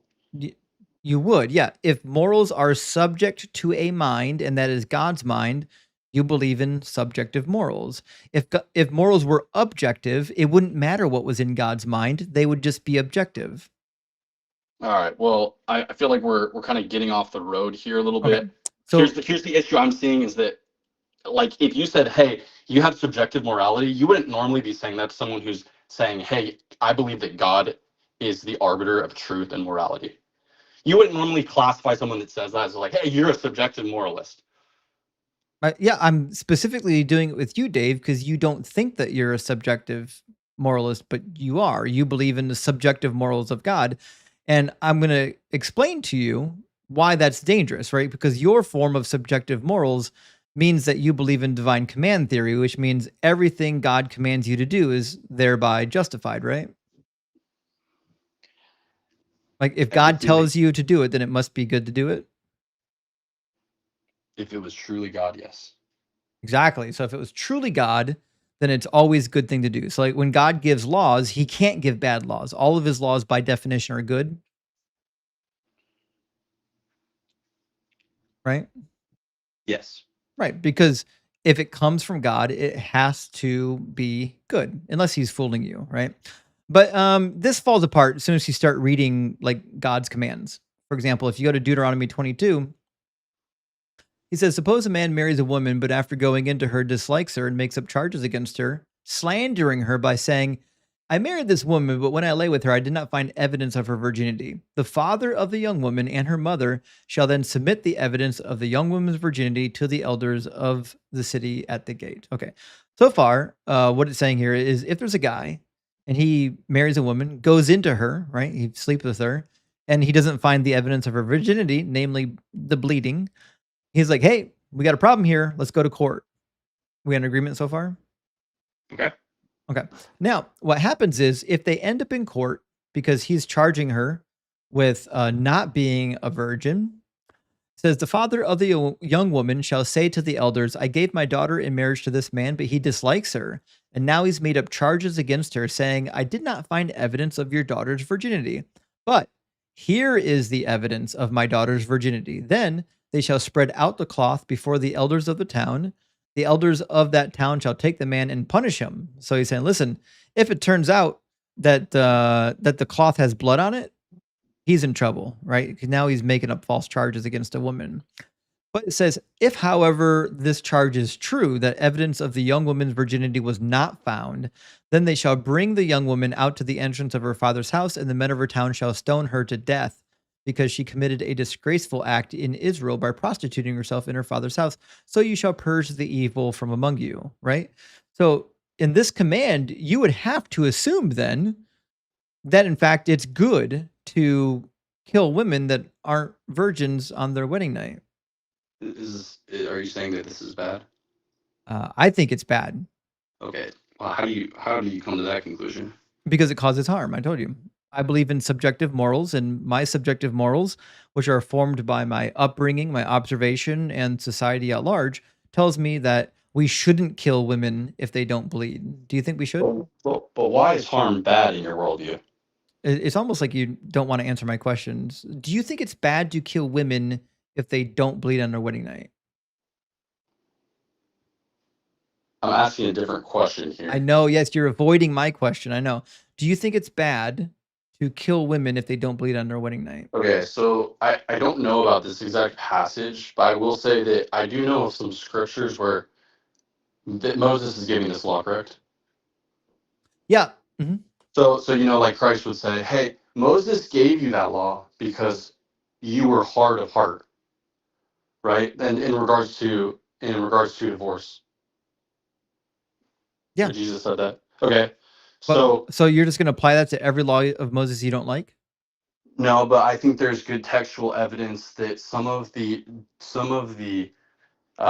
Dave, I just the want to let you Torah. know, I already know this talking point, and if you keep going down this road, it's not going to end well. That's fine. That's Okay. fine. Go ahead if you feel like you must. Okay, is all of the Torah applied for all time? And the answer is no. Yeah, it is, according to God. Yeah, he says to follow Okay. the law forever. And he even says in the era where he circumcises the heart of the people that they're going to follow this law that he's given them today. That's Yeah, Deuteronomy so 30. Okay, and you'd have to define what law is there, right? The law that he's giving on this day. All the laws in Deuteronomy were given on one day when Moses sat on the foot of the mountain and instructed the Israelites before they went into the promised land. Okay, so there is ceremonial law. There's moral code, right? You There's didn't hear what I said. You want me to read you Deuteronomy 30? Go ahead. Yeah. Also, do keep that. in mind, even if this was temporary, it doesn't fix it. You want to know why it doesn't fix it? Because What's not that? all women bleed their first time. Only about 43% of them do. But the ancient goat herders who wrote this book and pretended to be talking for God didn't know that. So they said if a woman doesn't bleed on her wedding night, you can stone her. Because they didn't know any better, which means most of the women, if not all of them getting stoned, were actually innocent. I don't see how that's a problem in your worldview. It's a problem in your worldview. It's a problem in mine too, by the way. So in my worldview, I don't think we should be executing women who don't bleed. In my worldview, I believe in justice. In your world, you don't believe in justice. In fact, your I God do. Absolutely explicitly believe in tells justice. you that he doesn't believe in justice. Okay. Wait. Tell me that is a very big claim. I want to hear We'll what. get there next, David. So it says in Deuteronomy 30 of the period where he circumcises the heart of the people. You've read about this in Jeremiah and Ezekiel. Says the Lord God will bring you into the land that your ancestors possessed, and you will possess it, and he will make you prosperous and numerous more than your ancestors. In fact, make you more prosperous and numerous than your ancestors. So this is the gathering when he gathers all the people, right? Uh-huh. And he says, moreover, the Lord your God will circumcise your heart and the heart of your descendants, so that you will love the Lord your God with all your heart, with all your soul, that you may live. This is obviously the new covenant era. The Lord your God will put these curses on your enemies and on the adversaries who took advantage of you. Then you shall again obey the Lord, observing all of his commandments that I am commanding you today. Okay. So that means Exodus 20. during the New Testament Exodus era. 20. Well, hold on. We're in Deuteronomy 30. He's saying during the New Testament era, when I circumcise your hearts, the New Covenant era, sorry. When I circumcise your hearts, you're going to be following all of these laws. Now, what do you want to know about Exodus 20? No, I'm saying that you were talking about the commandments here, right? And so the Deuteronomy is a retelling, right? The second. It's the second telling of the law. Yep. Mm-hmm. Okay. And I would say that there's the text you just read is referring to the 10 Commandments, the moral law that was given in Exodus 20. No, we'll try this again. He says, the Lord your God will, then you shall again obey the Lord, observing all of his commandments that I'm commanding you today. That includes Deuteronomy 22. All of those commands came in that day. Okay, so when we talk about the 10 Commandments and the law that was written on the tablets, you don't think that the law written on the tablets was unique? He said all. there's no exception to the word all. When he says Right. you're going to observe all of his commandments I'm commanding you today, that means all of the commandments that he's commanding them that day, which includes Deuteronomy 22. Okay, so that doesn't actually answer what we're talking about here, though, because But what I'm saying so, is that there's ceremonial law. Dave, do you remember why I read this to you? I read this to you to demonstrate that there's no intention of the God who gave these laws to get rid of them. There's no intention to do that. And I'm not saying that there's intention to get rid of them. I'm saying that there are things like circumcision, which later did not become required for Gentiles for a reason. Wrong. Ezekiel and Yahweh disagree with you. Ezekiel 44:9 literally says that during the new heaven, new earth, new Jerusalem, that the foreigners who worship with Israel must be circumcised. Okay, that's a future right. I'm talking about the Gentiles, New Testament Gentiles in the time of Christ. So you think we shouldn't get circumcised now, but when we go to heaven, we got to get circumcised? I don't know how it'll work, but what I'm telling you is that the text is clear that circumcision was not for the Gentiles. Paul Required. is clear about that. Jesus disagrees. Jesus says to follow the law until heaven and earth pass away. Paul, that maniac, disagrees with Jesus. Jesus says, I did not come to abolish the law. Paul says in Ephesians chapter 2, 14 and 15, that he did abolish the law. They contradict each other. And Paul contradicts Yahweh. This is what I keep trying to tell you. I don't care what Paul says.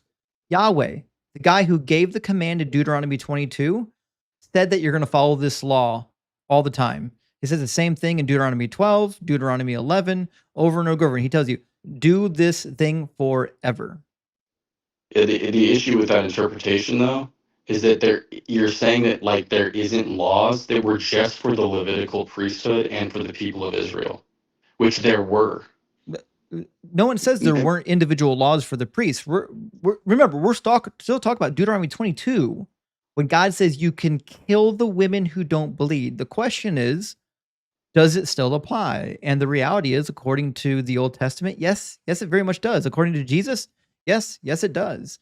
Deuteronomy 12 says, these are the statutes and ordinances that you must diligently observe in the land that the Lord, the God of your ancestors, have given you to occupy all the days that you live on the earth. Every day that you're living on this earth is a day to follow these commands.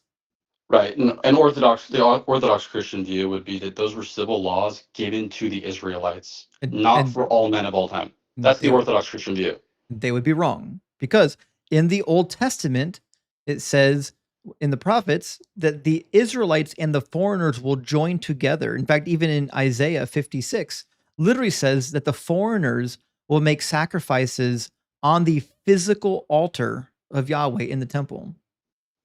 Same thing with Ezekiel. Ezekiel says the same thing. 44, 45, 46.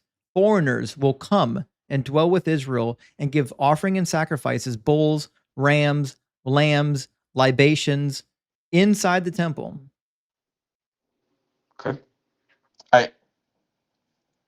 What you're saying, I'm not saying that God is abolishing laws. I'm saying he has certain laws for time and place and people, including the Levites and including civil Israel. And he says, do them forever. And then he says, the foreigners will join you. Right. But how could the Israelites do them forever? How could they not? Well, because Israel was a theocracy, right? You know, they were there for a time. Mm-hmm. How could they? Is there anything preventing somebody from stoning a woman who doesn't bleed? Yeah, I'm not in civil Israel. We're still talking about that. This is a moral precept. God says, you must purge the evil from among you. If a woman is found to not be a virgin because she didn't bleed, you need to stone her. Just so we're aware, Dave, this is not a good command, whether it was temporary or permanent. Nothing you're doing now helps this. Because all that means is for about 2,000 years, God said you can kill innocent women. Nothing you're doing here is going to fix this.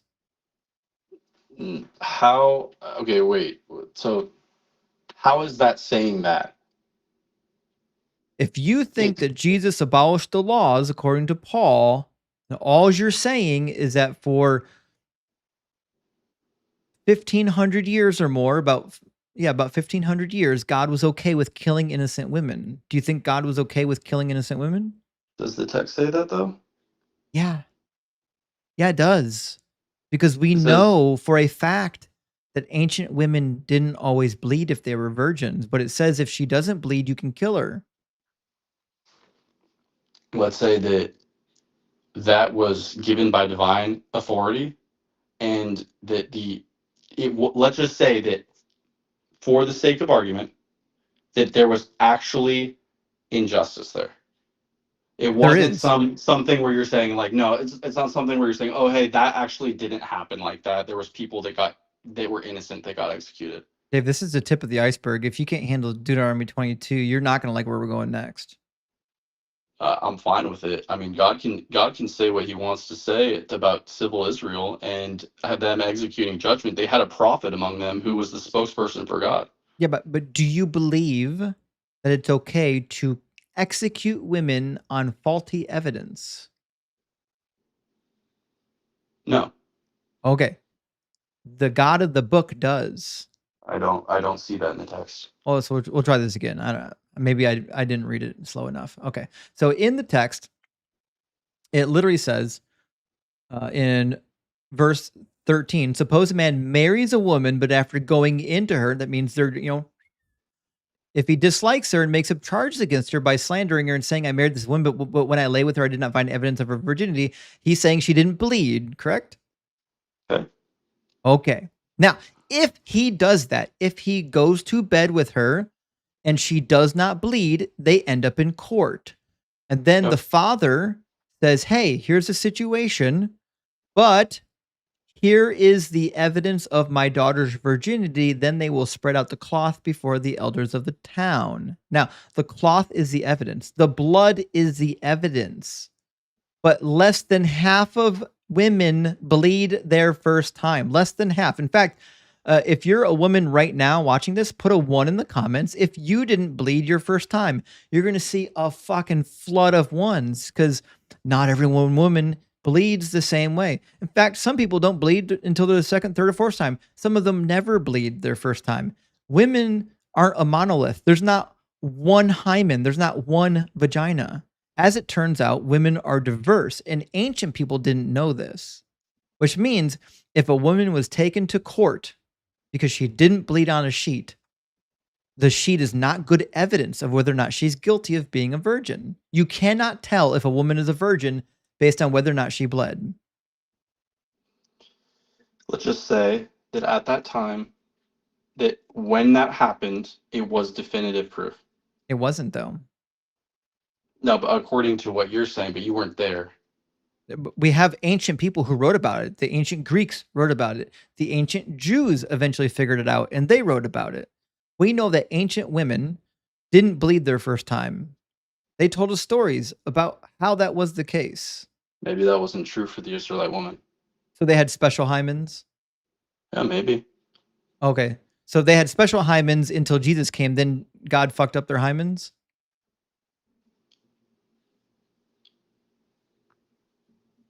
I'm not sure what you're saying there. Do you think God changed their hymens when Jesus came? I'm saying that God's precepts are righteous.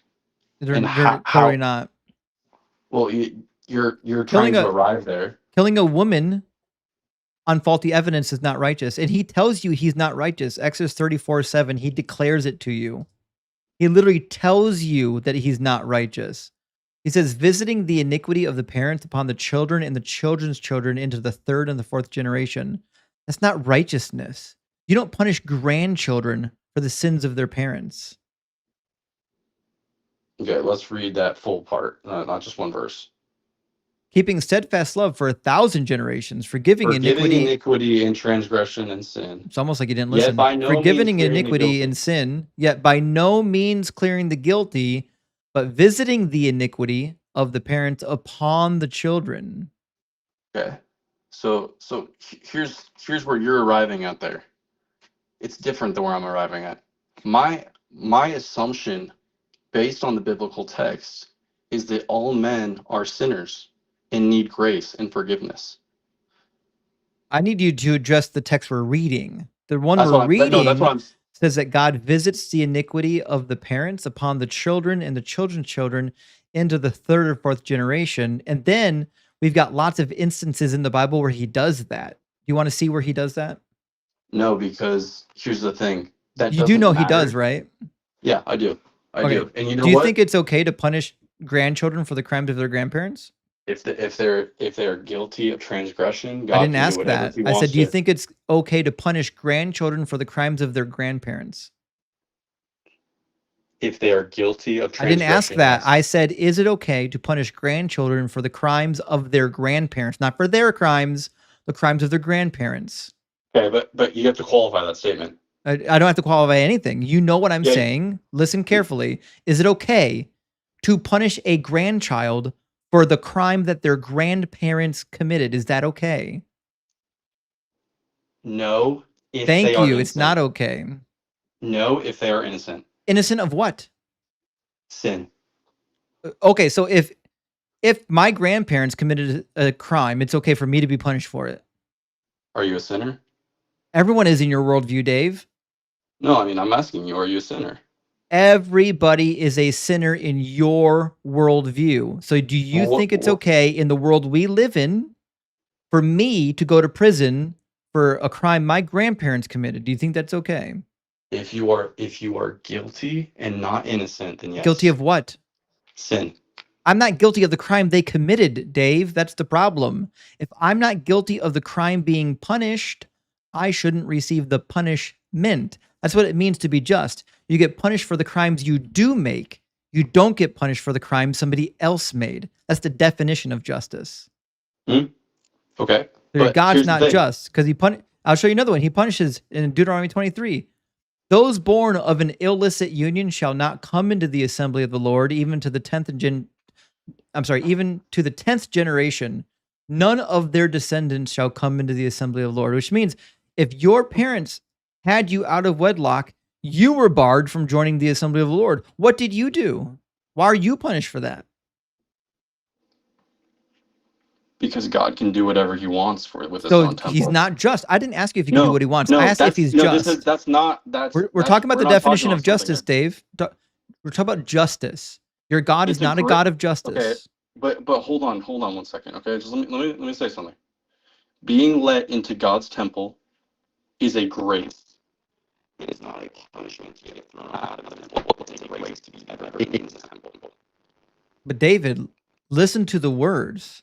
I'm not asking you if it's grace. I'm asking you why he's punishing people for things they didn't do. The child who's not allowed into the assembly of the Lord, it's not just the temple, it's the entire assembly, right? You can't do festivals, you can't do any ritual sacrifices, none of it. You can't do it. You're not allowed in the assembly, right? This happens because of what your parents or grandparents or great-grandparents did. This is not a punishment for what you did. It's a punishment for what your ancestors did. Do you see the problem with punishing great-grandchildren for the crimes of their ancestors? I think he lost his reception. He's coming back. Hold on. Welcome back.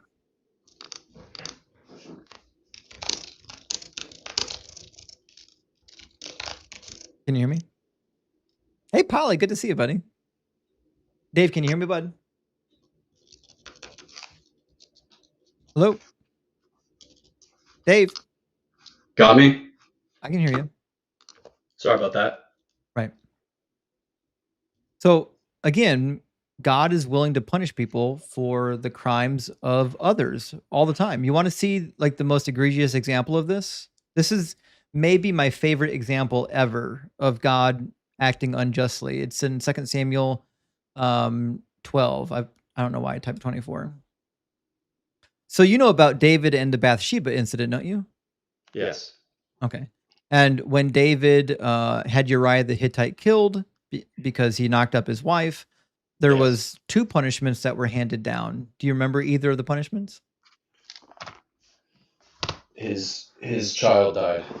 Yeah, exactly. His child died. He made his child sick for a full week. Then his child died. The second punishment was the wives get raped. It says, thus saith the Lord, I will raise up trouble against you from within your own house, and I will take your wives before your eyes and give them to your neighbor. He shall lie with your wives in broad daylight. You did it secretly, but I will do this thing before all Israel in broad daylight. And then, if you fast forward to chapter 16, David goes on the run because his son Absalom raises up a coup and brings a military with him, chases him out of the palace, and then he takes the advice of Ahithophel and it says, listen, in order to prove that you're in charge now, you need to take David's wives, bring them up to the top of palace, and sleep with them in front of everybody to show that you're in charge now. So he does. He goes into the palace, takes 10 of David's wives up to the top of the palace, and sleeps with them. Do you think those wives deserved to take the punishment for David's sin? I mean, here's the jump you're making that I don't buy, is that because God allowed it does not mean he authored it. He caused it. We'll try this again. Verse 11, I will raise up trouble against you from within your own house. He's saying, I'm doing it.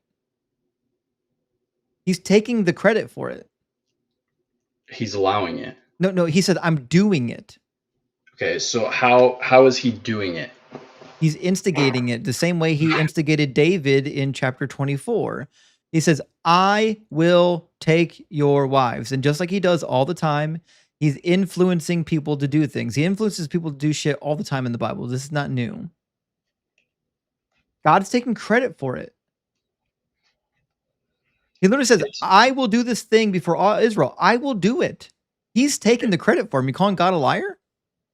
No, I'm saying something different, which is that God permitting something is different than him doing it himself. We'll try this. Does he say, I'm doing it? I mean, can you not see the screen? Do you not see the verse? I do. From the eyes of God or from the eyes of man? No. The words of God, God's own words, is I will do it. And what I'm saying is that did men rape those women? A man raped those women because God caused it to happen. And when you say God caused it to happen, how do you mean that? He obviously hardened the heart of Absalom the same way he hardened the heart of Pharaoh, the same way he hardened the heart of the Canaanites, the same way he hardened all kinds of people's hearts. He hardens people's hearts all the time to get them to do horrific stuff. And my belief on this text is that those men were the ones sinning, not God. God caused it. We'll try this again. This is a yes or no question. Does God take credit for what happened?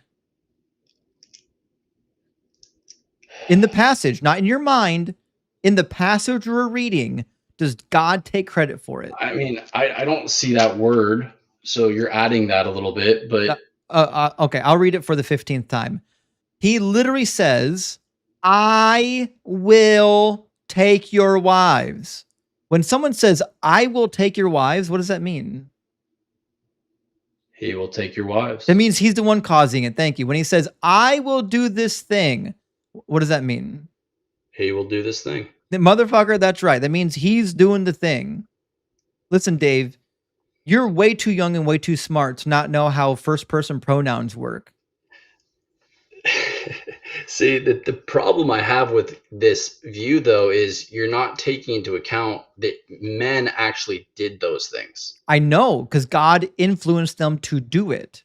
The same way he influenced Pharaoh to not let the people go. The same way he influenced the Canaanites in the book of Joshua to make war against Israel. The same way he influenced King Saul to do things that King Saul did. The same way he influenced Doeg to kill the priest at Nob. God does this all the time. And my view of that is that based on what I understand, I agree with what you're saying. God did harden the heart of Pharaoh. Yes, did he harden the heart of Absalom?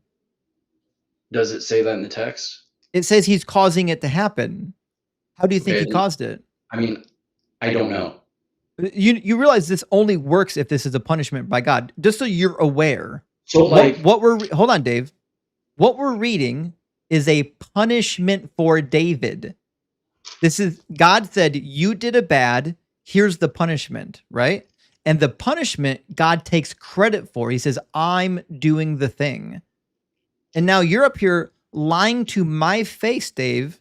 So we started this conversation, right, with this crazy presupposition that whatever is in this book just has to be true. And I said, I don't think that is the case, right? And now you're demonstrating why religion rots your brain, because now we're reading a passage where God clearly says, I'm doing something. And you're saying, no, God's not doing it. He says he's doing it. And I'm saying there's nuances to that statement, and here's what I mean by that. So he says, I will take your wives before your eyes and give them to your neighbor. So, for example, could that be that those wives were being restrained from sinning and that they decided to go commit adultery? They did not. They were taken by Absalom when he raided the palace. Do you think 10 of David's wives are dumb enough to sleep with their own stepson, literally on top of the palace in front of all Israel, knowing that the punishment for that is that they would be stoned? Do you think they're that dumb? This is like what were they wearing? They had it coming. They No. enjoyed it. They wanted to be I'm not raped. saying that. I'm not saying that. I'm saying like how we arrived here. How do we even get here? We got here by demonstrating that your God is not a God of justice. Your God allows and causes women to be raped for the crimes of their husband.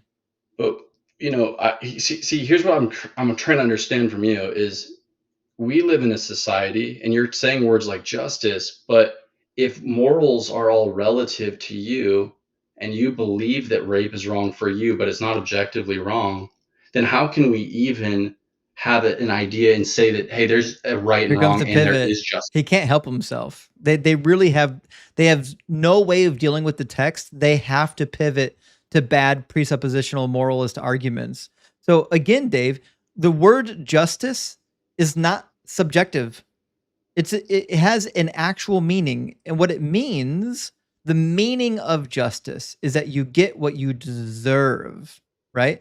You don't deserve to be raped if you haven't committed the sin. The sin was committed by David. So if anyone gets punished other than David, that is not justice. This has nothing to do with me trying to defend the position that rape is bad, although I could. That has nothing to do with that. This is about the definition of just, and your God is not just.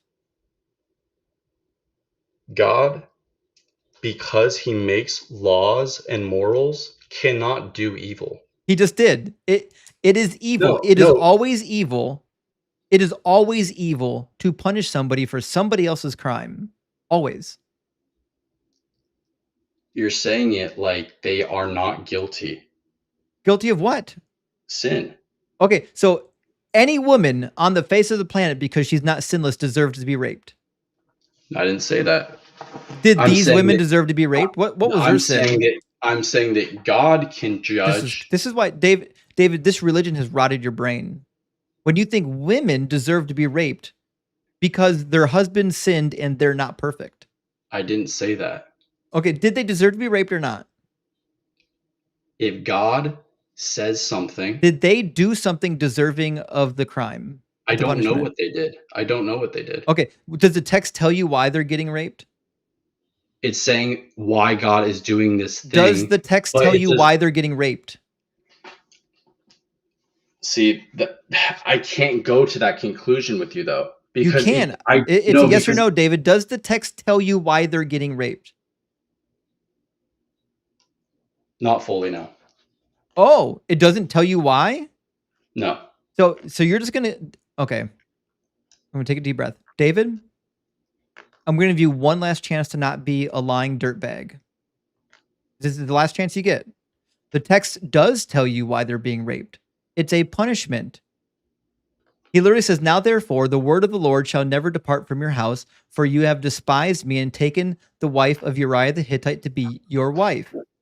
This is the punishment for what he did to Uriah. Thus saith the Lord, I will raise up trouble against you from within your house, and I will take your wives before your eyes and give them to your neighbor, and he shall lie with your wives in broad daylight. For you did it secretly, but I will do this thing before all Israel in broad daylight. He tells you why it's happening. It's because of what David did. It's a punishment to David for what David did, and he takes credit for doing it.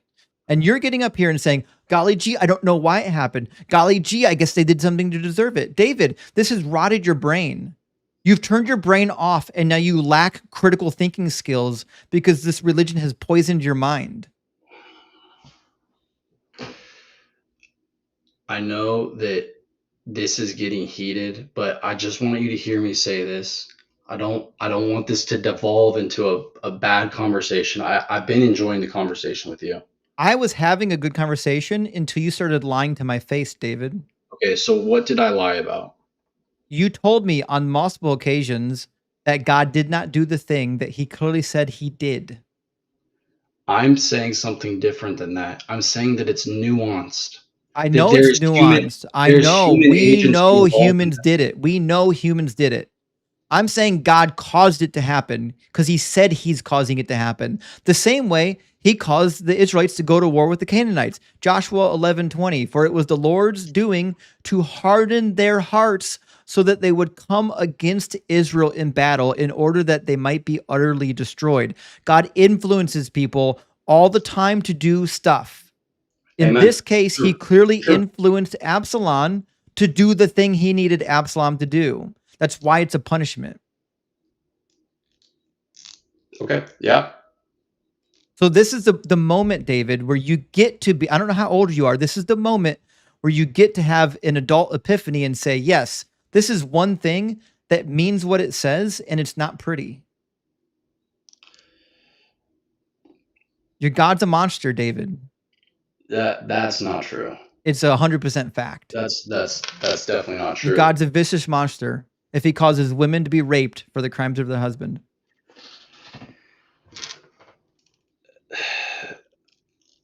I don't know what would like that. That's a very horrible statement, but it's a true statement. There's no reality in which somebody rapes somebody for crimes that somebody else committed and they're not a monster. That's the reality you're living in right now, and you're unwilling to accept it. The thing is, I'm not saying God isn't here in this example. Did God sovereignly allow for that thing to happen? Yes, he caused did. it. Okay. Let's just say, well, I'll use your words. It doesn't say that exactly, but I will use those words. Okay, God sovereignly. It says he caused that. it. He says, I will take your wives. I will do this thing. If God says something is going to happen and then he says, I'm doing the thing, that means he's the cause of it. That's what that means. David, I want this to be a good conversation, but it can't be until you stop lying to my face. I want to at least get to a point of agreement on this. God sovereignly did do this thing. Yes, he did. But also, men were free agents in this. They were not free agents, just like the Amalekites and the other people were influenced by God. It says God hardened their heart so that they would go out in battle. God is causing people to do things.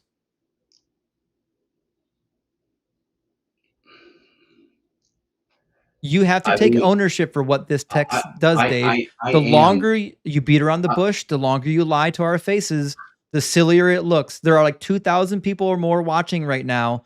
You're coping poorly with the text that you know is horrible. Hey, that is fine. I'm trying to go as far as I possibly can here and say God was sovereign in this, and also there were free agents involved in this.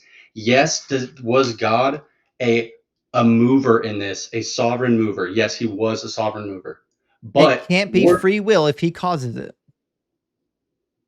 Okay, so because you were born and raised, do you have free will?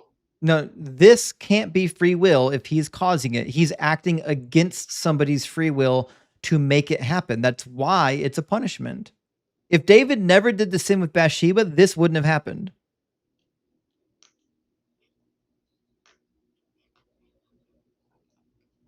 I'm not sure that's the case. If David did not sleep with Bathsheba, if he did not have Uriah killed, this event would not have happened.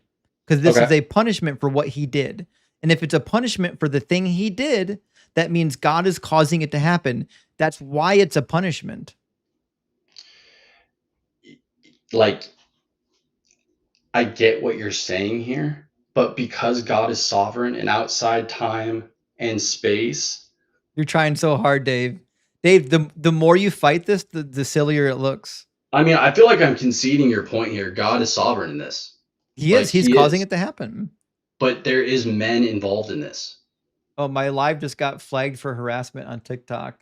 Yeah, whatever. That wasn't me, man. That's not you. That wasn't me. I get flagged every TikTok stream. It doesn't matter what happens. The Christians get so up in arms on TikTok that they report me until I get flagged. That's why I stream on YouTube so much now, because I can't keep an active account on TikTok.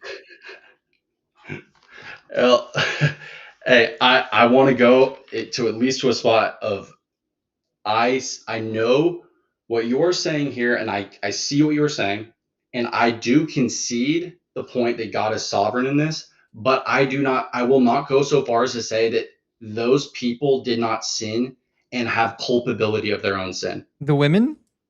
Both sides. But the text doesn't say that. The text says that this is happening because of what David did.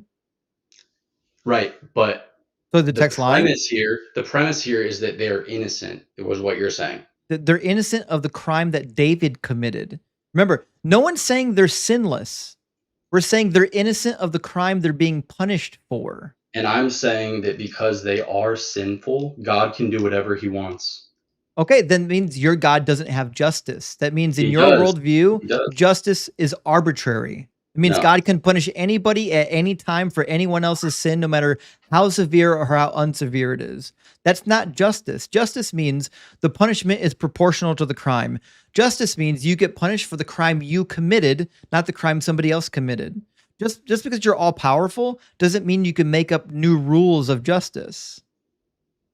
And I would agree with that, but I'm going so far as to just say that, hey, these people involved, no matter who you talk about in human history, regardless of this exact text or not, are sinful and are deserving of God's judgment. Well, no one cares. So was King David, and he didn't kill King David. He didn't rape King David. If this was a fair punishment, David should have been raped, not his wives.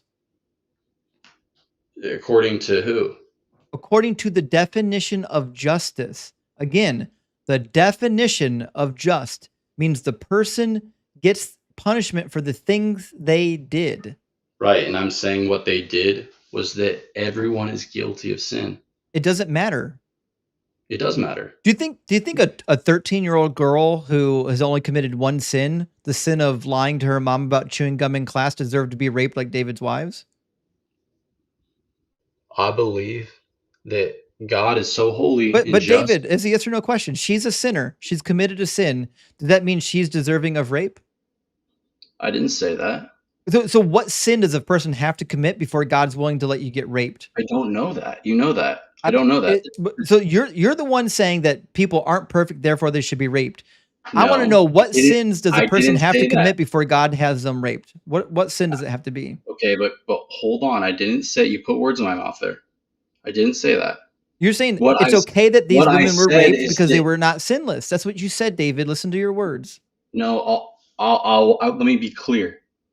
What I believe is that all men are sinners and deserving of God's justice and wrath and deserve to go to hell, except God gives grace. And at what part does that include the raping? At the part where God can do whatever he wants to do. I didn't ask it. What sin do I need to commit before God is willing to rape me? There is no answer to that. I don't know. It's just anything. It's just arbitrary. No, it's not arbitrary. It's that God is the ruler. This is important. I need to know, Dave. I need to know what sin I can and cannot commit so I don't get raped by Yahweh. What sin do I have to avoid? You shouldn't be worried about that. You should be worried about hell. Well, I am worried about getting raped because he had 10 of David's wives raped. How do you not see this problem, Dave? Do you have sisters? Do you have a mother? I'm more worried about people's eternity. I'm worried about your mother right now, Dave. You think it's okay for God to have her raped? No, that's not what I said. Is your mother sinless? Is my mother sinless? You know the answer to that.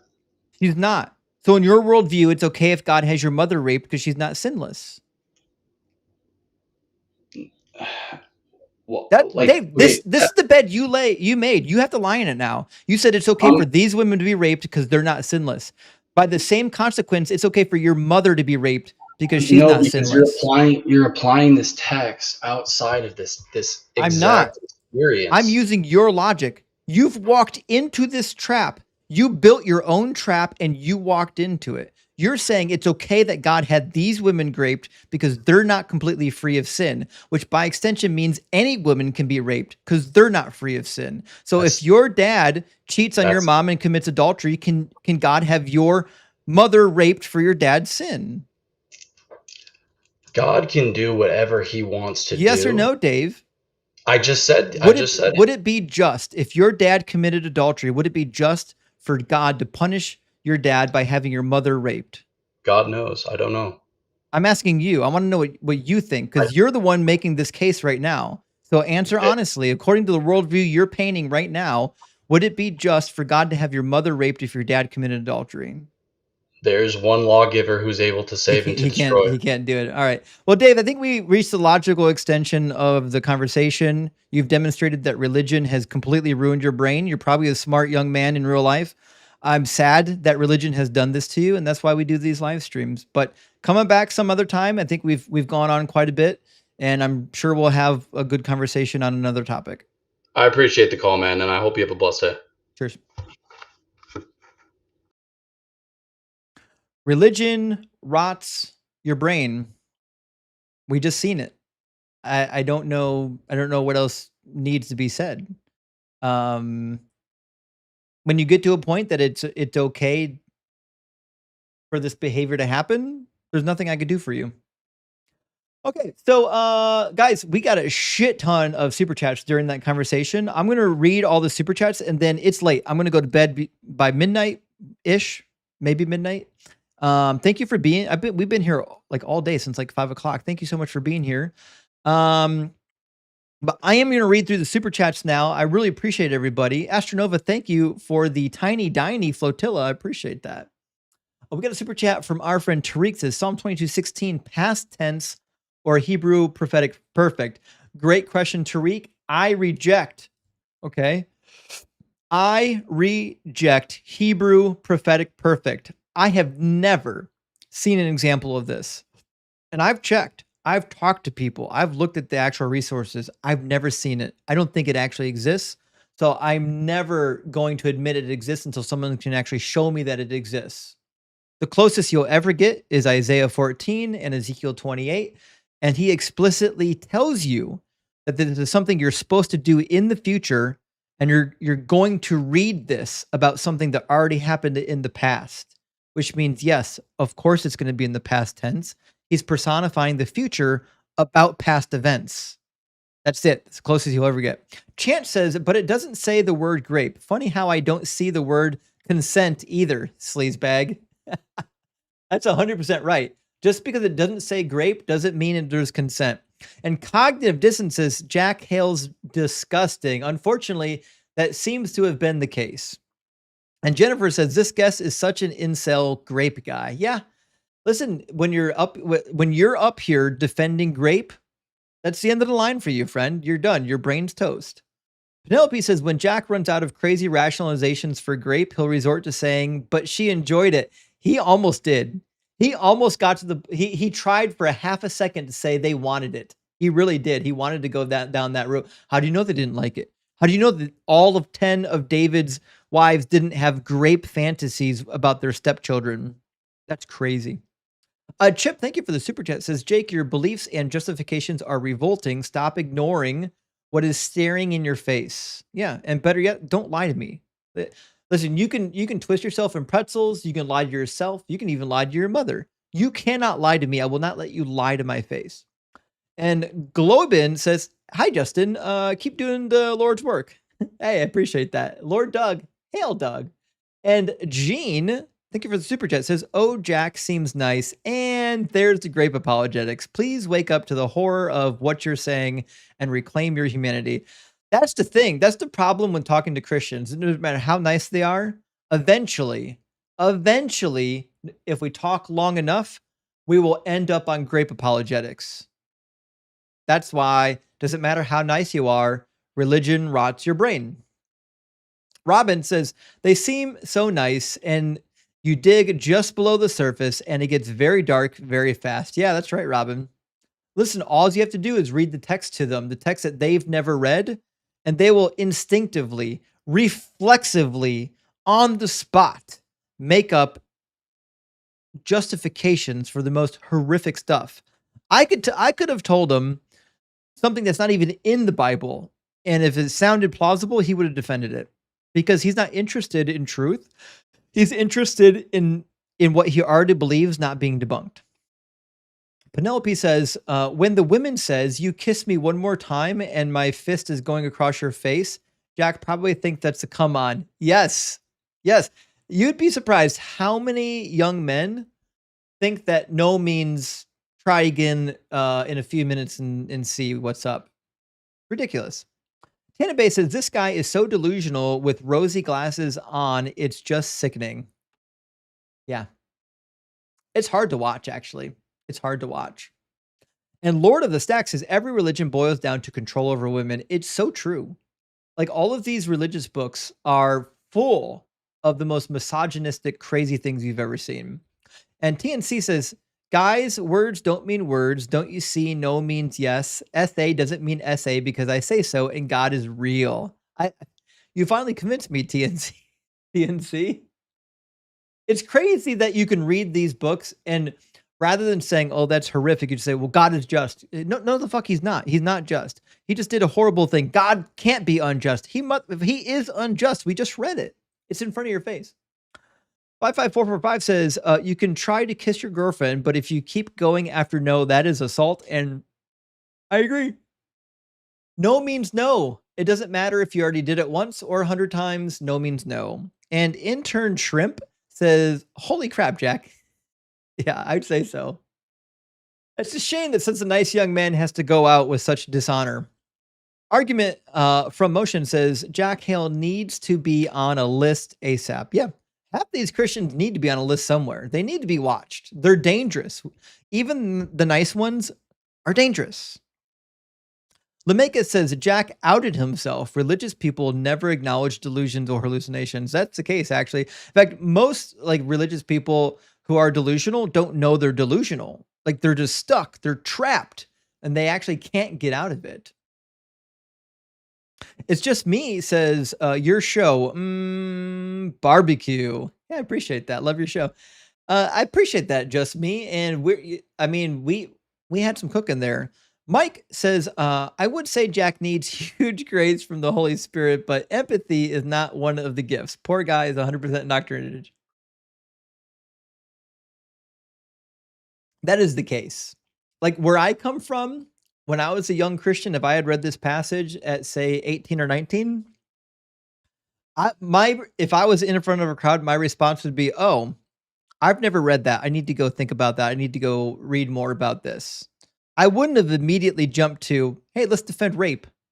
It's crazy that people will jump to that defense. They won't even consider the possibility that something's amiss.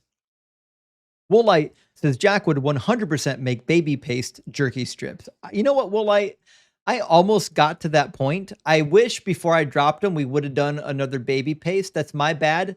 That's my mistake. I should have done one more baby paste. I promise I won't miss that opportunity next time. John says, Jack looks mega, sounds fabulous. He actually does sound nice. Does he look mega? I don't know. I didn't see. So maybe. They do kind of have a look. Ella says, better check Jack's basement ASAP. Yeah. And there's someone chained up down there. And Frank says, Dan McClellan has a response video of someone using AI of himself to try to debunk you. It's weird, but hilarious. Actually, yes. So there's a guy on YouTube who literally hates me because he came up once and got utterly cooked. Then he came up a second time. I think he was drunk and he got even more cooked. And ever since, he's been making AI videos about me trying to convince people that I said things that I didn't say and that Dan McClellan cooked me, which obviously failed every single time. And All of my supporters went and found the AI generated videos and reported them. Goofy Bearded Gamer says, I, for one, very much appreciate you helping everyone to see facts and sharing your knowledge. Thank you. Well, I appreciate it, Goofy. I really do appreciate that. And Dope Beard, by the way. I appreciate a good beard. Adam Brown, my friend, great to see you again. It says, I feel like G-Man did what he did to get booted and play the victim. Actually, I think you're right. He loves to get booted. He'll go on a live stream, get booted, and talk forever about it. Says, knew he was cooked and took the flaccid route, but I am rock hard, buddy boy. You are, Adam. Adam, you're always rock hard for Doug. I appreciate that. And also from our friend Taco Joe, it's been a minute. Thanks for being here. Good to see you. Says, Justin, this super chat is in honor of Jason Pate, who cries nonstop in the chat that you get super chats. Thank you so much, Taco. Christians hate the fact that people support what I do. They hate it. The same hypocrites will turn around and justify pastors taking poor people's money to buy extra jets. They don't hate that, but they do hate me getting paid for my work. And Jason Pate, there he is, at Taco Joe, is being disingenuous like the Christians. I don't know. Listen, I haven't been part of the comments. I can't moderate what you guys are fighting about. Matt Dougherty says, in response to hot dogs, the correct answer is, of course, that hot dogs should not be consumed by humans. Polish sausage, Italian sausage, sure, hot dogs are shite. Okay, I'll give you some credit. Real sausage, I think, is better than hot dogs. Hot dogs, it's a spam. It's mystery meat. That being said, I still like them. Do I like them as much as like a really good sausage? No, I don't. But will I eat them? Oh, yeah. Yeah, lather some spicy mustard, maybe some Dijon, maybe some catsup, and you got me. Spicy Godzilla, thank you for the super chat. Says, can you add to the cheat sheet a tab covering talking points for the New Covenant apologetics outsider of the failed prophecies? Thank you, Rock Hard for Doug. Yes. Let me put a note real quick. So I actually have a document for this already.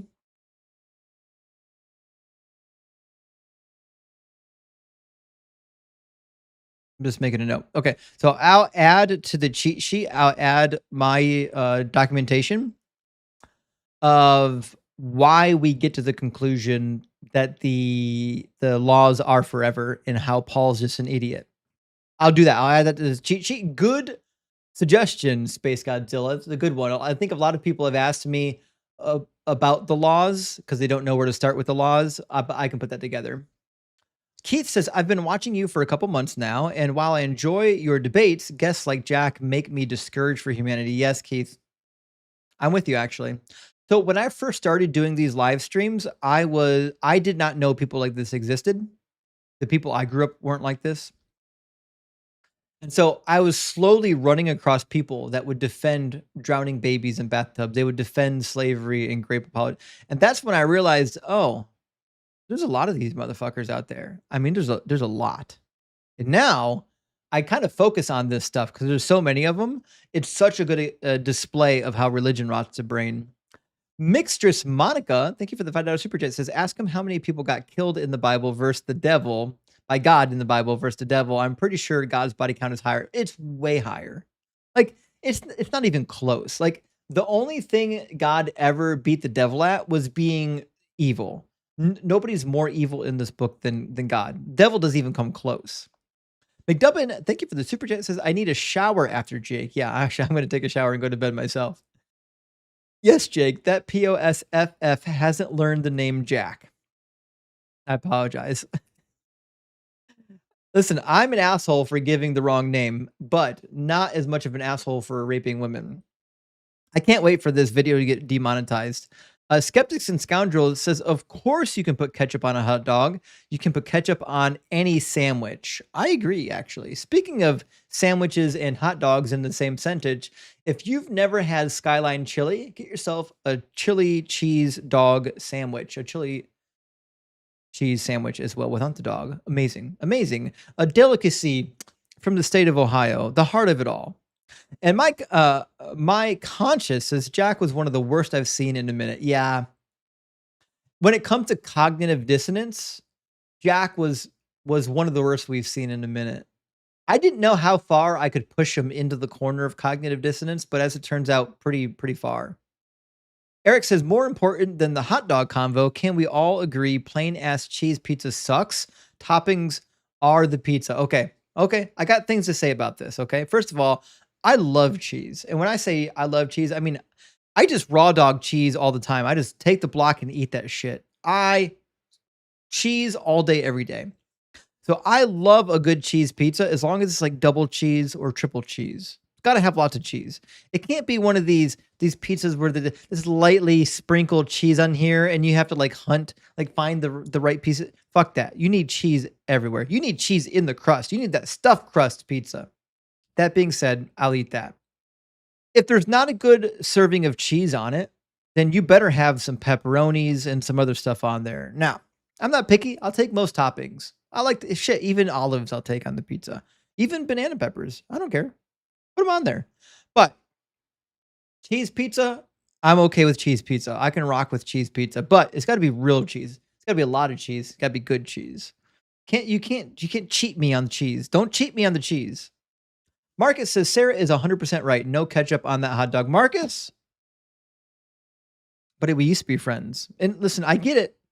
I know you have an opinion on a hot dog that's different than mine. And trust me, I'm not saying it's objectively good to put ketchup on hot dogs. It's subjectively good to put ketchup on hot dogs because my subjective framework agrees with putting it on hot dogs. It means you can't tell me that it's objectively bad to put ketchup on hot dogs. Just saying. That's the argument I would run. Anyways, Skeptics and Scoundrels, my friend, great to see you in here again. Thank you for the super chat. It says, I'd introduce you to my Messiah, but unfortunately he lives in Canada. I don't know who your Messiah is in Canada. There could be a lot of people up there. It's certainly not Celine Dion because it's a he. Bryan Adams, maybe he's pretty badass. I have to think about that. Skeptics, I'd love to know who your Messiah is. I'm not far from Canada, actually. It says, Tutor Ed, it's a dual fulfillment when you ride 2 donkeys instead of just 1, is it? Listen, in terms of dual fulfillment, this is the only dual fulfillment I would ever accept. Not the kind the Christians talk about. I'm talking about riding 2 donkeys, like planking, like pyramiding, like surfing. That's the only way to do it. That's what I'm calling the right way. Helping Mega says, thanks for the Tuesday night barbecue. Praise Doug. Well, thank you, Mega. I appreciate that. And Nobody on Fire. I'm glad to hear no one's on fire. Thank you for the $10 super chat. Says, Justin, your biblical knowledge is insane. You're a theological ninja. Yeah, I appreciate that. I think my biblical knowledge is pretty good. My science knowledge is shit. Like once we leave electricity, I love the sciences.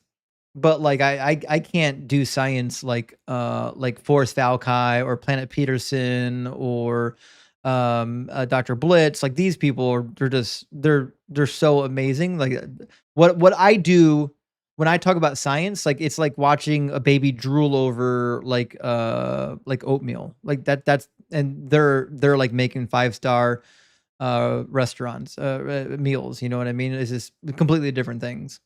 Cameron, thank you for the super chat. Says, Justin, what's up with Tuesday night? Another night to be spoiled for free education. Love you, sir. Hello, Sarah. Well, thank you, Cameron. I appreciate that.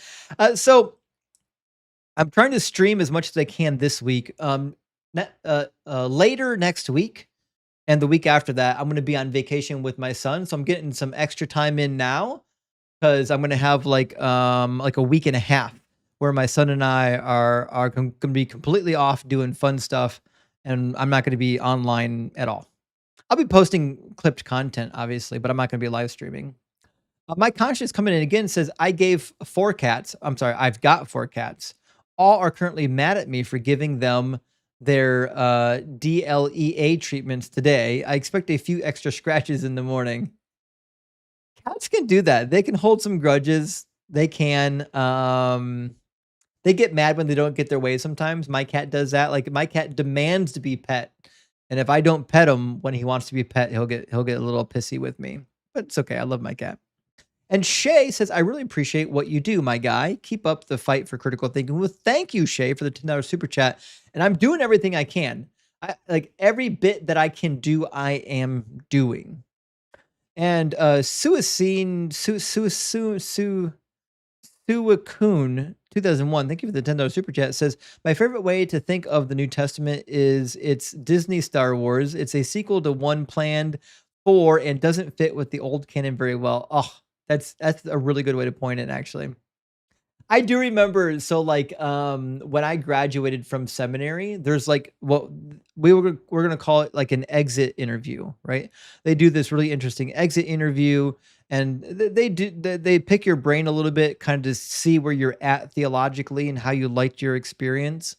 And they were particularly interested during my exit interview because I was one of the few people that specifically studied the Old Testament in seminary, and I didn't want to like burst their bubble for them, but I was like, yeah, you know, it's very interesting. I loved learning more about, you know, loved studying the prophecies and the history and whatnot. And my I had an advisor with me from the school, but I also had what they called your mentor. So when you go to seminary, like the one I went to, you're required to have a pastoral mentor while you're in seminary as part of your seminary training.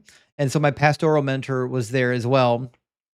And I don't think he knew I was studying the Old Testament. So he got excited and he was like, yeah, that's so cool that he studied the Old Testament. I always say that the Old Testament is Jesus, Jesus concealed, the New Testament is Jesus revealed. It fits together so perfectly. And inside I was like, oh my God, no, it doesn't. I need to get my diploma and get the fuck out of here. They don't match. They don't go together, guys. You would only believe that if you only ever read the New Testament. And iReactor, thank you for the 666. I really appreciate that. Rock hard for Doug. He says, thank Doug, hardness be upon him for the Mormons. They show Christians what they look like to the Jews. 100%. Like, I love watching Christians say that the Mormons are like heretics and then show them how they're the exact same thing. Exact same thing. Todd says his miracles can't be debunked. You can't even prove that he performed a miracle. You don't have to debunk something if it's not even true. You can't debunk the miracles of Vespasian. You can't debunk the miracles of Asclepius. Acme Hero says, make a pleasing aroma to the Lord, Doug 420. We did. I think we ended on a pleasing aroma if I had to make a wager. Adam says, Serapis was a shadow and type for Serpentor, Hail Cobra. I agree. I'm with you. We're in agreement here. I like this mythological origin. Freedom from Security. Thank you for the 666. Hail Nero says, Justin, you are Christian kryptonite. Kryptonite is but another stone, another firm stone on which to ground all BS we're told we don't have. Rock hard for Doug. Well, thank you so much, Freedom. And I might be kryptonite for Christians. I'm not kryptonite for Muslims. That's M's. M's is the Muslim kryptonite. Kernel of Truth, thank you for the $2 super thanks. And One Bad Weekend, that was reference to Jesus, thank you for the 666, says, holy shiitake and huge grace. You're still cooking. This is going to be the best commute material ever. Tomorrow, Doug willing. Well, thank you, Bad Weekend. I appreciate that. And I hope that you drive safely. Don't drive recklessly. I know listening to the conversation might make you want to pound your fist, but keep two hands on the wheel. Ehud sent out 5 DZ debate memberships. I appreciate that, Ehud. Big W for that. And rock hard for Doug. Great to see you again. Thank you for the $10 super chat. It says, Doug told me to send this super chat, and I'm not going to anger the gods. Rock hard for Doug and Jared Stone. Listen, Doug's never angry. He loves you unconditionally. He's never going to send you to hell. He doesn't make you weep and gnash your teeth. Like he's not going to do any of that to you. He's a loving, rock hard deity. And rock hard says, for the record, Doug did not create desert hymens. He did not. Although I'll never not be tickled. I'll never not be tickled when you do the Hebrew hymen Deuteronomy 22, and they try to tell you that ancient Hebrew women had different hymens back then. Every time it's funny. And Polypolitics says, thanks for the help on my Old Testament law arguments. Polly, I'm glad to help you. And Polly's a good friend of mine who's streaming on YouTube and TikTok. If you're not following Polypolitics on YouTube and TikTok, you're missing out. You really need to. He's phenomenal. And he looks way better in a tank top than I ever have. And Sonus, thank you so much for the $200 Argentinian dollar super chat. That's huge, friend. Says, I think most guests know the right answer, but have a Pavlovian response to prevents them from speaking it. I think you're right. They know the right answer. They're reading the passage and they know in their mind what the right answer is, but they can't bring themselves to be truthful. They have to sit here and lie to your face. They would lie to their mother's face about this passage if she read this to them, because they're not interested in what's true. They're interested in not losing their feeling in their tum-tum about their religion. That's what this is about. And Ehud the leftist says, if God caused it, it isn't a sin, right, kid? That's right. If God caused it, then it can't be a sin, which means if the women committed adultery rather than getting raped, then it means God caused sin to happen. And God wouldn't do that in his worldview. Banging Out West says, Justin up here chopping wood. I think you're right.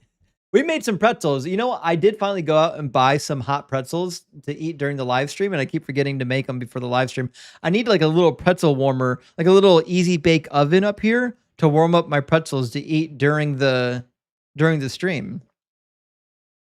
Kernel of Truth says, this poor simp subjective morals are negotiated and enforced by all animal groups. I agree, right?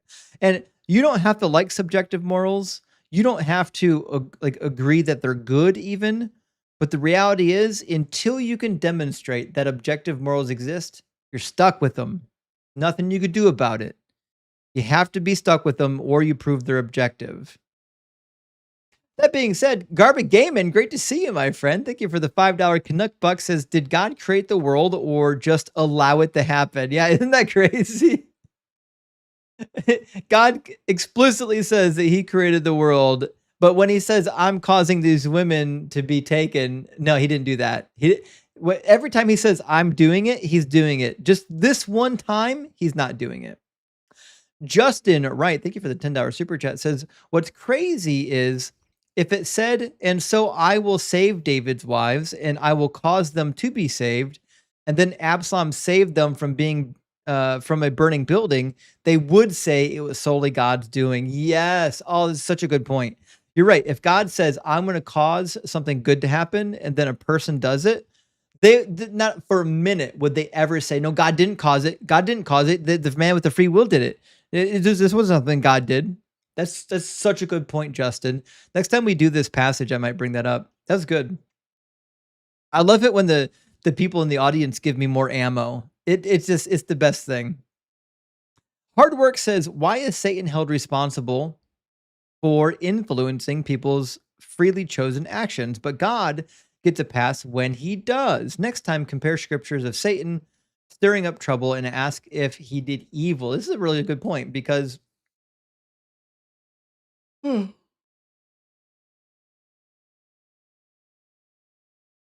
if all the sins are just based solely on our own free will, they're not influenced by any divine entity, whether good or bad, then you can't say that Satan tempts anyone or Satan causes or influences anyone to sin. You can't say that.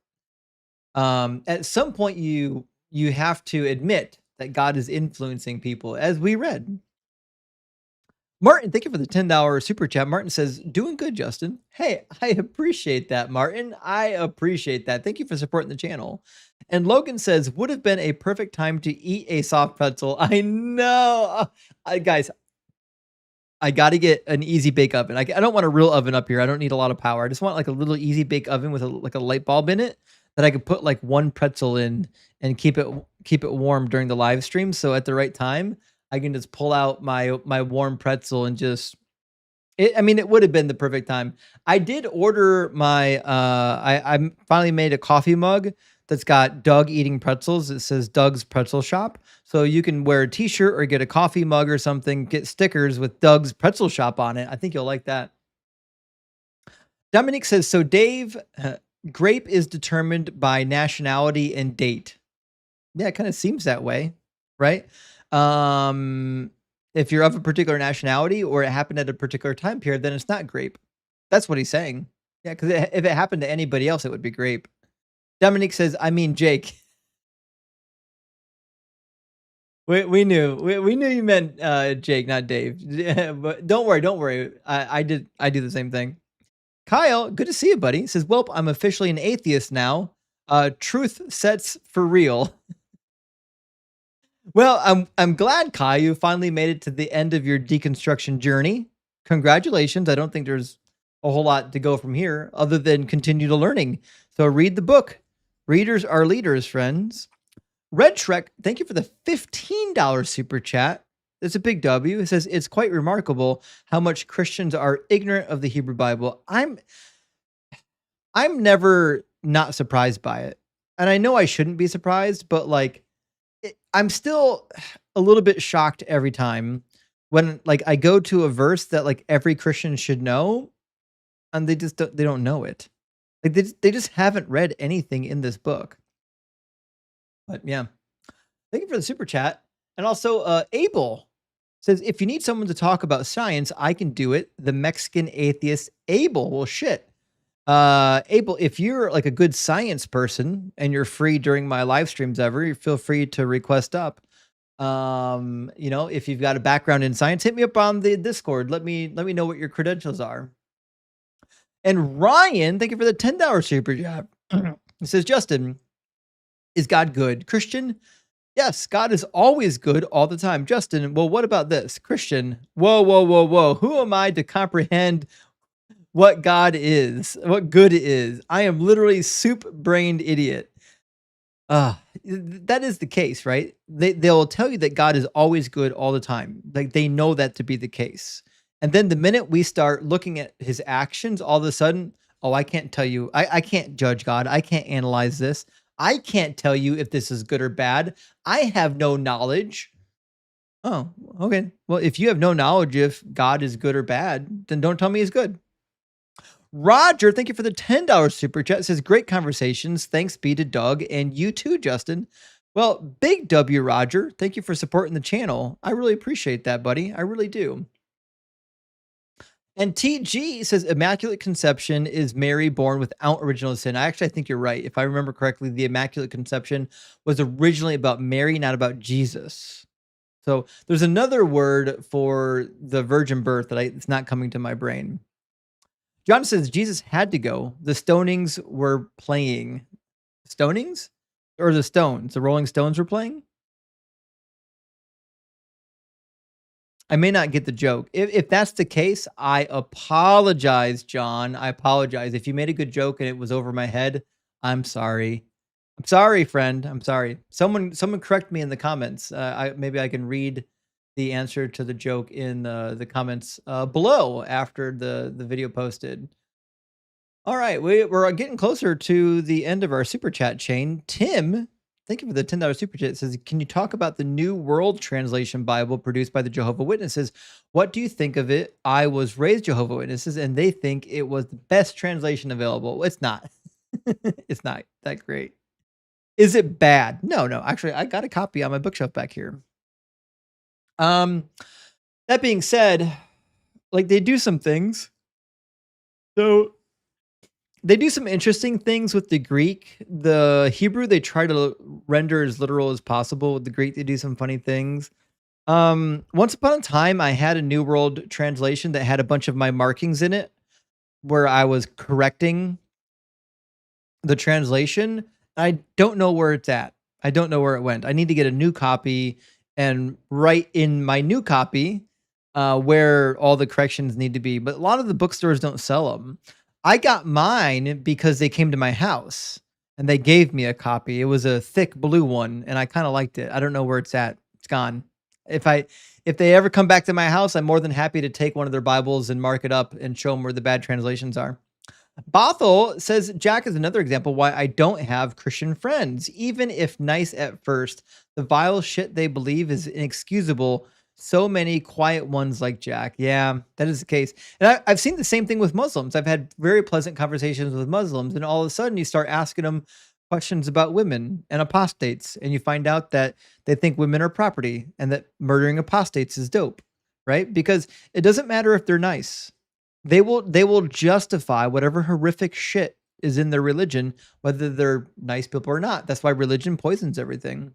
And Lou says, Matthew 21, verses 1 through 11, Jesus tells his disciples to steal. Yeah, it does seem to be the case, actually. He doesn't say to ask for permission. He just says, tell them that the Lord needs of it. And that seems to be the case. Now, in the story, even though Jesus tells them to steal in the story, they do get consent. But Jesus doesn't tell them to get consent. And Godless Doctor says, recommend recovering from religion for the deconstructing folks. Yes. If you're deconstructing and you're leaving religion, considering leaving religion, check out Recovering from Religion. They do great work. They do really good work. And Carlos says, just saying hi and thanks for the cooking. Love you, man. Well, thank you, Carlos. I appreciate you. And thanks for being here. And thank you for supporting the channel. Silver Surfer, thank you for the $4 super thanks. I appreciate that. And also TG coming in again with another super chat. Thank you for the $10 super chat. It says Christians never realized that the New Testament authors manipulated the Jesus story to fit the Old Testament prophecies. If they rewrote historical people like Pilate, what else would they alter to fit their narrative bias? Exactly. They're writing the books to complete the prophecies as much as they could. The reality is he didn't complete any prophecies. You have to contort yourself into pretzels to get to that point. You can't be honest with the text. And Jerry says, I'm actually already sitting on the metaphorical throne, so Jesus needs to find his own. Yeah, that once you get the metaphorical thrones and metaphorical kingdoms, anyone can fulfill that shit. I'm a king. I wore a Burger King crown once. That makes me a king. Forum, my friend, good to see you. It says, my only problem with Mormonism is it has one too many M's in it. Listen, understand, I have a lisp, so I have to stay away from S's. S's are the ones that fuck me up. That's why, like, if you have a religion with a bunch of S's in it, I'm already out. Don't even tell me what it says. I'm out. TG coming in again says, worst thing about being an atheist, you can't say I told you so after you die. Best YouTube channel ever. Rock hard for Doug. Hey, thank you. I appreciate that because yeah, if we're right at the end, like we're just right. We never get to turn around and be like, haha, I told you this is it. Because we're gone. We're done. And the dead know nothing and the dead care not. Because they're not here. Silly Durg, thank you for the $5 super chat. Says, praise Doug. I want to learn more about the history surrounding Christianity and Judaism. Is there any books you recommend? I would start with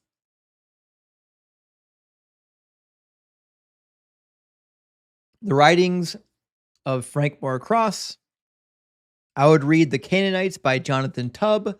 I would read the archaeological books by William Devers. I would read the archaeological books Unearthing the Bible by Israel Finkelstein. I would also read The Cosmic Mountain by Roger. What's his first name? Last name is Clifford. What's his Richard? There we go. Richard Clifford wrote a book called The Cosmic Mountain. Definitely would give that a read. I would also read the books by Mark S. Smith. Mark writes a book called Where the Gods Are. He also writes a book on the origins of biblical monotheism. I would read that one. And then there's one other book by Mark Smith I can't think of that I would recommend. Those are really good places to start. I think if you spent a year going through those books, man, you would learn a lot. If you have a couple bucks sitting around and you really want to dig into more of a classic, you can do Israelite and Judean history from the Old Testament library. It's a little bit dated at this point, but it's full of good documentation, historical and archaeological data. Again, it's called Israelite and Judean history in the Old Testament library. Peter says gospel writers are exegetical dropouts. F after F. Oh, I know. Listen, the gospel writers took so many L's. Like I expect to find it missing from the alphabet. Like they're just brain dead dummies. Godless says we get folks from sperm and eggs, but abiogenesis is a bridge too far. Isn't that the crazy thing actually? But listen, got to remember in his worldview, either the sperm or the eggs, none of that matters. That it's super complicated because God did magic, right? So in his worldview, everything's just magic. It doesn't matter how we can demonstrate it. Superhuman, thank you for the $10 super chat, says many Christians think raising a family is value taught in the faith, but it seems that Jesus and Paul were almost anti-natalists. Jesus says to hate your family. Paul suggests not get married. Am I off here? So I think Jesus and Paul are doing two things, but two sides of the same coin. What they're suggesting is you must abandon all for the gospel, even your own family. It says, he who puts his hand to the plow and looks back is not worthy of me. The man who wanted to bury his own father, his dead father, before going and following Jesus, he says, let the dead bury their dead. Come and follow me. He instructed the young man to disrespect his own father to come follow him. God and Paul are two sides of, or Jesus and Paul are two sides of the same coin. Nothing matters, not your family, not your own life, nothing. The only thing that matters is that you're a slave for God. Eltine, thank you so much for the $50 super chat. That's huge, friend. I appreciate that. So the plot twist, hymens were different back then, but 43% of women still didn't bleed due to husbands' lack of endowment. And women were stoned for exposing their smallness. Omnibenevolence is saved. This is an interesting one.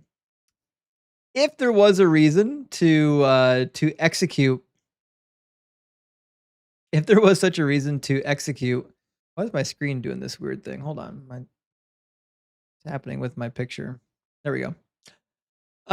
If there was a reason to execute these women, it was because they were ashamed. Nobody told them about the shrinkage, and now, no, what are you gonna do? They saw it. They saw the shrinkage. Marilyn says, King. Oh, good to see you again, Marilyn. Thank you for being here. Thank you for supporting the stream. And I appreciate the sentiment. I am more of a king than Jesus. And Mike, old newbie, thank you for the $10 super chat. Says, Dave is like the last bingo game of the night. He covered all of his spots on the DZ bingo card. Grape, yap, pivot, dunce, baby paste, and Hebrew hymen. He really did. He covered a lot of ground. That's why we kept him up for so long, is because he just kept pretzeling over and over again on the biblical text. I was like, how far is he going to pretzel? I want to know. Farah says God's love equals graping women and children for another's mistake. Yeah. That's it. Yeah, the loving God is okay having women graped. Marduk says, Dave, your brain is broken.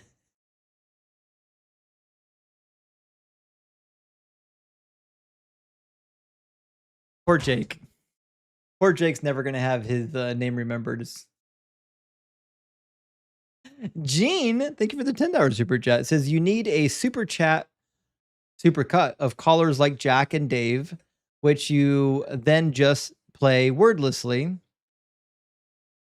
Whenever you get some whiner asking, why don't you just mind your business? This is actually a good point.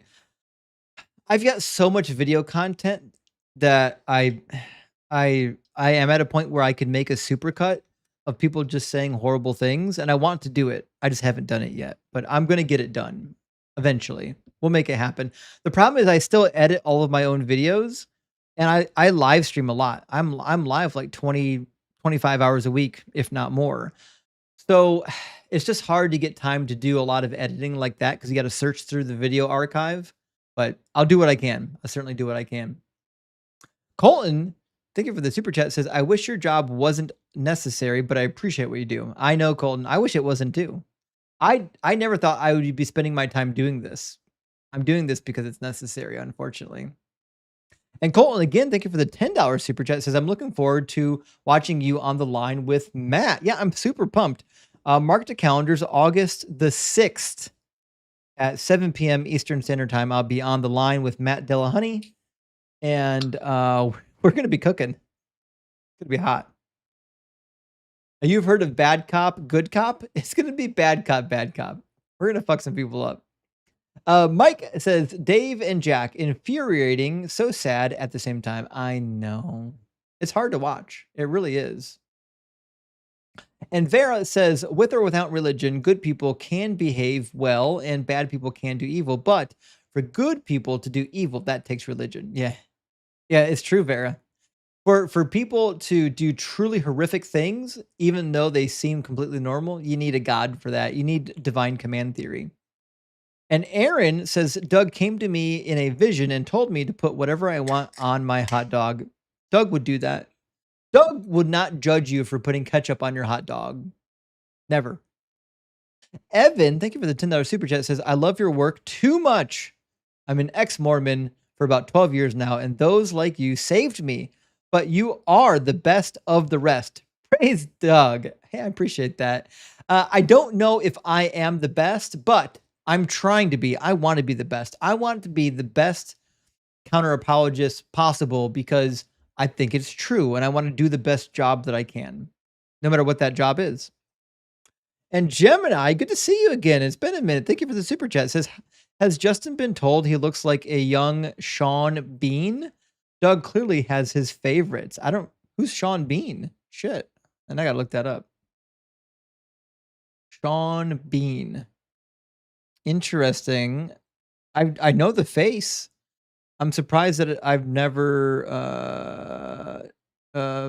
been compared to Sean Bean before. We don't look terrible. I mean, he's obviously better looking than I am. Well, thank you, Gemini. I'll show you who Sean Bean is if it'll pop up. He's way better looking than I am. Let's see what we got. Here's Sean Bean. You've seen him before. This guy, right? This handsome feller. There, yeah, you guys know the guy. We don't look that terribly different. Shit. I never knew his name. Anyways, W. Oh well, he's getting millions of dollars. So he's got a really good skill set. Anyways, JMR, thank you so much for the $20 super chat. That's huge. I appreciate that. It says, hi Christians, are you feeling down? Struggling with life's little questions? Fell for another Nigerian email scam? Fear not. Try atheism. Doug will guide you in all the ways you discovered truth, or all ways to discover truth. No eternal punishment involved. Never. Doug would never eternally punish anybody. Not even with annihilation. Not even. GMR, thank you for the super chat. That's a good one. I am working on a commercial to play while I'm on my urinary breaks. It's going to be fun. It's going to be a lot of fun. I just need time to record it and make videos for it. Skeptics, thank you so much for the $10 super chat.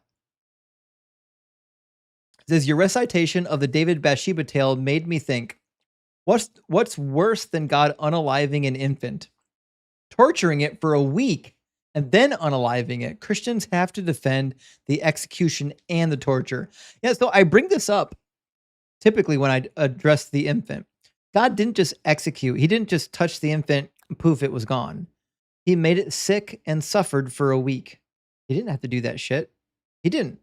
What did that little infant do that he had to suffer like that? It's crazy. The one who should have been killed is David. God killed an innocent child and raped innocent women because he's not a God of justice. Redurgia, thank you for the $10 super chat. It says, a Christian told me that Paul said that Gentiles don't need to follow the old laws. Is he right? Well, he's right that Paul said it. He's not right that Paul's right. Paul's an absolute maniac. Paul's insane. Paul says in Ephesians chapter 2, verses 13, 14, and 15, that is the case. In fact, I'll show it to you. He says it in Galatians as well. In Ephesians, he says, but now in Christ Jesus, you who once were far off have been brought near by the blood of Christ.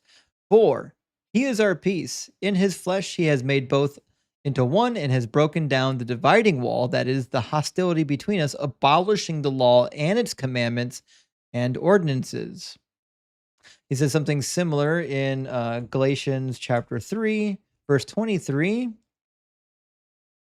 It says, now, before faith came, we were imprisoned and guarded under the law until faith would be revealed. And he goes on into the whole diatribe in this chapter about how the law has been done away with. It was a temporary schoolmaster. So Paul does say it. He's just wrong. He's contradicting the God of the Old Testament. He's contradicting the Father. It's just a contradiction. Dakota, thank you for the super chat, says, hi, Justin, great stuff. If I have a question for you, but it's not a debate, is there a format place where it's appropriate to ask? Yes, the Discord server link is in my link tree in my profile, or email me. My email is attached. I do check my Discord and my email a couple times a week.